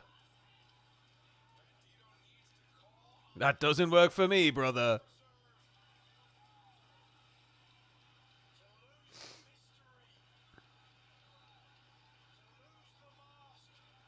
Toni Megan was like Megan took Toni to sort of her limit in a way. Like Toni at the end wins by roll up. She's sort of in disbelief clinging to the belt while being carried out by Luther. So Bayne looked strong even though the ending was maybe a little bit weird with the roll up, but Megan looked strong throughout, like dominant performance. especially once Penelope and Luther were sort of taken out and it was back to one-on-one.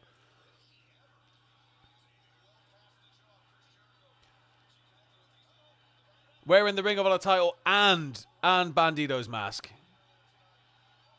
Here comes Keith. Oh.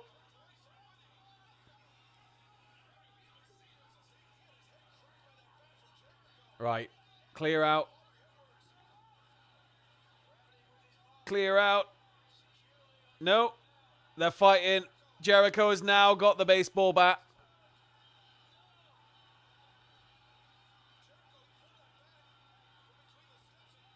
Oh, he clobbered him with the bat.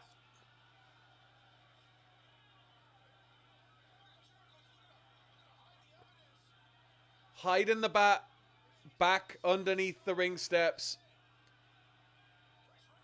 Bandido's got to kick out. There's no way, man. He can't win. He can't possibly win. We got 838 people in. Thank you so much for tuning in. Jericho is doing the slowest roll over the ring to try and pin Bandido after nailing him with the baseball bat. Can't happen. 1, 2. What? What? Are you kidding me? What? Are you... Bandido's going to have to unmask. What?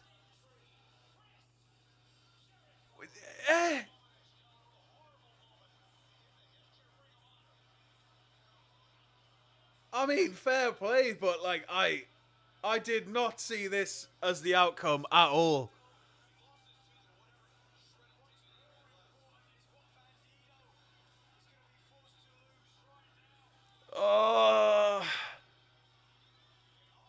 He might have 2 masks on, but that would be a cop-out. His mother's going to cry again. Aubrey's just like, no, those aren't the rules. Understand the rules. No, he's losing his match. We're taking it off. They're coming to the ring. Cut the music. He's trying to tell you to cut the music. His face is painted to look like his mask. He used a bat. Oh, here we go. We've got a contrived time. The referees actually understand that something's happened and they're going to change the outcome of the match. Let's watch an instant replay, everybody.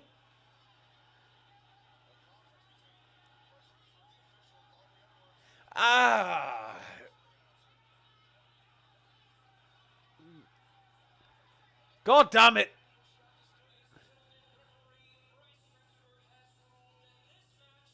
No contest. Must restart. Okay. At least it's a restart. Family are happy at ringside. Rey Mysterio took his mask off. It's fine. That wasn't fine south of the border, man. The masks are really, really, really important. Lucha Libre is sacred, man. Here comes the expected outcome. Unless Jericho just wins again. There we go. Bandido wins. Bandido wins. Timothy Smith, the WCW marketing department basically wanted to, for whatever reason, unmask their wrestlers rather than market the masks like WWE would later go on to do great success. When Rey went to put his mask back on, he was, from what I remember reading, he was like booed out of arenas for trying to do it because losing a mask is permanent in Lucha. And then he had to sort of seek special permission and reveal that he didn't want to unmask, etc., etc. And then it was sort of accepted that he could go back under the mask. But it's a rarity, without changing gimmick completely, that you will see somebody unmask without it being like a high-stakes Lucha de Apuesta sort of thing. It was very contrived. At least it restarted and it wasn't a no contest. Jericho's still going to get in there and probably beat the whole family down. But now it's time for Fozzy to go on a 7-year world tour. It's a 7-year world tour, and it's all of your duty to keep buying tickets so that he doesn't need to go back to AEW for a bit.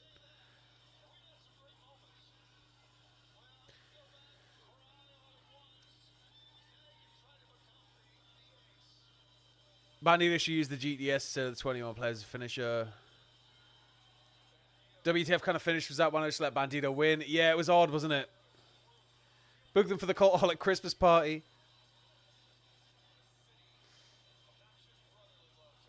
Fozzy fans about to save us. Yeah, that was... I don't get why Jericho had to win and Bandido couldn't have...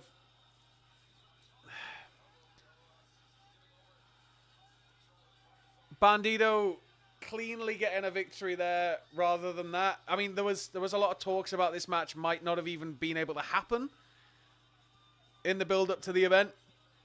But hopefully this is the start of a bit of a new era for Ring of Honor, centered on rising stars.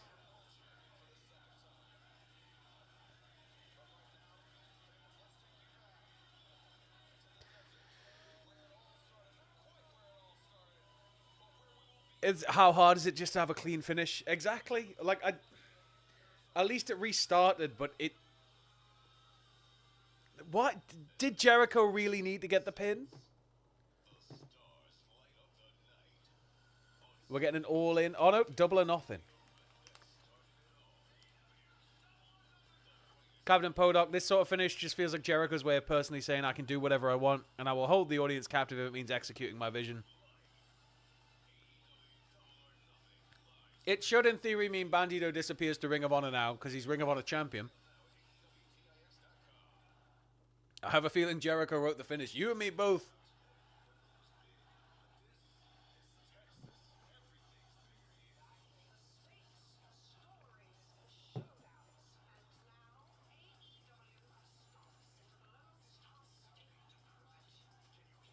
I don't know. That was...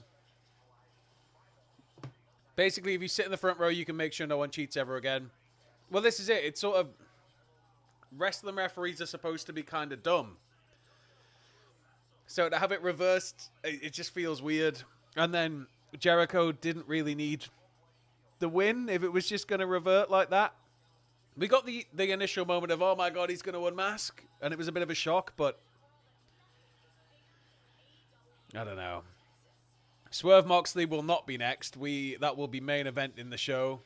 We likely have Kenny, Ricochet, and Speedball or Garcia versus Cole. I'm going to say probably Garcia Cole next. Let's find out. Yep, Garcia Cole next.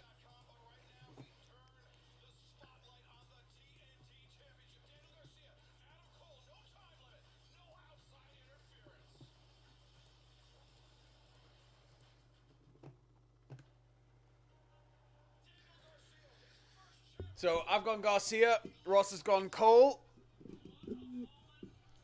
I believe if Ross gets this correct, he has won. Dax tweeted, we're back. Nice.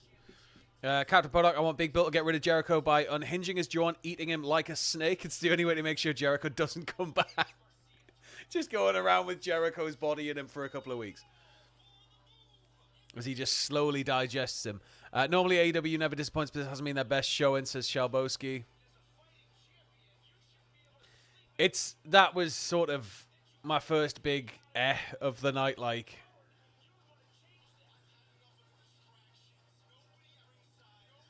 Mr. Ando, I'm back. Like Spike for the slices of ham I'm about to eat. How many? Is it 900? 900 slices of ham? Can we get 900 likes? There's 882 people in the chat right now. Cornette returning with heel FTR. I don't think it'd ever happen. Why doesn't AEW sign Enzo a team with Big Bill? Because I think Big Bill's doing his own thing right now. And I'm kind of happy for Big Bill to be getting more of a spotlight, like a personal spotlight. He was always overshadowed by Enzo.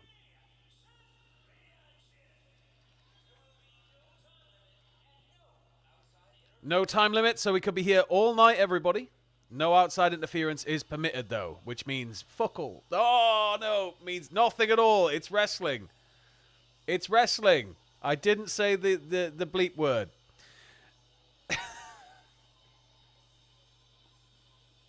I'm useless at these. I sit down in the stream room and my brain goes straight to Twitch rules. I'm terrible with this. I'm starting to doubt my choice here. I feel like Cole will provide a very nice Witcher jacket. Cole will probably provide more opportunities coming out of this storyline-wise, but I went for Garcia. Trying your best so I can ask. I'm gonna have to tell Adam. I'm gonna have to mute some bits. Can you swear again, please? I can't, obscurity. I can say, oh, fiddlesticks, or something like that.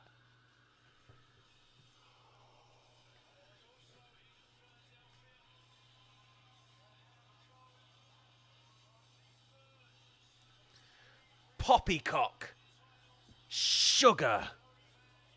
Oh, flip.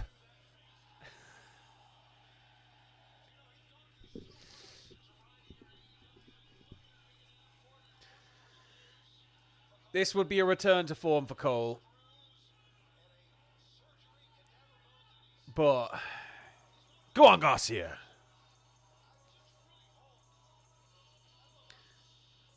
Quite a weird start to a Tron, that. Just standing there going.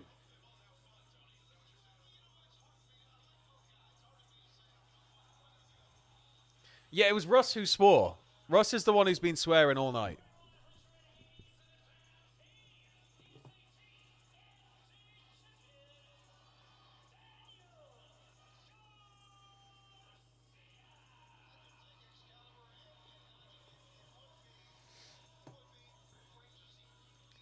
Timothy Smith. Adam Cole will win so AEW keeps him happy and doesn't go back to WWE. Got some big conspiracy vibes. It's all Russ's fault. Russ is the one who's done all the swearing. Russ, if you did the swearing, say nothing now. I think that confirms it, Adam. I feel that's proof. Definitive proof.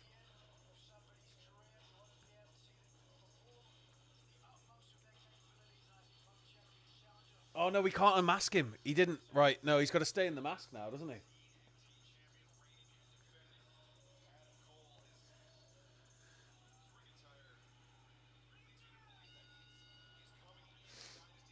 It does feel odd to me that we're...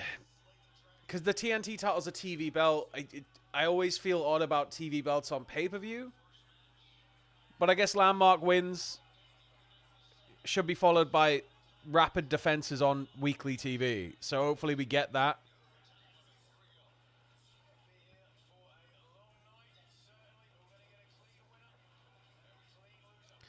Raccoon Quinn, I think Cole's winning. On the pre-show, they kept harping on about how this is Garcia's first pay-per-view defense. I think a loss will lead to a future turn due to that fact. That, and it's a chance he didn't really need to give Cole, so maybe I've went the wrong route here.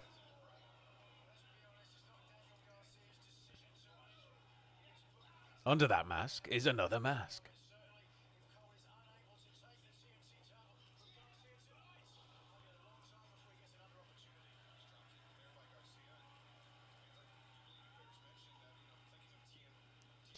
They don't really function like traditional TV titles, but I guess because it's named after a TV channel, it's like I just associate it as being a TV belt. Maybe that's my hang-up, but... Doesn't matter who wins the title. Russ is buying the first round for the both of them. Nice. He just wants everybody to have a good time.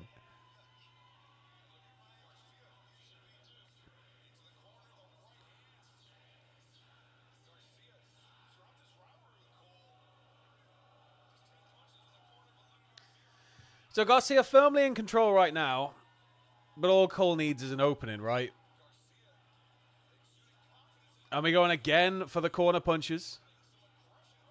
Who do you think you are? Bandido holding the vertical suplex.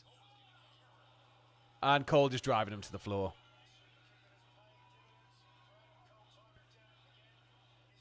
All right, Jesus L.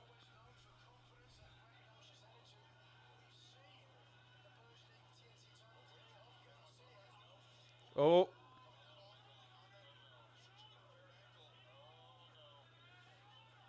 He might have hurt his ankle. Garcia taking advantage, kicking him into the barricade.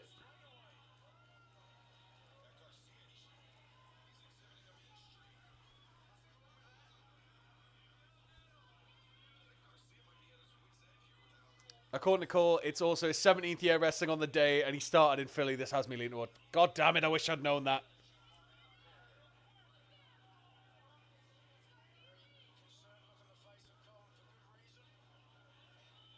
Garcia doesn't care about any injury. Just keep kicking him in the bad leg. That's all you got to do. A cheap win is still a win. Keep hold of your belt, DG.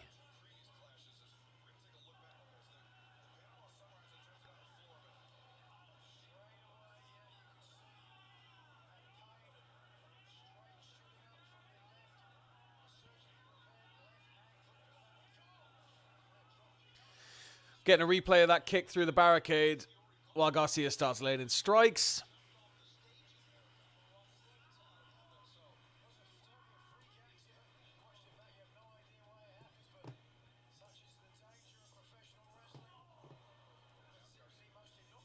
This has given Cole too much of a potential babyface comeback for my liking.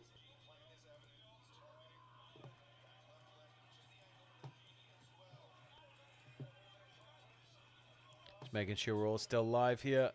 Perfect.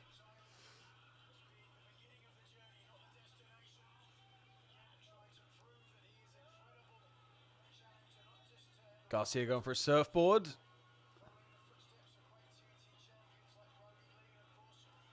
I don't understand how that doesn't just kill. Having someone standing directly on the back of your thigh. Not a surfboard, but a double stomp.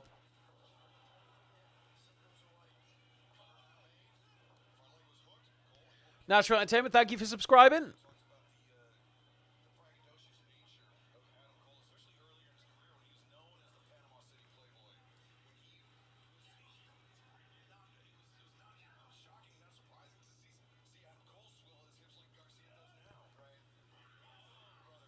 Garcia just targeting the leg.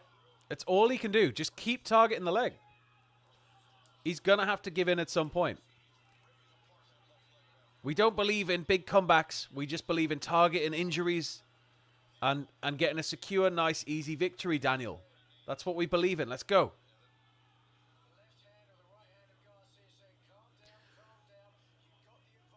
Which mask?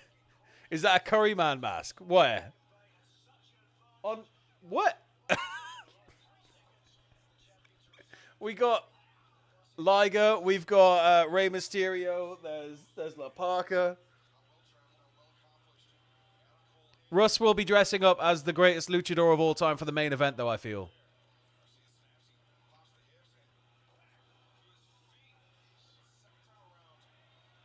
We got 834 people in. Thank you all so much. Caitlin, just a hi, can I be a mod?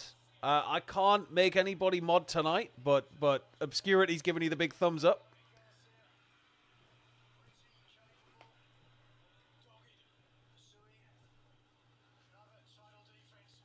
We don't believe in comebacks, only come Tuesdays. We do need a Penta mask. Russ would look good in a Penta mask. Hello, Fernando from Newcastle upon Tyne. I hope it's nice in Brazil. I realize I'm looking at the chat when I say that. Hello, Fernando. It's like looking away. It's like a hello.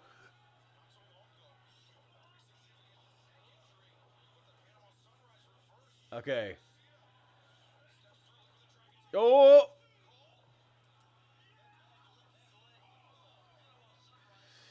Mr. Ando, update. It was a pack of ham that originally contained 5 slices, and the wife made me an omelette earlier, so I can indeed confirm that it was only 2. I repeat, 2 slices of ham. God bless. That's a really dangerously low ham supply. I've currently got 8 slices of salami left in my fridge, and I'm going to make some delicious sandwiches with it. But I can't let it get any lower than that.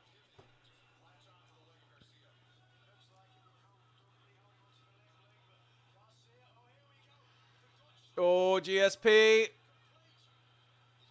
Twisting GSP. Kicking out. Suzuki would be livid.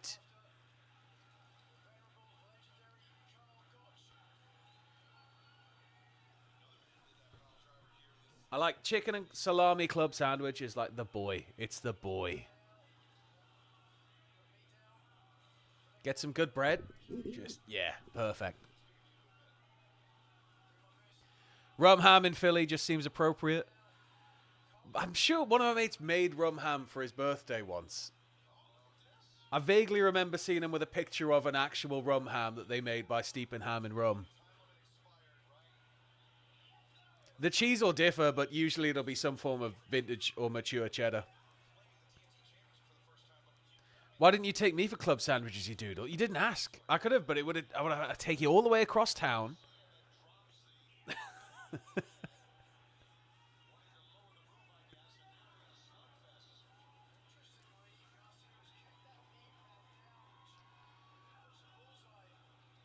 I feel like we're building Gerardo. I think the pace is going to pick up as the drama increases around Cole's knee. Plus, we've got the no interference, which isn't going to be adhered to. There's got to be a ref down at some point.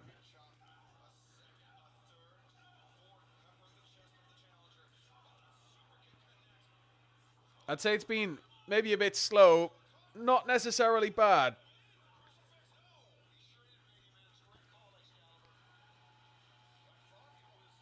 We've been talking about all sorts of random bollocks all night. Got to have the perfect peppered bacon on a club just makes it so on point. Yeah. Yeah, bacon really adds to it.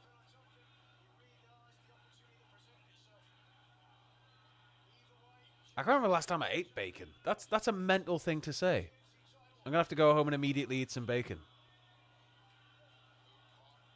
Caught the kick. Turn it over into an ankle lock. He's sort of in red, white, and blue. This is a Kurt Angle moment for Daniel Garcia. Let's not ruin it for him. Tap out, Cole. Tap, tap, tap. Give me evenness in score with Ross. Come on.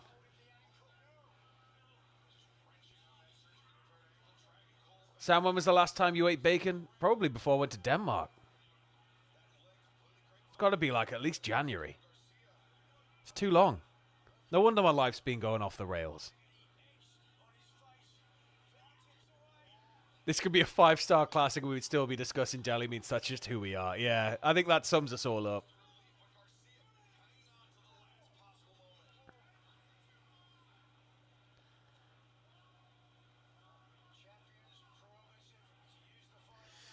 Okay, so Cole's rolled out.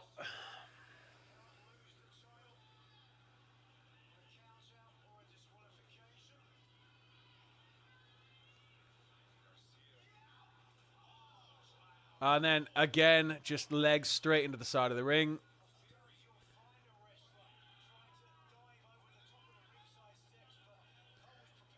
Oh, I've been to Denmark, rich bastard. That trip wiped me out bad, and I didn't even eat anywhere nice.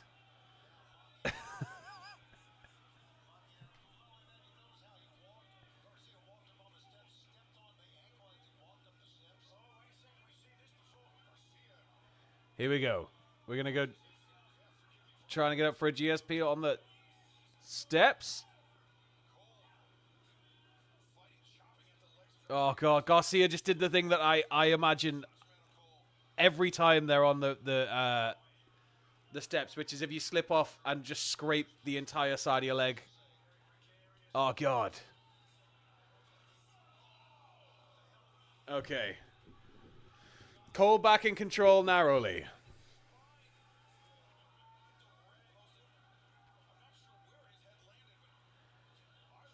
I think there's been definite pay-per-view feel moments, but the pace for me is starting to kind of wiggle, especially post Jericho Bandido restart. That was... I'm not against restarts or anything like that, but it just felt a bit odd to just not have Bandido go over cleanly.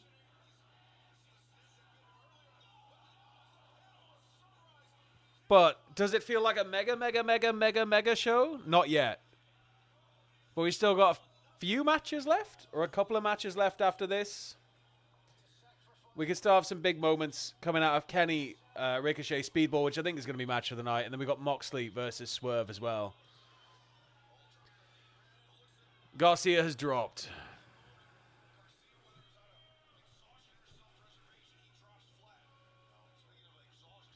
I don't know if Russ is going to eat his Zing Fest, but if he does, I'm sure it'll be riveting TV.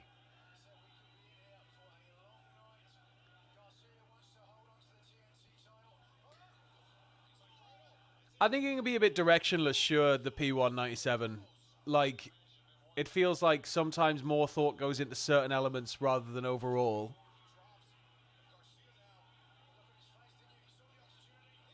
And therefore build sometimes suffers. We got a Destroyer. Well, Sunrise. Knee to the back of the head. 1, 2, kick out. Yep.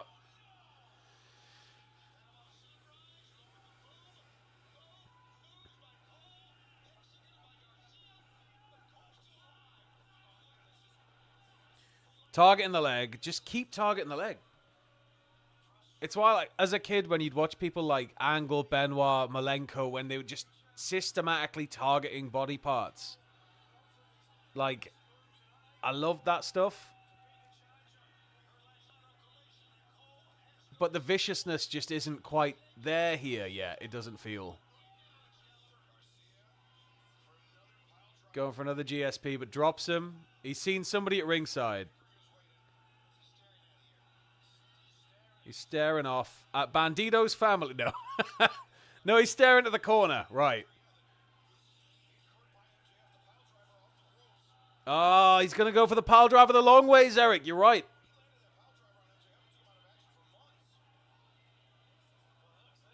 Yeah, Toni match was probably the best on the card so far.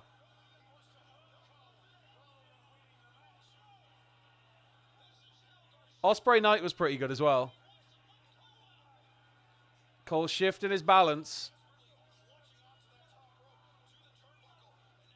Couple of dick punches, some headbutts. Down goes Garcia.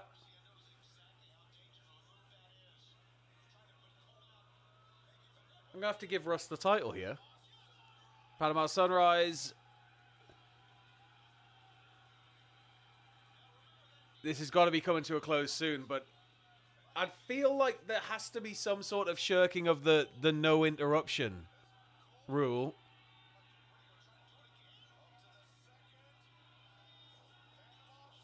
Again with Panama Sunrise.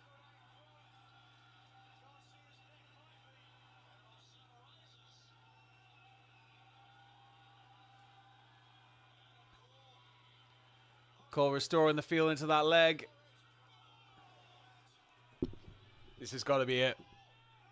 1, 2, 3. Cole wins. New champion. And I believe this makes Ross the current AEW Predictions champion. So, Ross, let's just put your chew down for a sec. You can hold that for Ross. You're not going to be able to hold this, the immense weight of it. No. I'll just put it on his lap.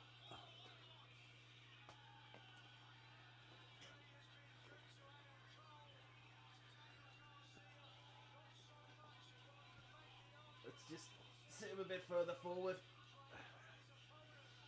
You can keep that warm for Ross when you see him. His leg is coming.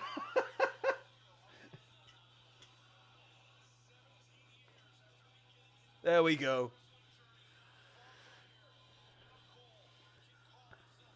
The Oakland Hotline. The Citizen, it's all about how you can turn it around from the position. Cole's proven and credible, but the booking needs to be there, right?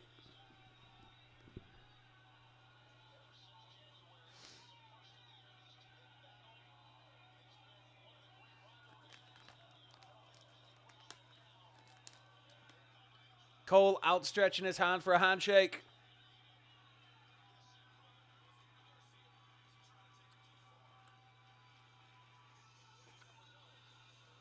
Garcia lifted his hand begrudgingly, but didn't attack him. Ison, thank you very much for becoming a member, you absolute ledge.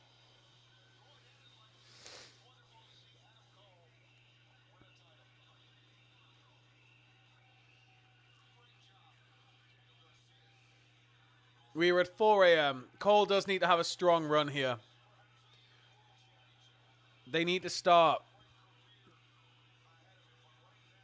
really restoring the strength to Cole as a character, I think.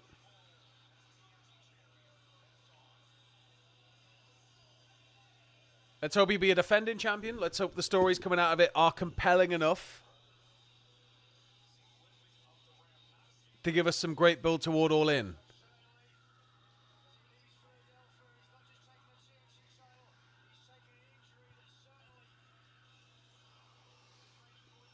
All you can see is his eyes and nose to Rust like the side eyes emoji. He does, doesn't he?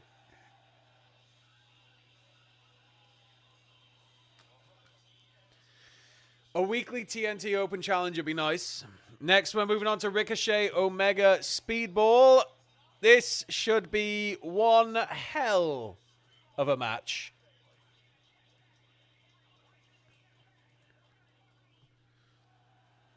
I don't know if Russ has any feelings about this, but he seems to be happy with his title and mask. Oh, I need to put his chew back. There's your chew. In case he wants to eat it.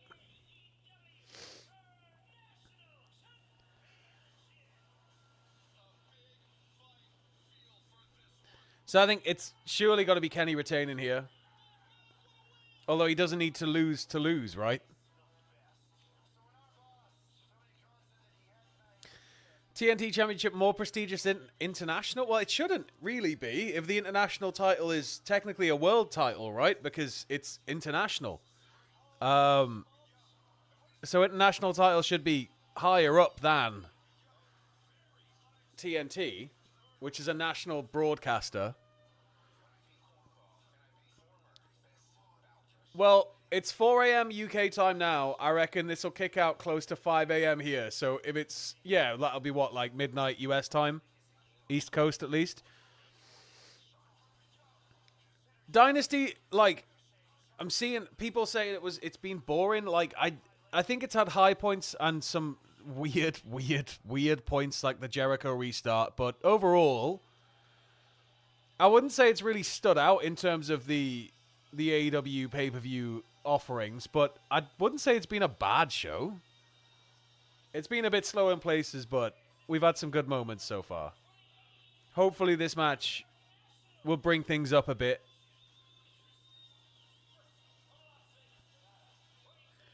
I got a good few hours sleep this evening, so I'm, well, yeah, like what? I went shopping earlier and then came back, put my groceries in the fridge, and then just curled up on the couch with the cat. Woke up at about 9:30, and then came straight to work.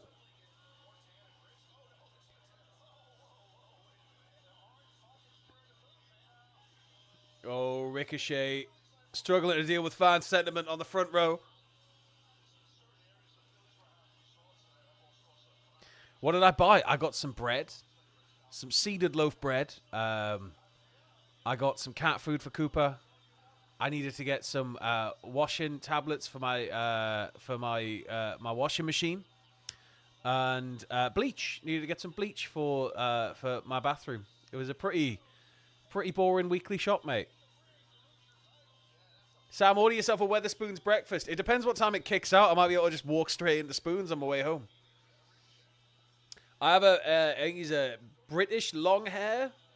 Oh, well, he's technically British short hair, but his hair's long. It's like not quite as long as my like my first cat, Livy, had really long hair, but Coop's got pretty long hair. But he's a black cat with a white bib, and he's got little socks. He's a good boy. Bleach for drinking. Well, you gotta keep your insides clean, Obscurity. The president told me to be safe. You have a blind cat. That must be like for an animal that like is used to, well, like a species, I guess, that's used to jumping up all over the place. Is it like natural sense? Like how do they get on? I have cat dog. You're very lucky, TR. Is it the good sides or the bad sides? Is it both butts or is it both faces from the TV show?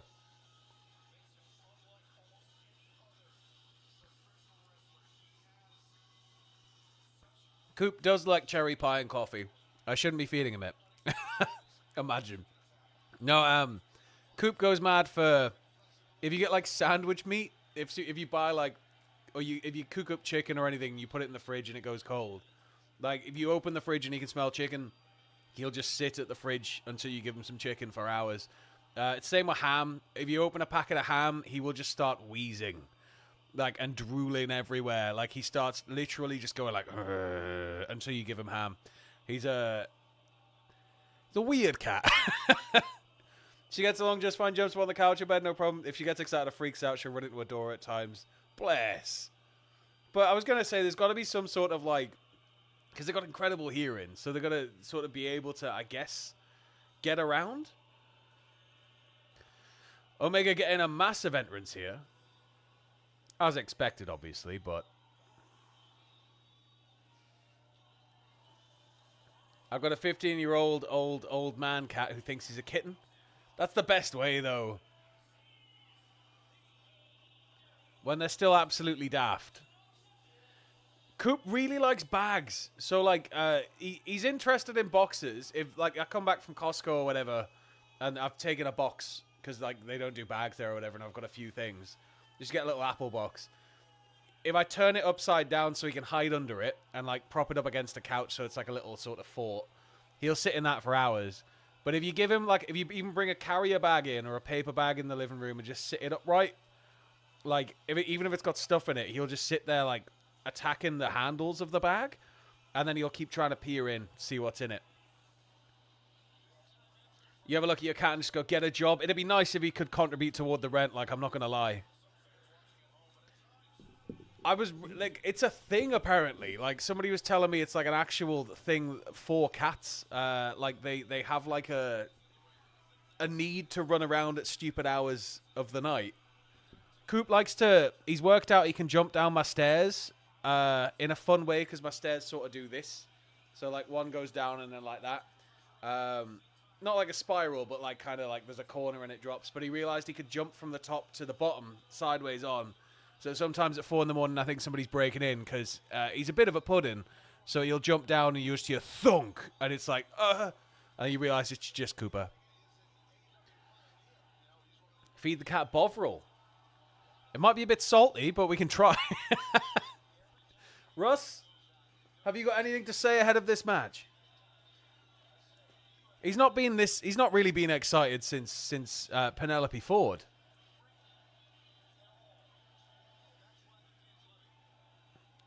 Gerardo saying Kenny shouldn't be wrestling these chumps. I don't know. I wouldn't call Speedball a chump, like. He's unbelievable. I have stairs. Brag. Big brag. Big brag. I've got stairs. I've got so many stairs.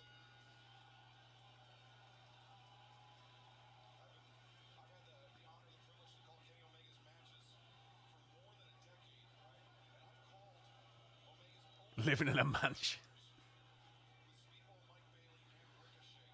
Ricochet just wasting some time on the outside.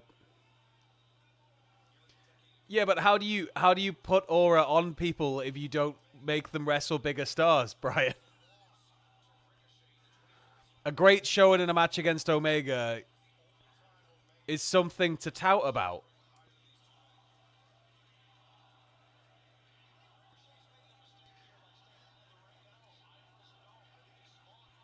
We know what Ricochet is capable of. I think more of an exhibition of Bayley's abilities here is what we're going to see.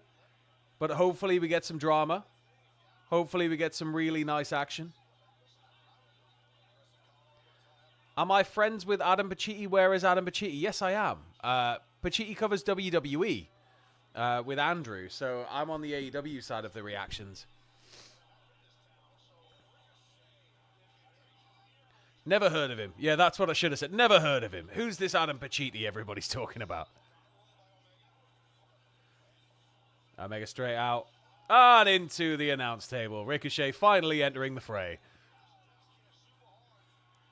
And now comes the crazy insanity.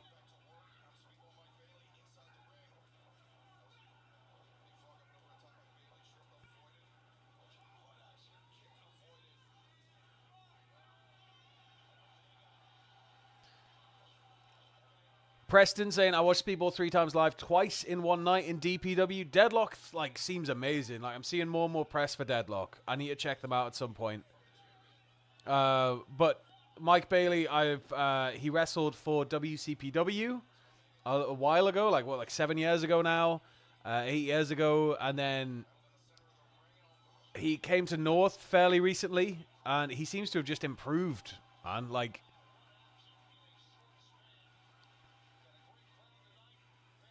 I can't see your ears. How many piercings do you have? I've got an industrial. I want to get plugs, but I've got Medusa or whatever it's called. And I've got a septum and a nose ring. But I want to get some small plugs in my ears, and then that's it for me for piercing, I think. All right, Omega back in control. Oh, Ricochet dropping that. Into an armbar. He's got the rope.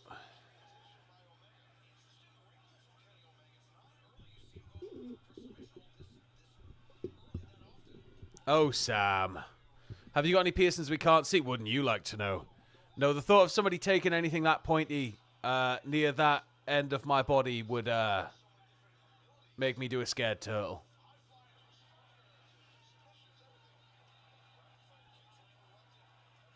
Does Russ, have you got any piercings? It's like an iron trap. We'll never know. Better heel turn. Cena on Cody or Pacitti on Kirby. Pacitti on Kirby all day. I don't know how I don't know how somebody didn't nail him in the eye with one of those glow sticks.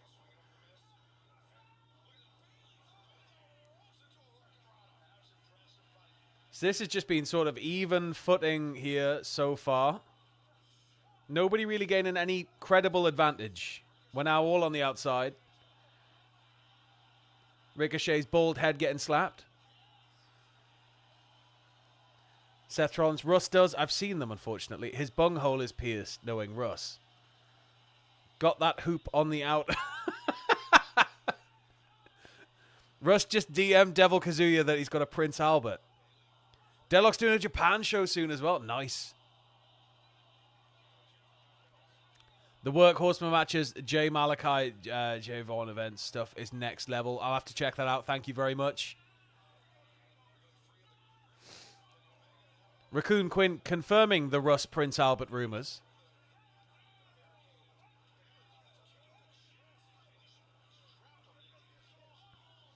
Obscurity, I heard Pacitti got hit in the head by one of those glow sticks and died and was replaced by a lookalike just like the Ultimate Warrior. You've heard too much. You've heard too much, and you should go back down the road you came down because you don't want to go any further.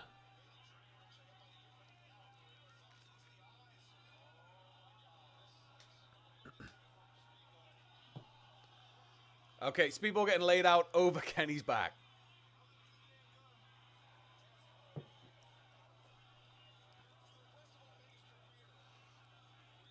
Like Avro with Melissa. Or Andrew WK with Steve Mike. And yeah, I think this is another thing. AEW pay-per-views adhere to the standard pay-per-view model. So I get why they want to run shows as long as possible because it's value for money. If people are paying $50 a pop, you want to get as much for your money as possible. But I think had it been a more over-the-top thing like a deal with Prime a la WWE's Netflix deal, we might see shows diminish in size. But the problem is as well, with the roster being as deep as it is, then like you sort of need as much time as you can get, but that also extends to weekly TV. So it's a bit of a catch-22 with them.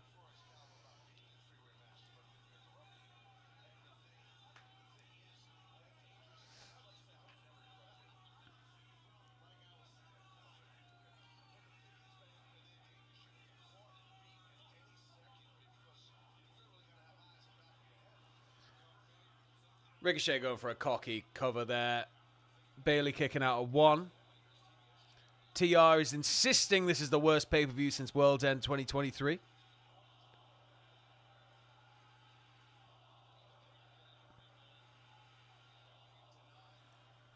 A bold forever chant?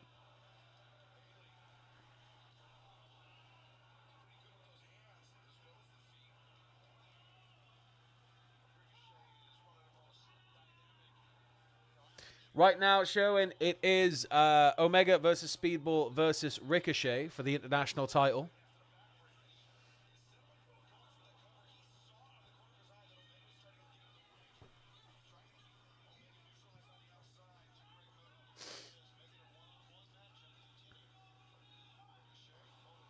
Ricochet holding on through.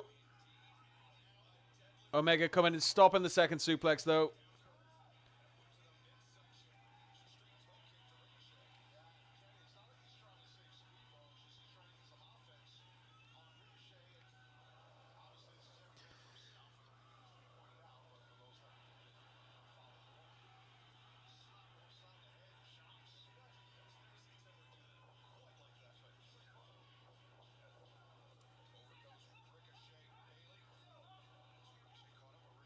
Okay, Speedball caught up. Ricochet once again in control.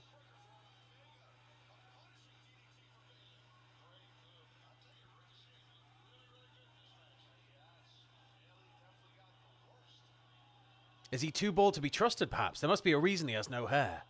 It's so they can't get a hold of him. His body naturally got rid of the hair, so it was one less thing for his opponents to grab onto. It's like an evolution. Ricochet getting the kind of show in here that I thought we'd see from Speedball. This is why I'm so damn good. Give me Speedball by Bailey. Beat Kenny Omega. There's nobody out there who can do anything. And Speedball just hoofs him in the face. As Ricochet was ranting on commentary. And Bailey. Apologizing.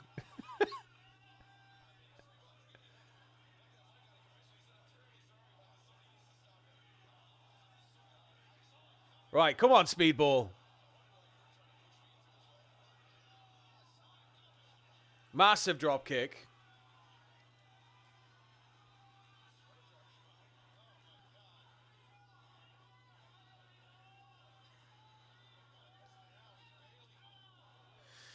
Spinning back kick. Downward. And across the chest. Bailey getting some time to shine here. Oh, but he misses the standing moonsault. Omega straight in. You can't escape. Up and over. But misses. Ricochet in.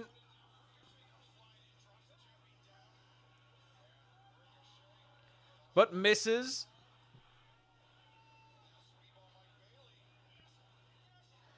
I think Fletcher so far is probably my second favorite of the night. I reckon Toni favorite. Fletcher second. We'll see how this one develops.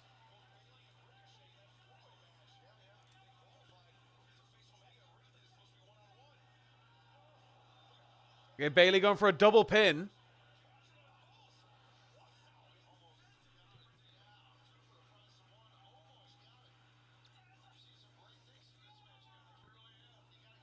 He could escape. It's all a big lie. It's all a massive lie. We've had another double pin from Omega. Joe Carr Flea. I could have gone to this, and I'm glad as I've worked in the morning. Tickets were as low as $17. Like, so this was one thing that I didn't like when I went to the first All In. I didn't know how it was going to sell. I wasn't missing the first wrestling show at Wembley since 1992, even though, you know, it's not the same Wembley Stadium or whatever. It's still, spiritually, it's Wembley. So, like, we were kind of like, we're going to go. And me and Steph went, and basically, we paid quite a lot for the tickets. And the guy next to me had got his, like, 2 days before for £20, which was, like, a fifth of what a single ticket cost, and it was like mental. That really irked me. I think there needs to be more fluidity in ticket pricing from the off. I get why, but it was just like, come on. Always wait day off to get tickets. Honestly, SeatGeek, when I was in the States, that was like the most mental thing ever. Like, I think got to see Manic Street Preachers, should have been like 40 quid. Got 2 tickets for 40 quid, I think. And even like there was a night when basketball was on, but we didn't realize until like it was about maybe half an hour beforehand.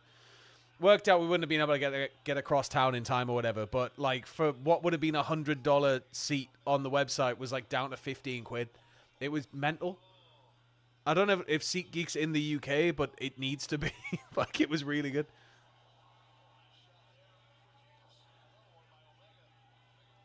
It is. Oh, nice. Good, good, good. We need more apps that kind of allow more dynamic, lower ticket prices. This match hasn't quite gone how I thought it was going to go, like.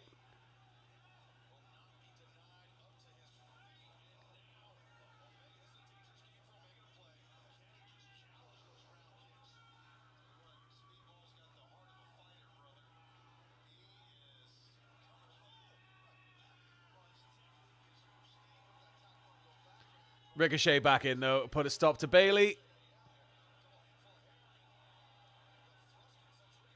You're not kidding. I just paid 56 plus fees for Ice 9 Kills. I've seen some people paying way above board for 9 Inch Nails resale tickets.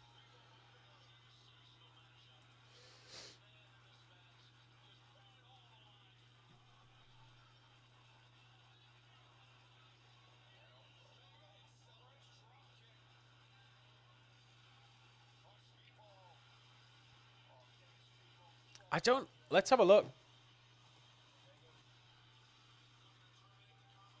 I don't think so.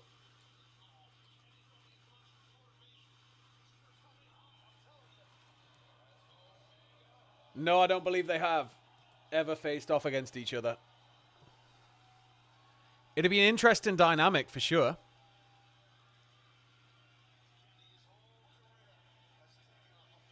So I've had a few people send me Whitechapel stuff, and what I've heard I've really liked, but I've just not ever really given them the time to sit down and have a proper listen through.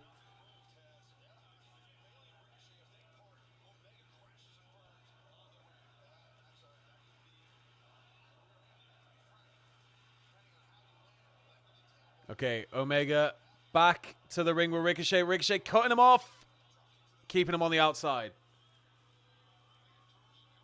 Big dive time. Straight up and over, lands on his feet.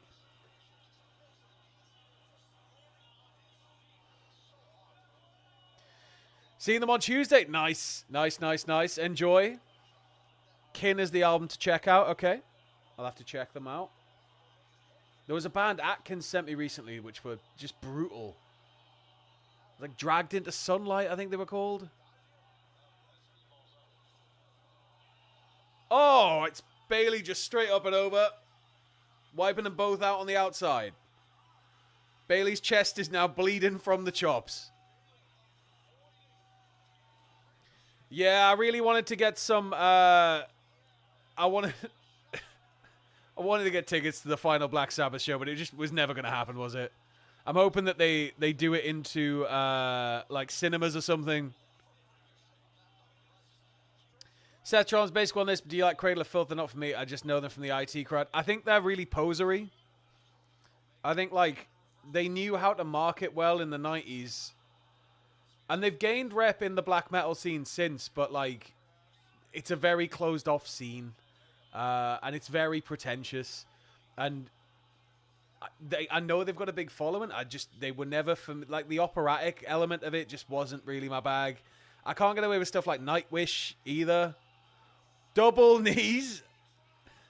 Double knees. Onto double stacked Omega and Ricochet. Very nice. Daniel Young, I saw Dragon to Sunlight Damnation last year, and Jesus, it was oppressively heavy. That's probably the best way to describe it. Like, it's just... Oh, Ricochet stopping the count. It's just... heavier and heavier and heavier and heavier. Yeah, Danny Filth's voice is kind of crap.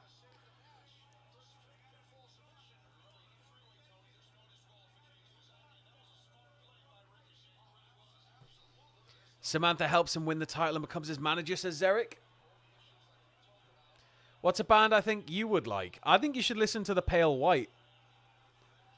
They're a lovely group of lads. They were on Sunday brunch this weekend. They are all genuinely, all three of them are just some of the nicest people that I know. They deserve the world, and the second they get to the States, they're going to be huge. They've got a new album coming out very soon. And they've been touring with Pixies. They've been all over the place. They're amazing. They're not quite as heavy as what we were talking about, but I think everybody should check out the Pale White.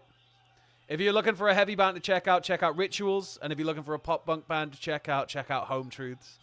They are all my boys.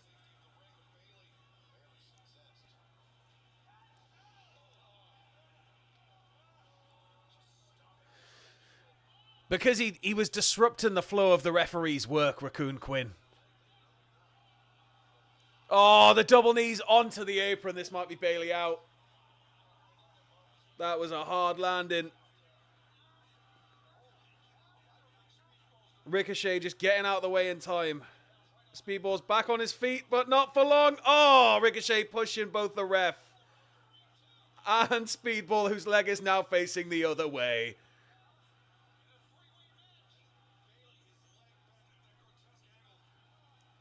I should give Risky and the Ridicule a listen. Okay. Somebody put me in the direction of a band called Oxbow recently. And they're like fascinating to read about. Batty Bat. Okay, Ison, I'll check it out. I've not listened to Coheed in quite some time. And they were one of my favorite bands for a stretch. And I feel like I need to go back. A couple of my mates have said the new stuff is really good. So I need to check them out. Ref should sell his knees as well. Why do you think he's standing with his legs so far apart just to prop himself up?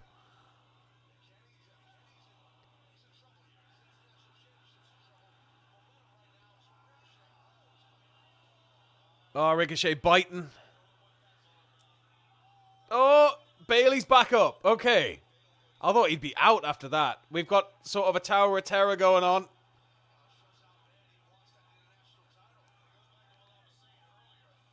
We got Bayley and Ricochet on the top rope. Bayley dragging Ricochet over. Ron at him, but Kenny's still up there.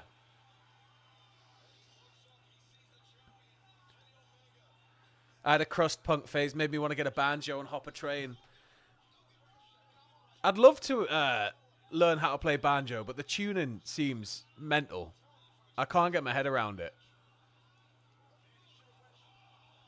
Eli, I've done drag performances before to bring me the horizon. Haven't performed in a while.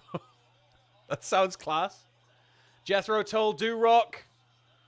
Pigs are absolutely sick. Also local boys.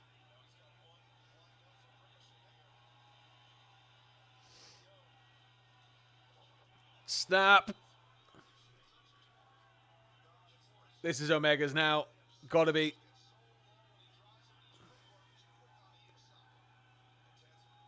Bayley trying to back off, but there's no escape from Kenny. Dragon suplex. Bit of local man coming through here from Kenny Omega.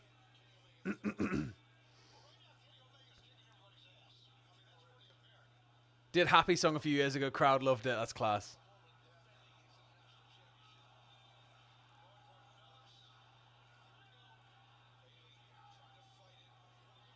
Also, Can You Feel My Heart? Bit of sugar, honey, ice, and tea. That'd work nicely. Ricochet holding on. Omega's going for the double. Double Dragon. Double Dragon. This is actually a Sega reference, guys. Oh, my God.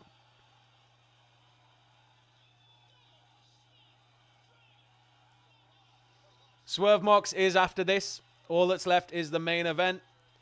I imagine we'll be wrapping up on the hour or near the hour.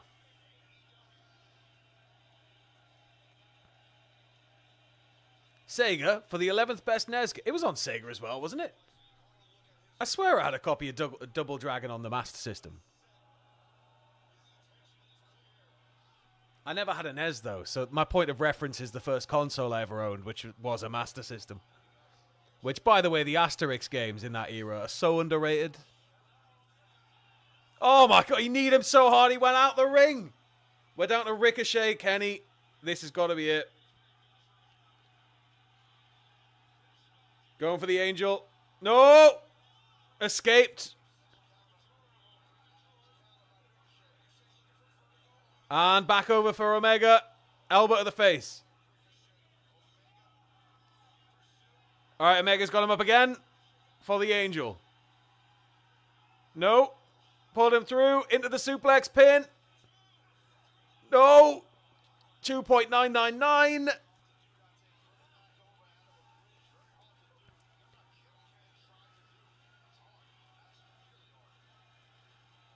Russ is here, and he's enjoying his time. He's been a bit quiet, but he's had a good night so far. I think it's heating up now, Citizen, but it's taken a long while to get here. Bayley. Oh, a bit contrived. I can't do that again.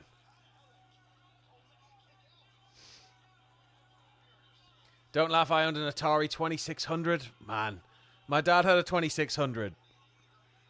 But, like, I remember when, like, all the Atari collections would come out for PlayStation and stuff. He'd always be buzzing. All right, Bailey's knee once again. I liked Paperboy. I like that, like, top down, escape the dogs.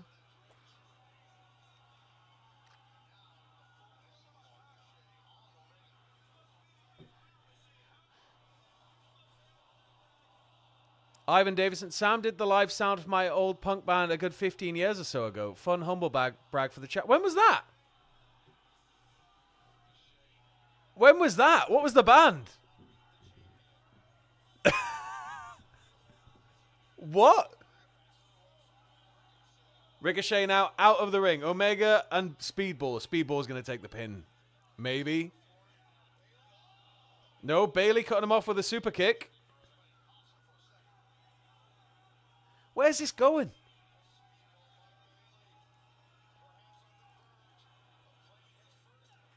Right. We got the twisting kick.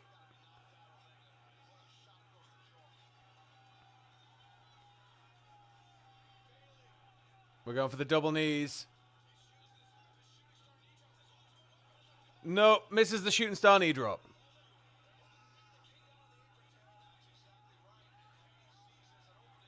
Okay, Kenny's got it. No, Speedball through, over. Right, Kenny's got the bad leg. Knee bar.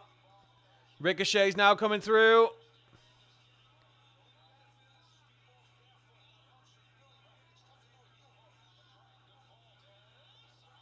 Okay, Ricochet. 2. No. Omega kicks out.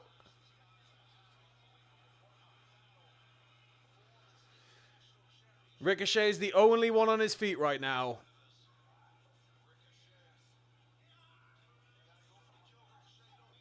Rolling through Bayley. 1, 2. No.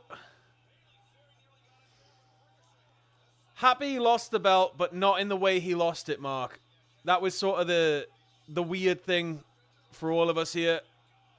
1, 2. Kenny's not even trying to get back in the ring.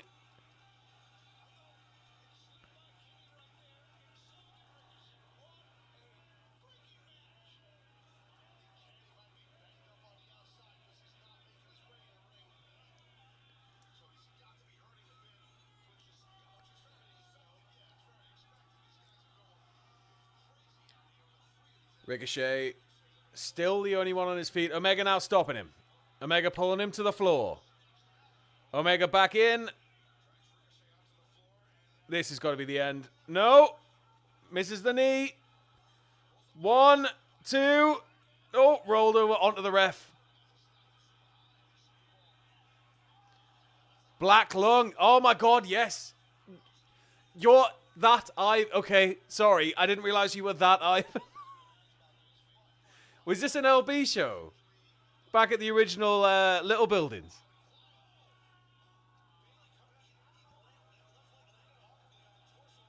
Ricochet up. Shooting star press. Almost looked slow motion. 1, 2. Finger up to Bayley, but Omega kicks out. At least he's champ, yeah. It was just how it was done was a bit kind of, that doesn't work for me, brother. It gave us a bit of a shock moment, I guess. It gave us a bit of a like, no, all is lost, but it really wasn't. Ricochet, high kick into the corner. Bayley now down. I feel like a snooker commentator from back in the day. And that's a bad miss.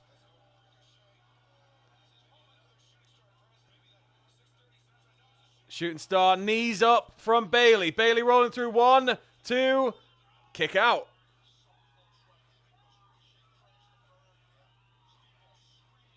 Yeah, Bayley is now screaming in agony with his knee.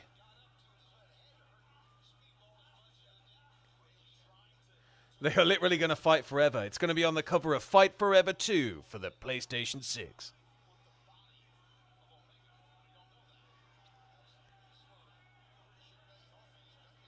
I reckon we're going past, unless the main event's short, we're going past 5 a.m. UK time. Ricochet catching the leg.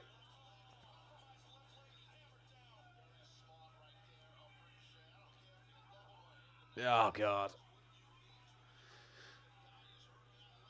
Crowd booing. Kenny's starting to stir, though, as Ricochet goes to climb the corner. Or is he just regrouping? He's regrouping. Turning around. And Bayley's in stance.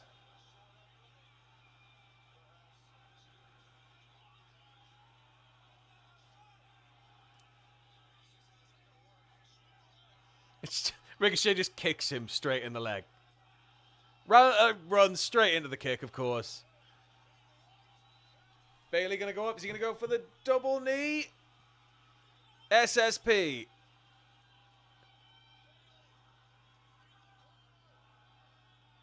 Yeah, lands, connects. Omega is now getting to his feet. Wouldn't you believe it? It's only a 2 count.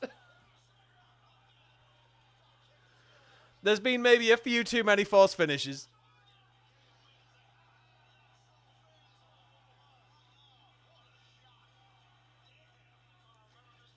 Okay, Angel time. But Ricochet is lying in wait. Shoves them both into the corner. Bayley's been crotched.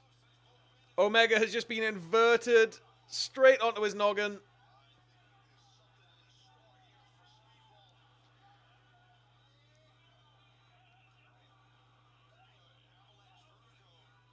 Joe, my wife has given up and is leaving. She ordered it.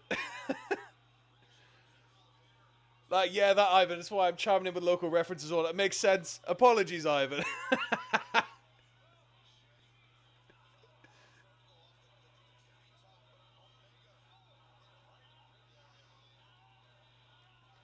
Okay, we've got another convoluted stack on the corner. We've got Ricochet on Omega's shoulders. One winged angel position from the second rope. Down. This has got to be the end. Bayley. That was...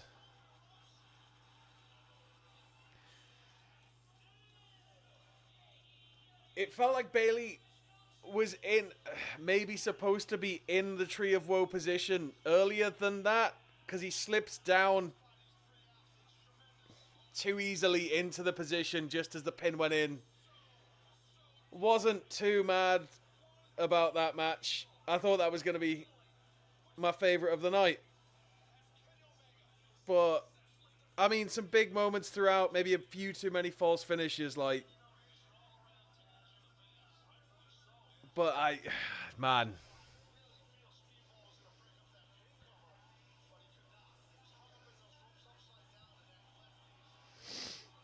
Omega retains, which means it's time to head on to our main event.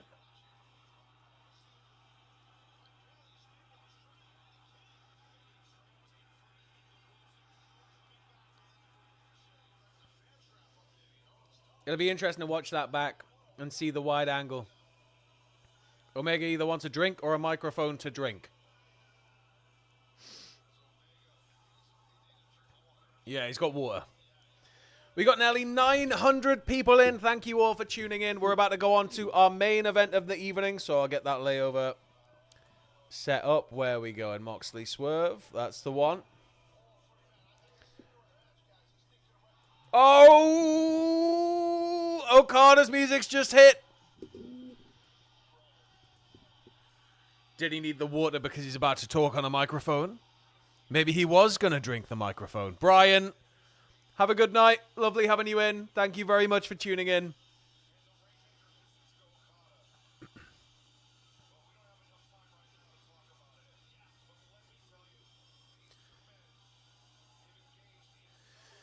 Okada just trudging down in a suit.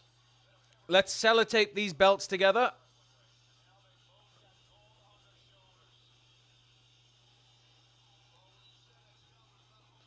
Need to update and get him some chest hair.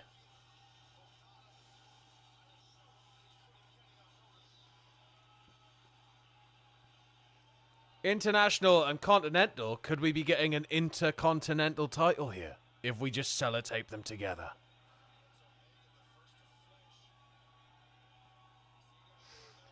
Geraldo giving it 3 stars. Very quick stare down there.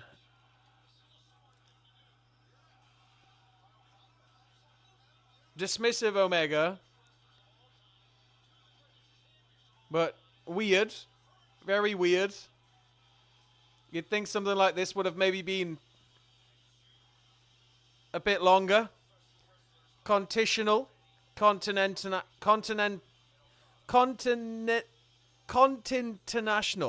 says Richard. Couldn't even read that.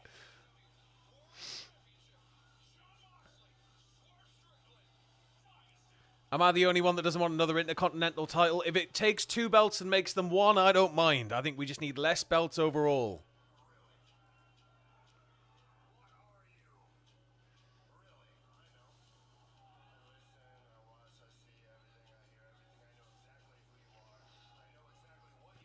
So, I have gone for Mox.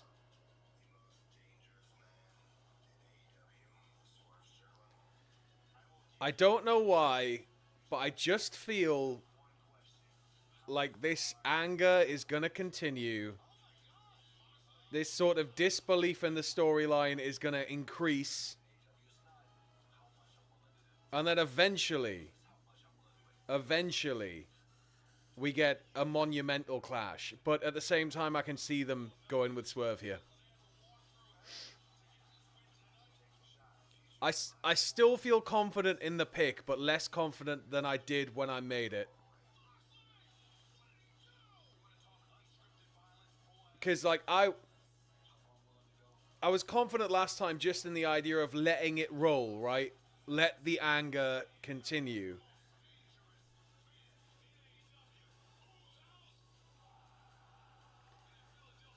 Well, it's like a controlled gamble, isn't it? You've got to annoy, because that's how wrestling works for you. You annoy the audience enough to the point where when there's finally that big match, that undeniable match where it's time, people pay to come and see it. So it's, for me, if Mox holds on to it, then there's got to be somewhere we're working towards, and I would hope it wasn't Danielson again. But whatever it is, I reckon it's got to happen on a mega stage. But again, I can see Swerve just walking out with the title.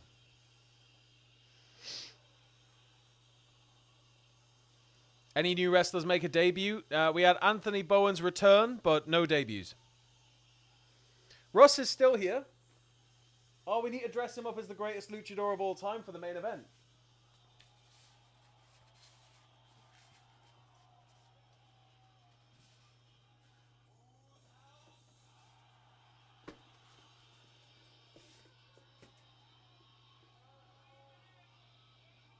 It's the Russ, everybody. The final Russ. He's here. His neck's probably as wide as Dwayne Johnson's neck is in real life.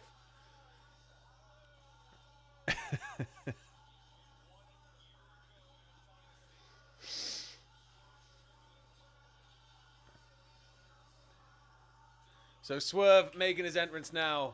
The final Russ. He has dropped his Haribo. Don't drop that. You might want to eat it.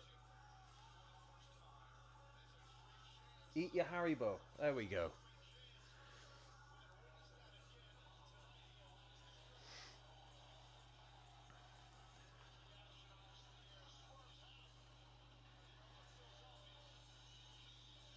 The final Russ is my sleep paralysis demon.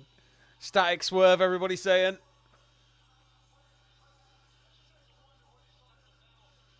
It's some great gear in it. The P197, Dirty Dom's the greatest luchador of all time. Big shout.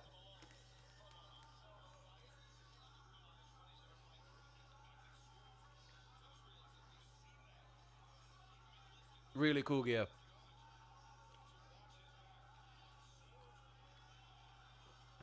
I like how the chest hair can still poke out from the mask.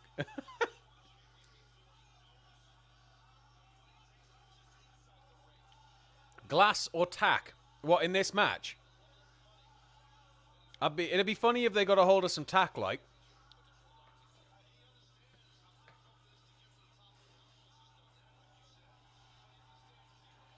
Well, it's a good job he's allergic to chocolate. I'm giving him jelly sweets. Devil Kazuya.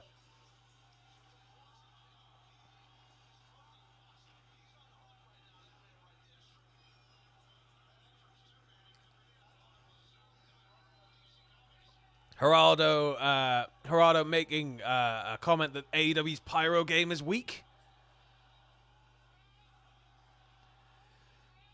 Porque no los dos. TR saying this show is weak. We got some E-drones in the chat, everybody.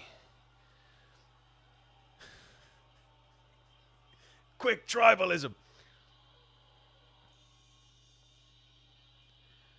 I agree. It's maybe not been the strongest, but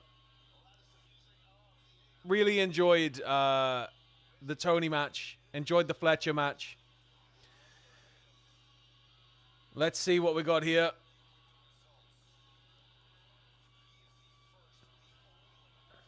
I bet there's no belt in that suitcase, only snacks. There's what do they call them? The little spiral tortilla boys, tackies. It's just full of tackies, but not in a bag. They're just mixed flavors. He just dumps them all out and gives it a shake.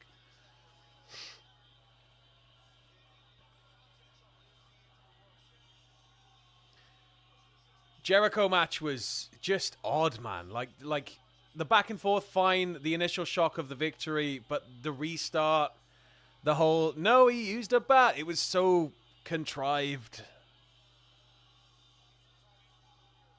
It was just a bizarre thing to book if there was no intention of potentially a clean victory or an unmasking.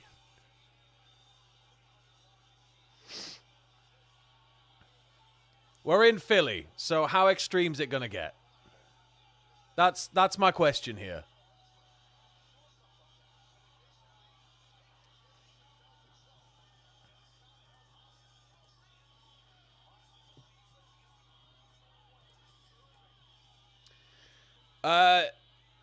Ivan, basically, Omega hit a one-winged angel from the second rope onto Ricochet as Bayley then fell back into a tree of woe position, grabbing Ricochet's foot, but it wasn't enough to be able to pull Ricochet to stop the cover.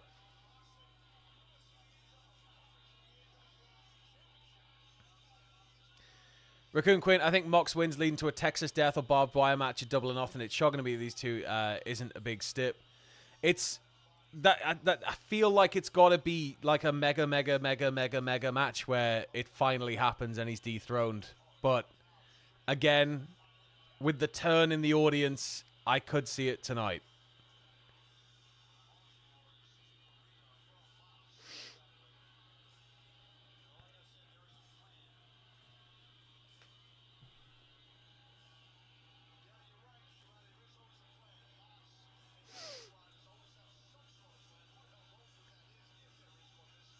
There's definitely a Philly cheesesteak in that briefcase.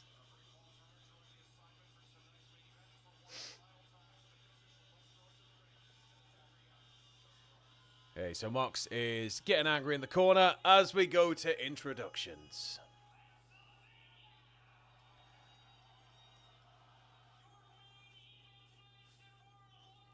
The final Russ is ready.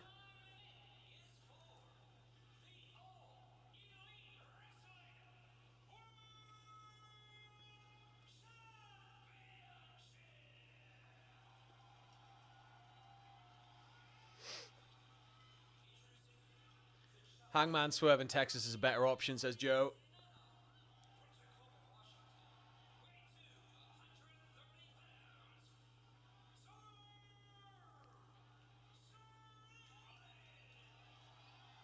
It's actually an embarrassing picture of Swerve at the Christmas party in the briefcase. DraftKings bet on how many minutes until there's blood. I give it at least 3.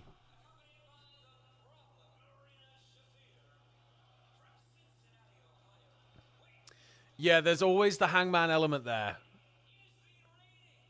That was Ross's prediction going into it. Hangman would come out and we get this sort of helping Swerve win. Mox is already bleeding.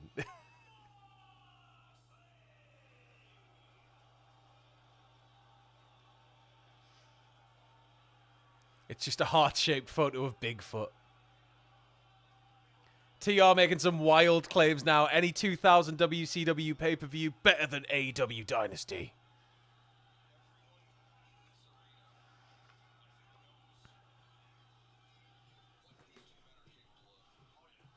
TR trying to go for heel of the stream.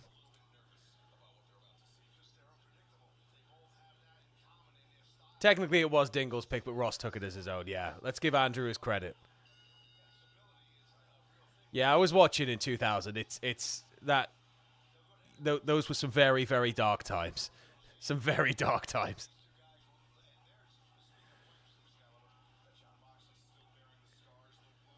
Shave your back. Shave your back.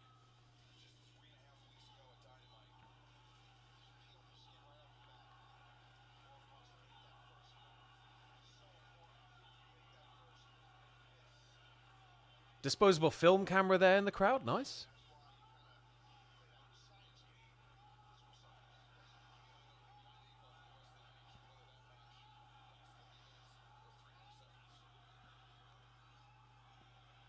So feeling each other out right now.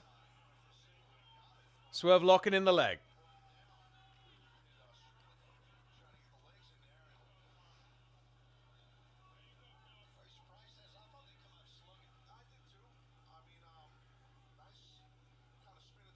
Why would you think that? Mox is a BJJ master.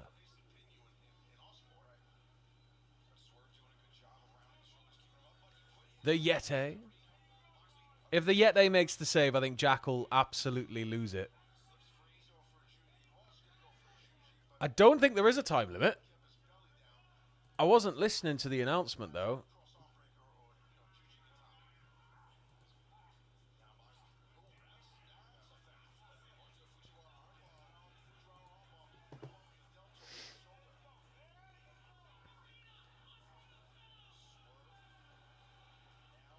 Swerve locking in. No. They're just doing some mat work here to start off. Feeling each other out. As Mox does some stretches.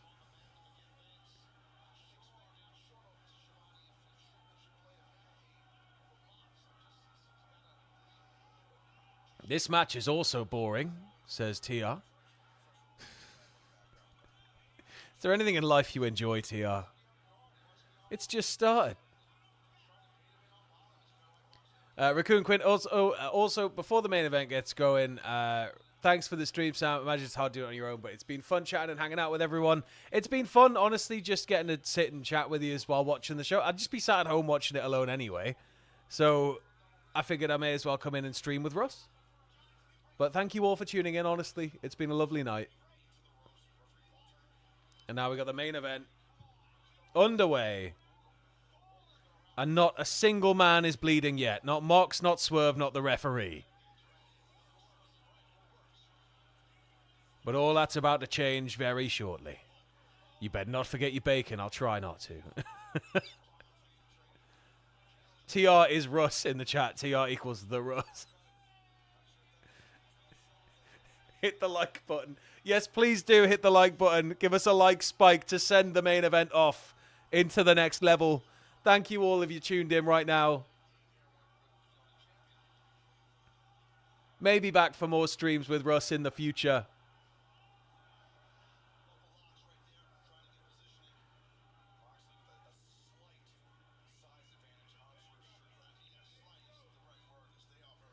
Plot twist, only Nana bleeds and it's just his coffee. Biggest swerve of the night would actually be no blood. Russ on Thursday. We'll bring Russ in for Thursday, of course. Give it time, Sam. It's only a matter of minutes. Russ needs to be on every stream. We'll sellotape him to the couch. I reckon 5:15, 5:20, 5:30 hard out time. Nice. Swerve getting off those ropes.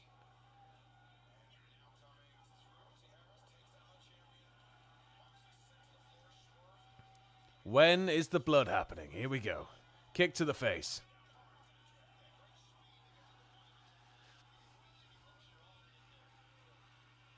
Hornswoggle just comes out, kicks Swerve in the nuts, and joins Mox as his... Just, Blaine, if your prediction comes true, then I want to know whatever you've been smoking. But imagine if Hornswoggle just runs down to cost Swerve.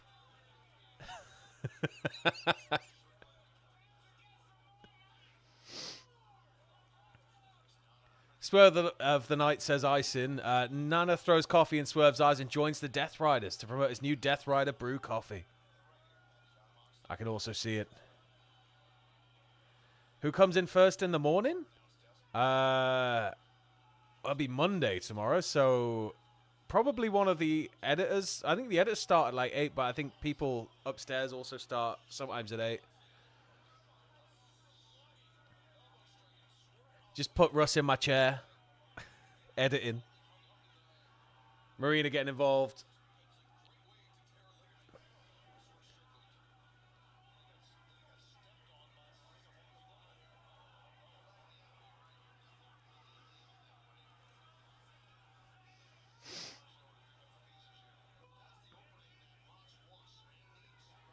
Right, Mox dragging Swerve over by the hair to the ring steps and now stomping him into the steps.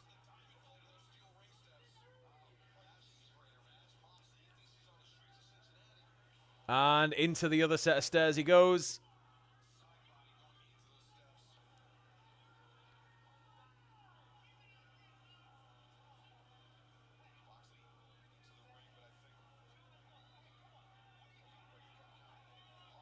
Okay, Shafir getting more kicks in to Swerve on the floor.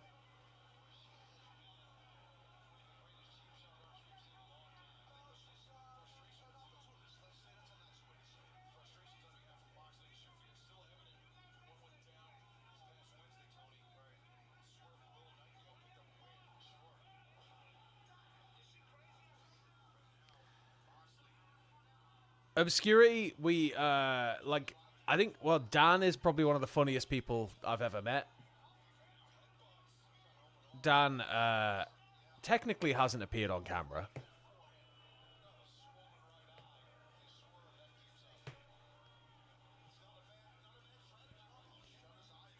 Unicorn cake, nice. Are we getting Swerve versus Mox on Wednesday night in a hardcore match? I imagine if this goes sideways somehow, yeah.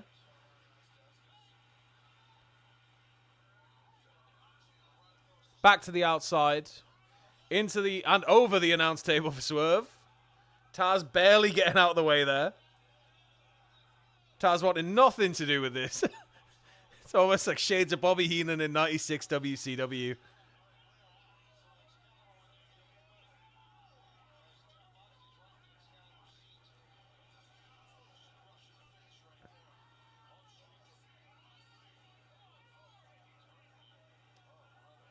And we've got blood.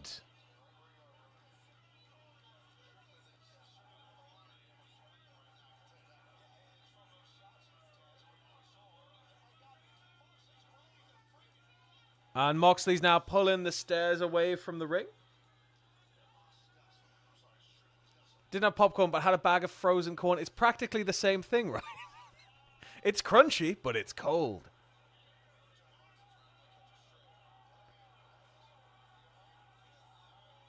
Mox just stabs him with a pen.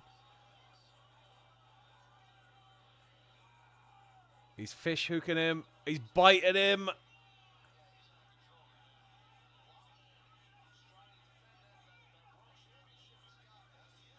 And Swerve is once again draped over the steps.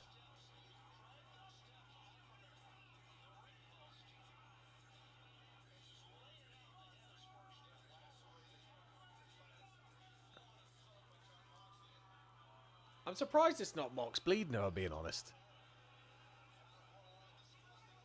Yeah.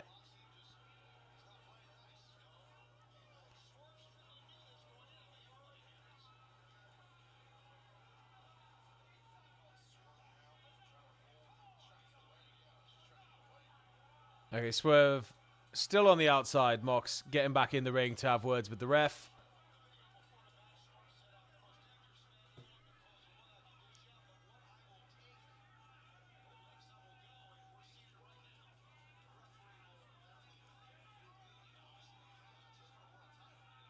He bled from a Tanahashi hip toss. Give him time. He's building to it, guys. Okay. DDT on the... Yeah. DDT on the stairs. It's only 10-5. Give it time.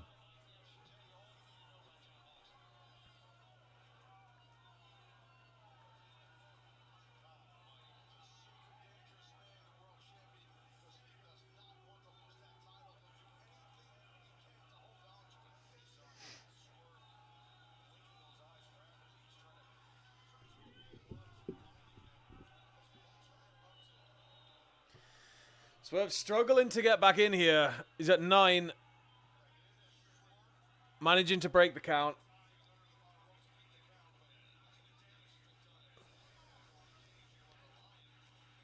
And now we're setting up for a GSP, I think.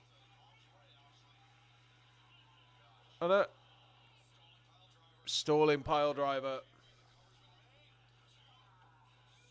Still kicking out.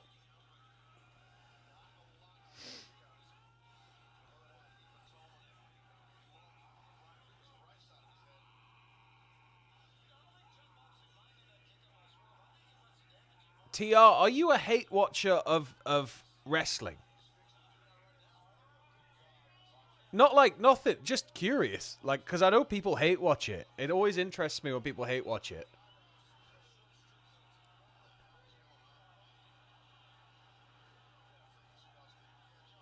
Mox is still just targeting the bleeding. He's now got him locked up. So what do you like out of wrestling? If you don't like what you're seeing tonight, like not in like a snidey way, like genuinely.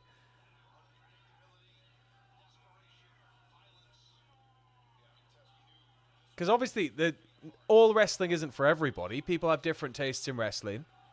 Like, for instance, I really like some deathmatch stuff. I know a lot of people don't really like or have a lot of time for deathmatch wrestling.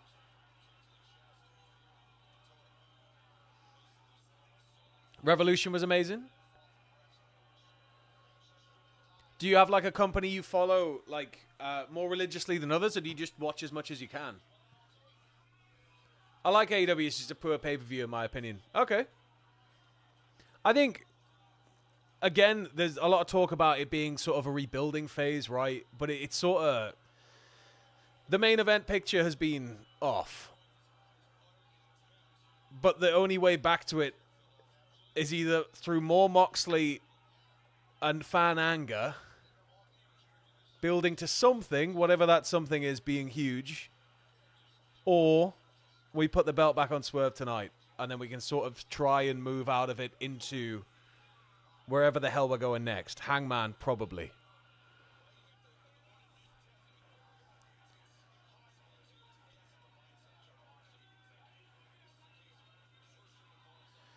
Optimus, not so many surprises. We had an odd finish to the Jericho Bandido match, in which Jericho initially won via use of a baseball bat.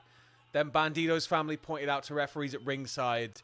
The decision is then stalled, and the match is restarted, and Bandido quickly beats Jericho for the Ring of Honor title and retains his mask. But it just felt odd to not have Bandido win that cleanly. We got over 900 people in. Thank you all for tuning in. We're at the main event right now. Mox is laying in some strikes on a bleeding Strickland.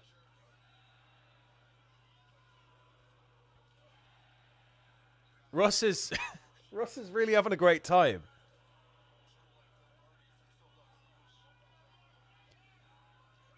Citizen, they've got plenty of star power. It's about turning that star power into something tangible, I think. That's the big sort of challenge, right? People like Mox, if they went back to WWE, would be huge. Like if Mercedes went back to WWE, it'd be huge. The star power's there. It's how it's being utilized, both in and out of ring, I guess.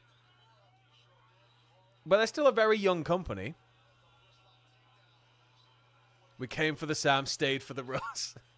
Mox now bleeding from the mouth, or is it just blood from all the biting?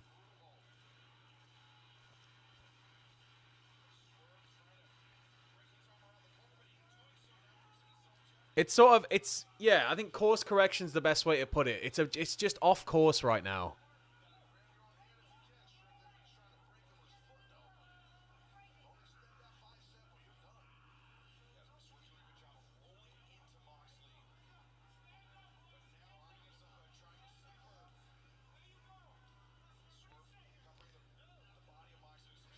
Blaine saying, I did like the Cole beat Garcia tonight. It was good to see, in my opinion, about time Adam got something. Did your 3 minutes for blood bet hit, Sam? I think it was a bit after 3 minutes. I don't really agree, Josh. I always sort of... I think Moxley as a character is more interesting to me than Dean Ambrose was, especially toward the end. Obviously, how much of that was the old regime's way. But the gas mask stuff and all that, it was just kind of crap.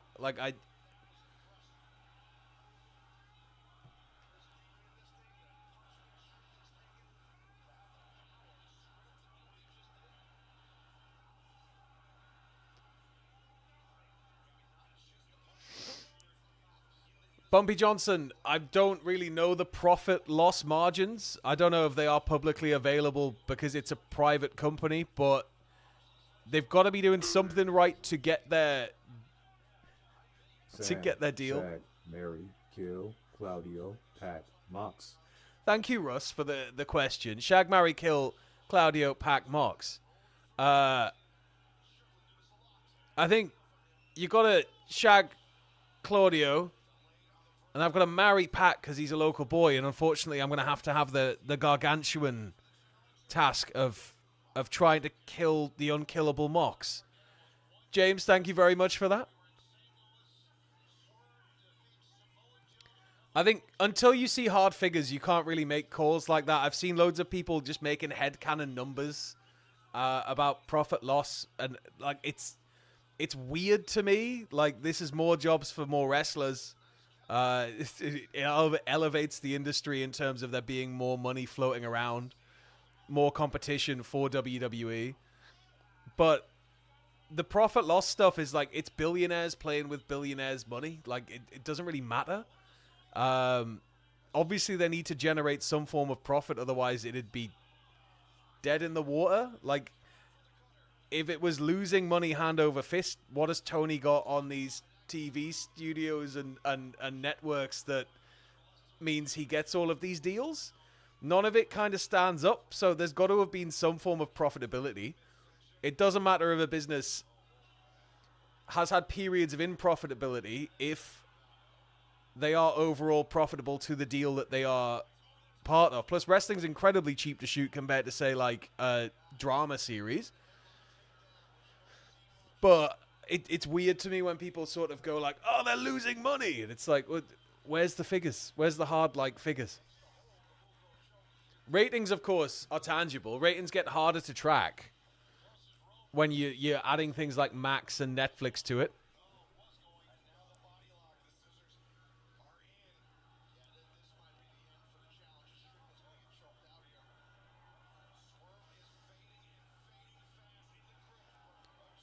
But the network are paying for the TV. Like, what do you... Like, the TV stations are... The network that owns them is paying them money to use to produce the wrestling. So how are they burning their own money? If AEW are using a network's money to produce TV, they're burning the network's money, surely. So why would the network give them more money? The hard figures and viewerships and the video game numbers. Okay, so the game sucked, right? The game was bad. It wasn't what people thought it was going to be. It was kind of laughable when people were saying, oh, there's like 3 whole people online. But again, it's a game. You know, they can make another one if they want. But I think that in terms of looking at the company, they're using a network's finances. So the network is trusting in them. So the network sees some value, some profitability.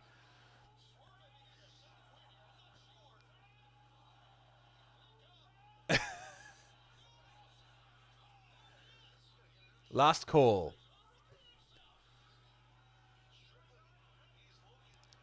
The contracts for talent. Again, show me a contract. Have you seen a contract? You been offered a contract?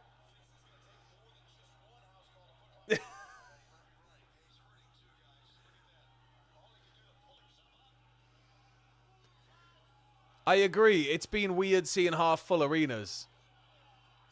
But essentially, you've got to turn it around. If it gets to the point where there's nobody there, then yeah, there's a massive issue. They've got to be losing lots of money. But the goalposts here always keep moving further and further and further. But it's a case of a network wouldn't trust them with like a 5-year multi-million dollar deal if they weren't getting something out of it. Because they could pump that money into something they can get something out of. Shafir's now in ring with briefcase.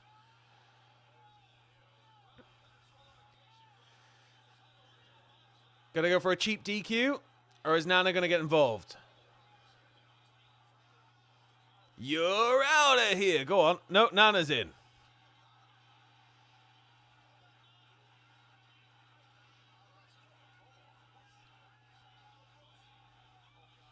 Ah, Nana eats the case.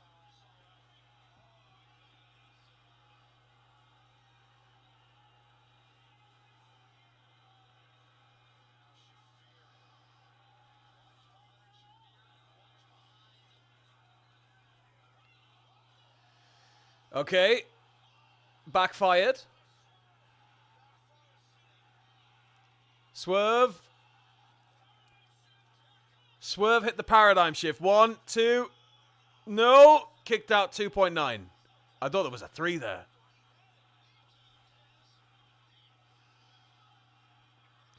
But yeah, you compare like wrestling to like even a season of a TV show full of CG or whatever. It's so cheap to produce for a TV network.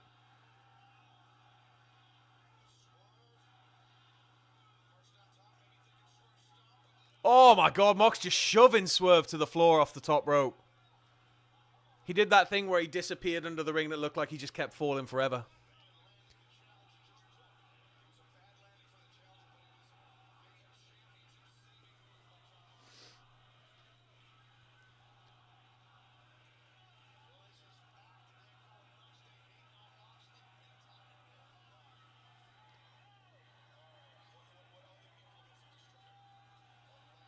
We've now got a ladder in play.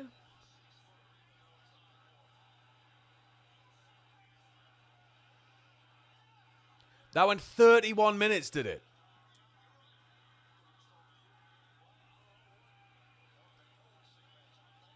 All right, Lewis, just finished work, heading home. Glad to tune in.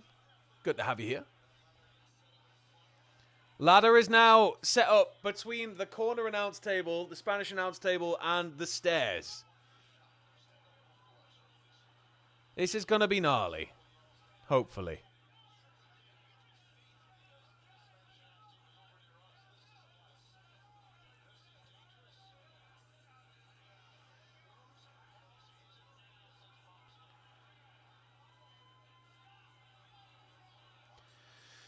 Moxley joined with some fans.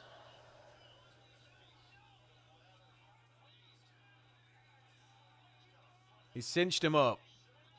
He's going to take him up the stairs sideways? What's he going to do? Shove him up there first. Okay. Thank you, Matt, for tuning in.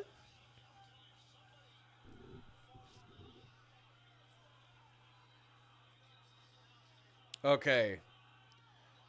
Mox is up the side closest to the announce table. Swerve climbing the other.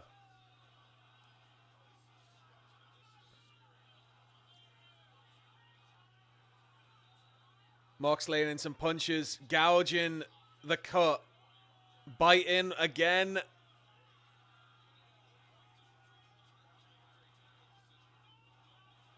He's going for the superplex. Swerve's holding on, though.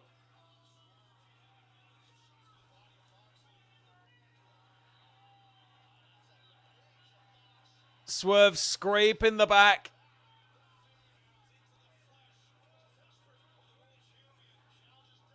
Mox is now hanging.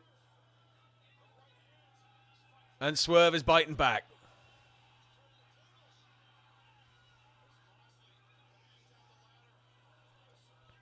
Mox is only halfway up the ladder at the minute. What's Swerve going to do? Double stomp! Through the announce table.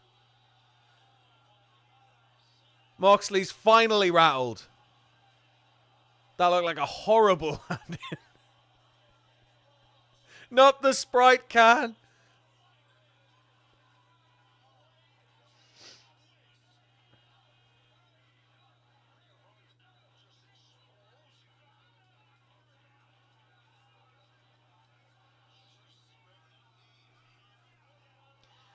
Johnny, I still think potentially we're going to get Hangman here.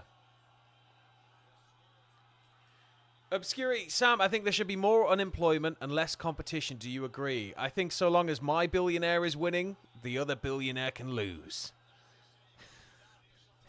It's a billionaire eat billionaire world out there, kid.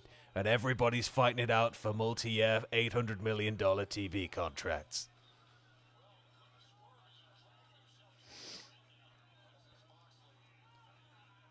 But it is, look, it is listless.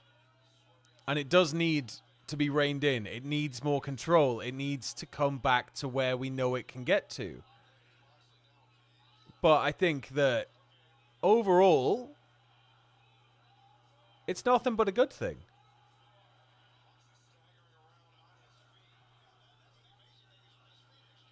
Maybe it's not everybody's favored type of wrestling. And maybe we could do with more consistent TV time. A lot more story. A lot more build. But they've got events booked into the future. They can continue to do it. You just got to slowly turn it around.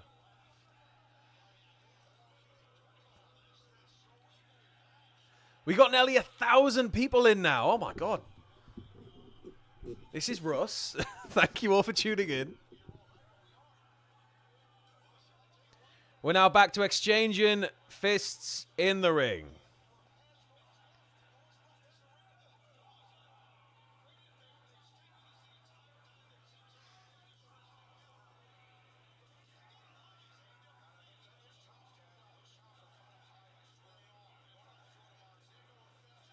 All right, back and forth.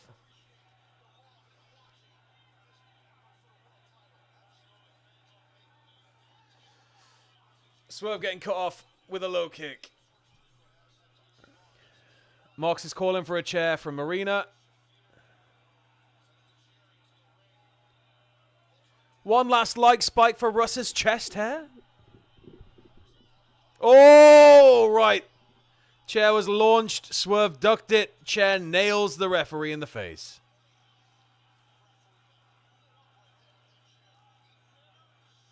Low blow. No.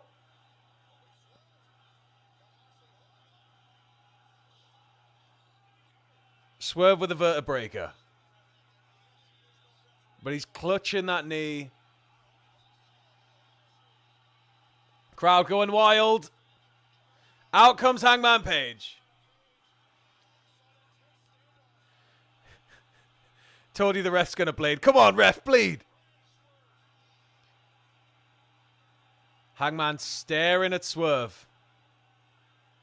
And now he's looking at Moxley. He's trying to focus back on Swerve. He doesn't know who he wants to hit. Pac is out. Pac's took out Hangman. Claudio's in there. Yuta's in there. They're now attacking Hangman, taking him out of the equation.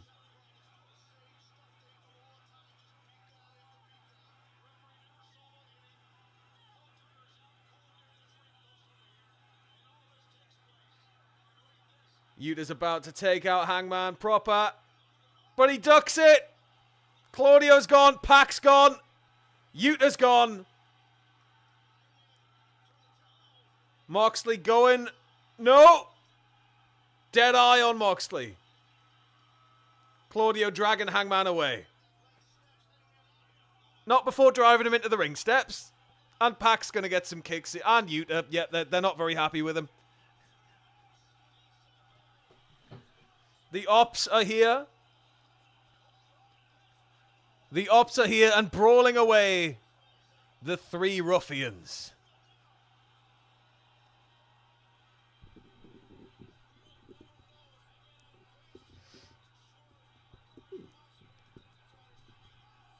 And then a chair launched straight off Mox's face. This could be it for Swerve. There's still no ref, though.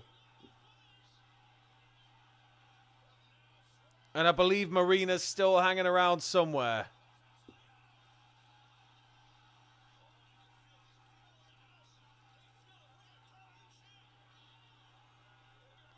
Swerve up top. We are over 1,000 viewers. Thank you all for tuning in. Stomp. There's no referee.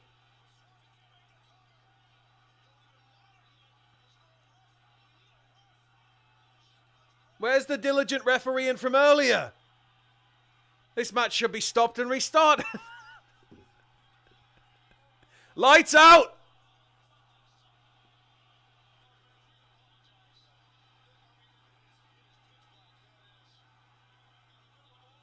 People getting their phone lights out. It's the Bucks! And they've got Swerve by the hands.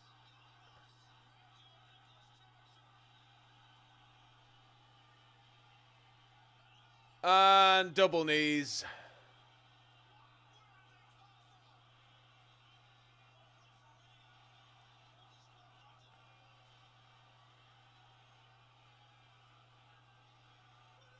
The Bucks helping Moxley here.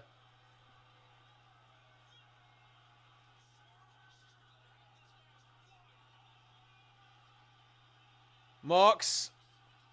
1, 2, 3. Moxley retains.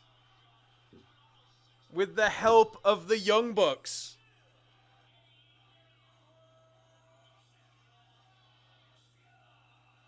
The Death Bucks.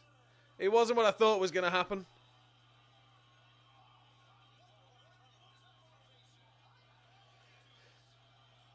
This better be going somewhere interesting.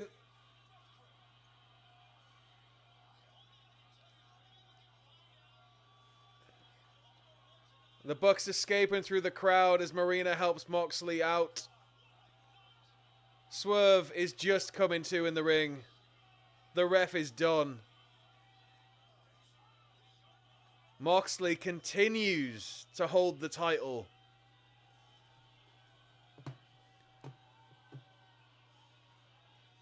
Swerve can't believe it. Hangman is livid.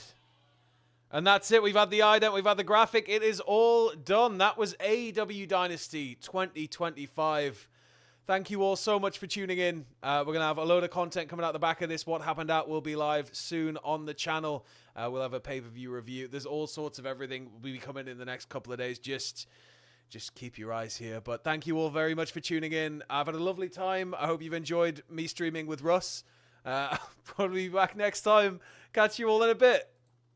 Yep.